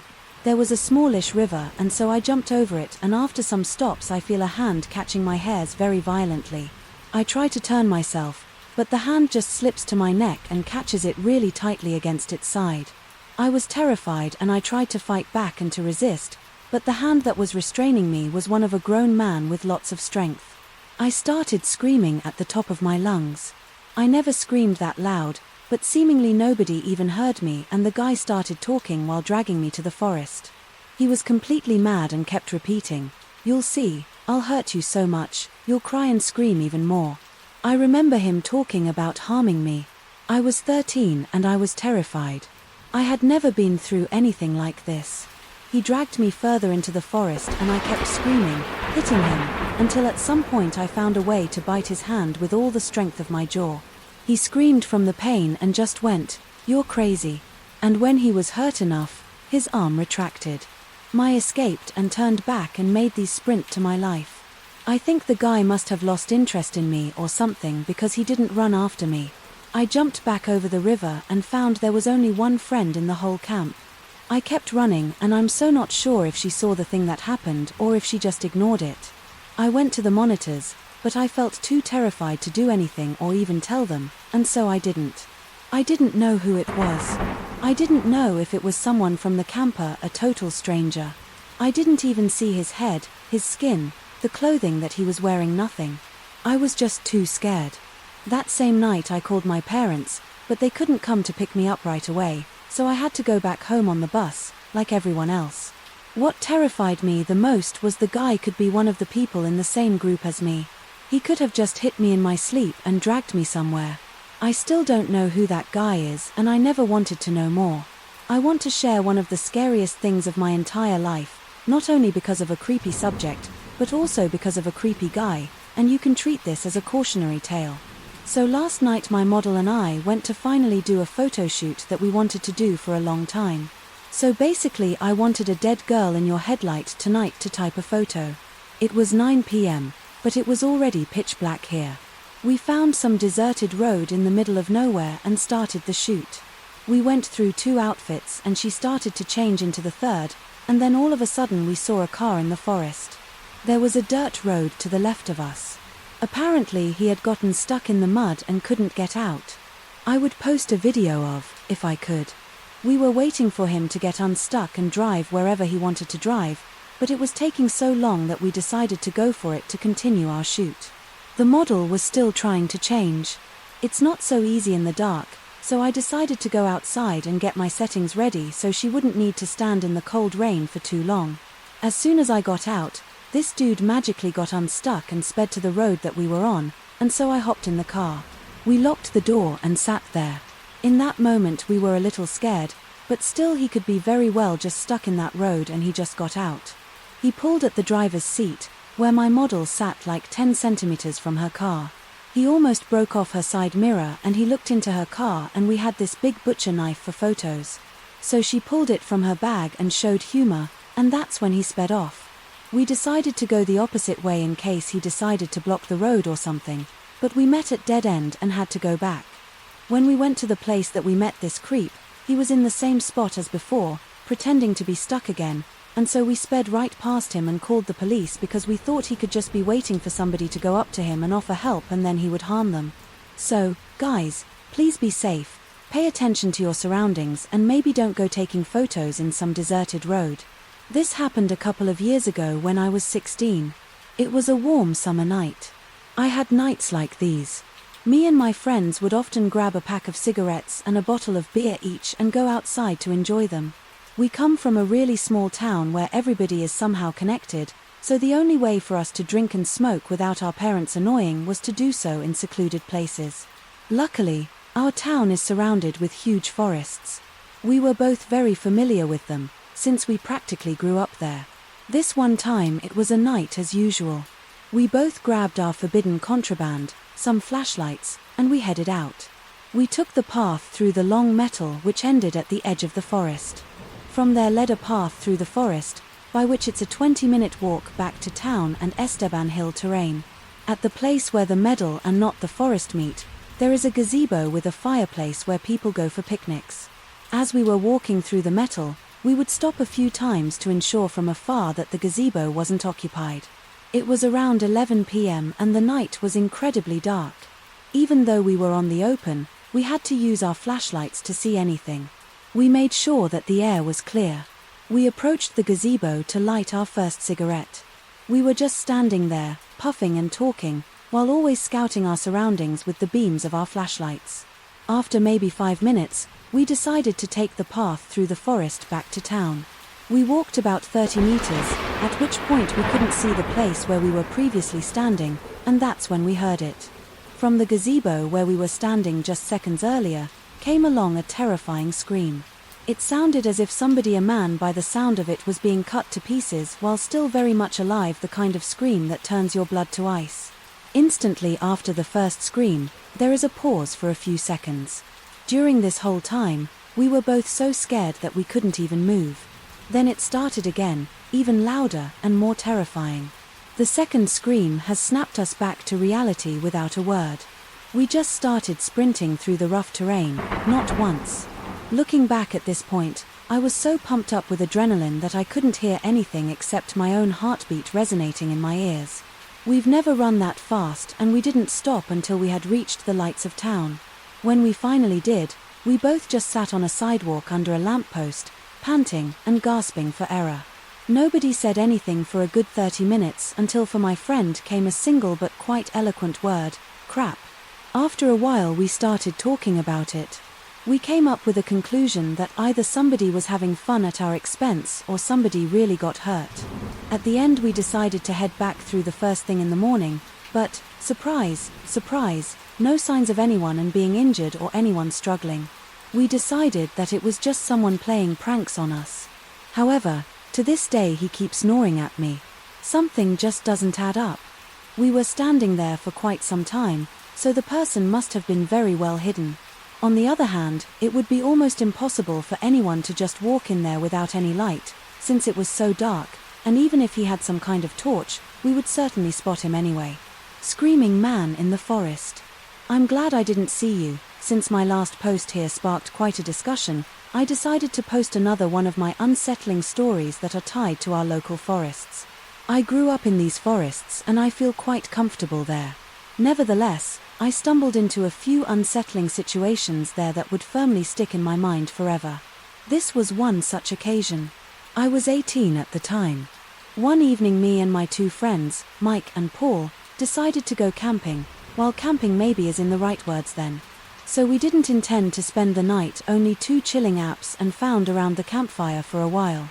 The plan was simple: head out, build a campfire, drink a few bottles of wine, eat something, and head back home for a good night's sleep. We met at my house when it was still sunny outside. We got ready and we headed out. Our destination was an old abandoned quarry in the middle of the woods, which was maybe 40 minutes from my house. Even though the quarry has a tragic and, frankly, creepy history, it's a popular place for certifications. When we got there, the sky was already colored red. As the sun slowly sank behind the hills, we quickly gathered all the firewood that we could, so we wouldn't have to look for it.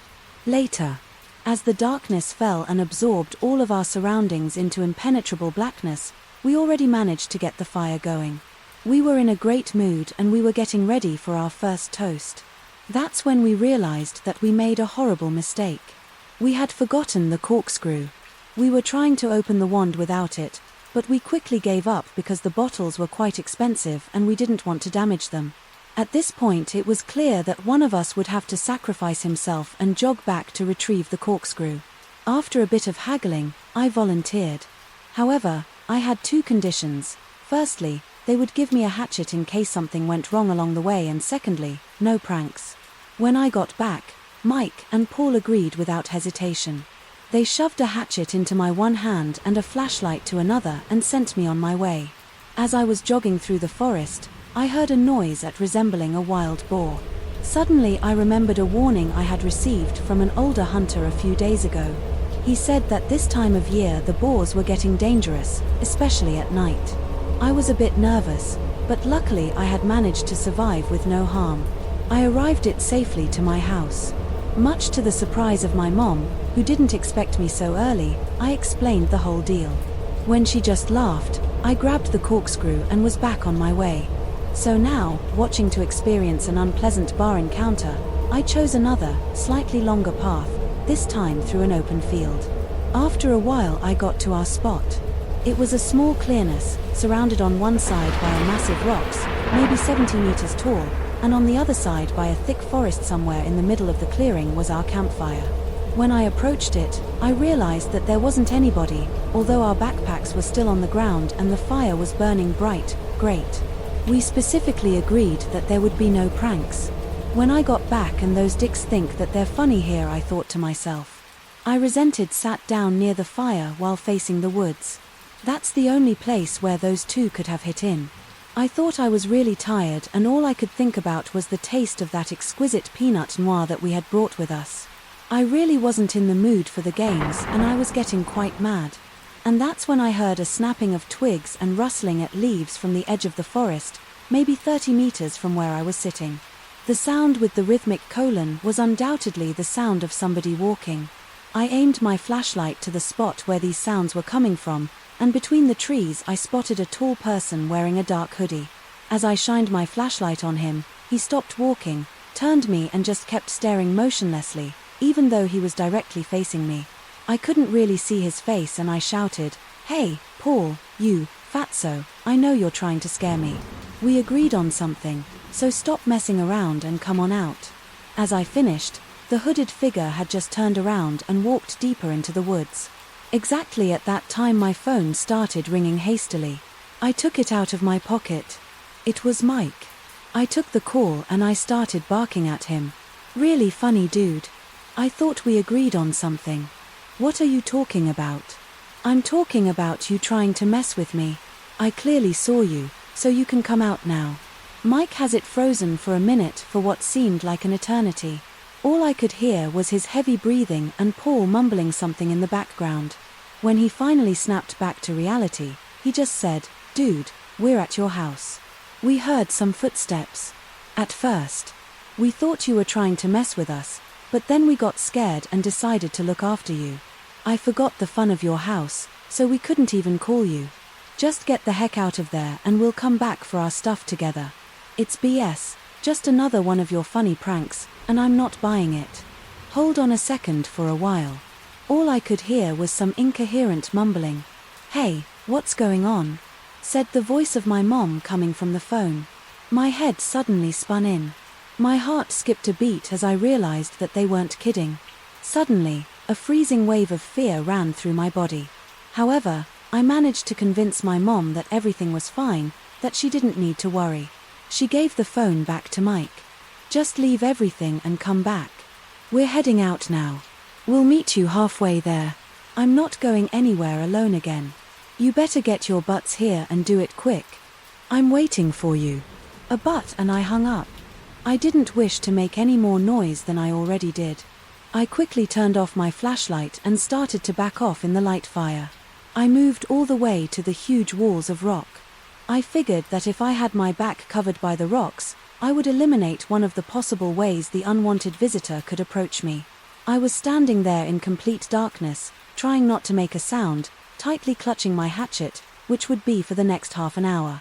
My best friend had to constantly convince myself not to curl into a ball in fear, and even my own body started to betray me. As my hearing got worse due to my savagely beating heart, I was trying to calm myself, but then again, in worst-case scenario, every little bit of adrenaline would help. After it seemed like an eternity, I spotted 2 weak light beams coming from the forest. I heard Paul shout my name. I've never been so relieved. I finally ran out from my hiding to greet my 2 friends. For quite some time we were just standing there laughing like maniacs from a leaf.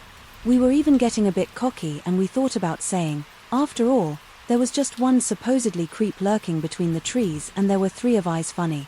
Just minutes earlier I was crapping myself in fear, and now I was suddenly full of tough macho and BS thinking what could possibly happen in the end. Healthy judgment got the better of us and we decided to leave. We packed our things and put out the fire and got out. We took our bottles of wine to enjoy somewhere else, somewhere where it's nice and brightly lit.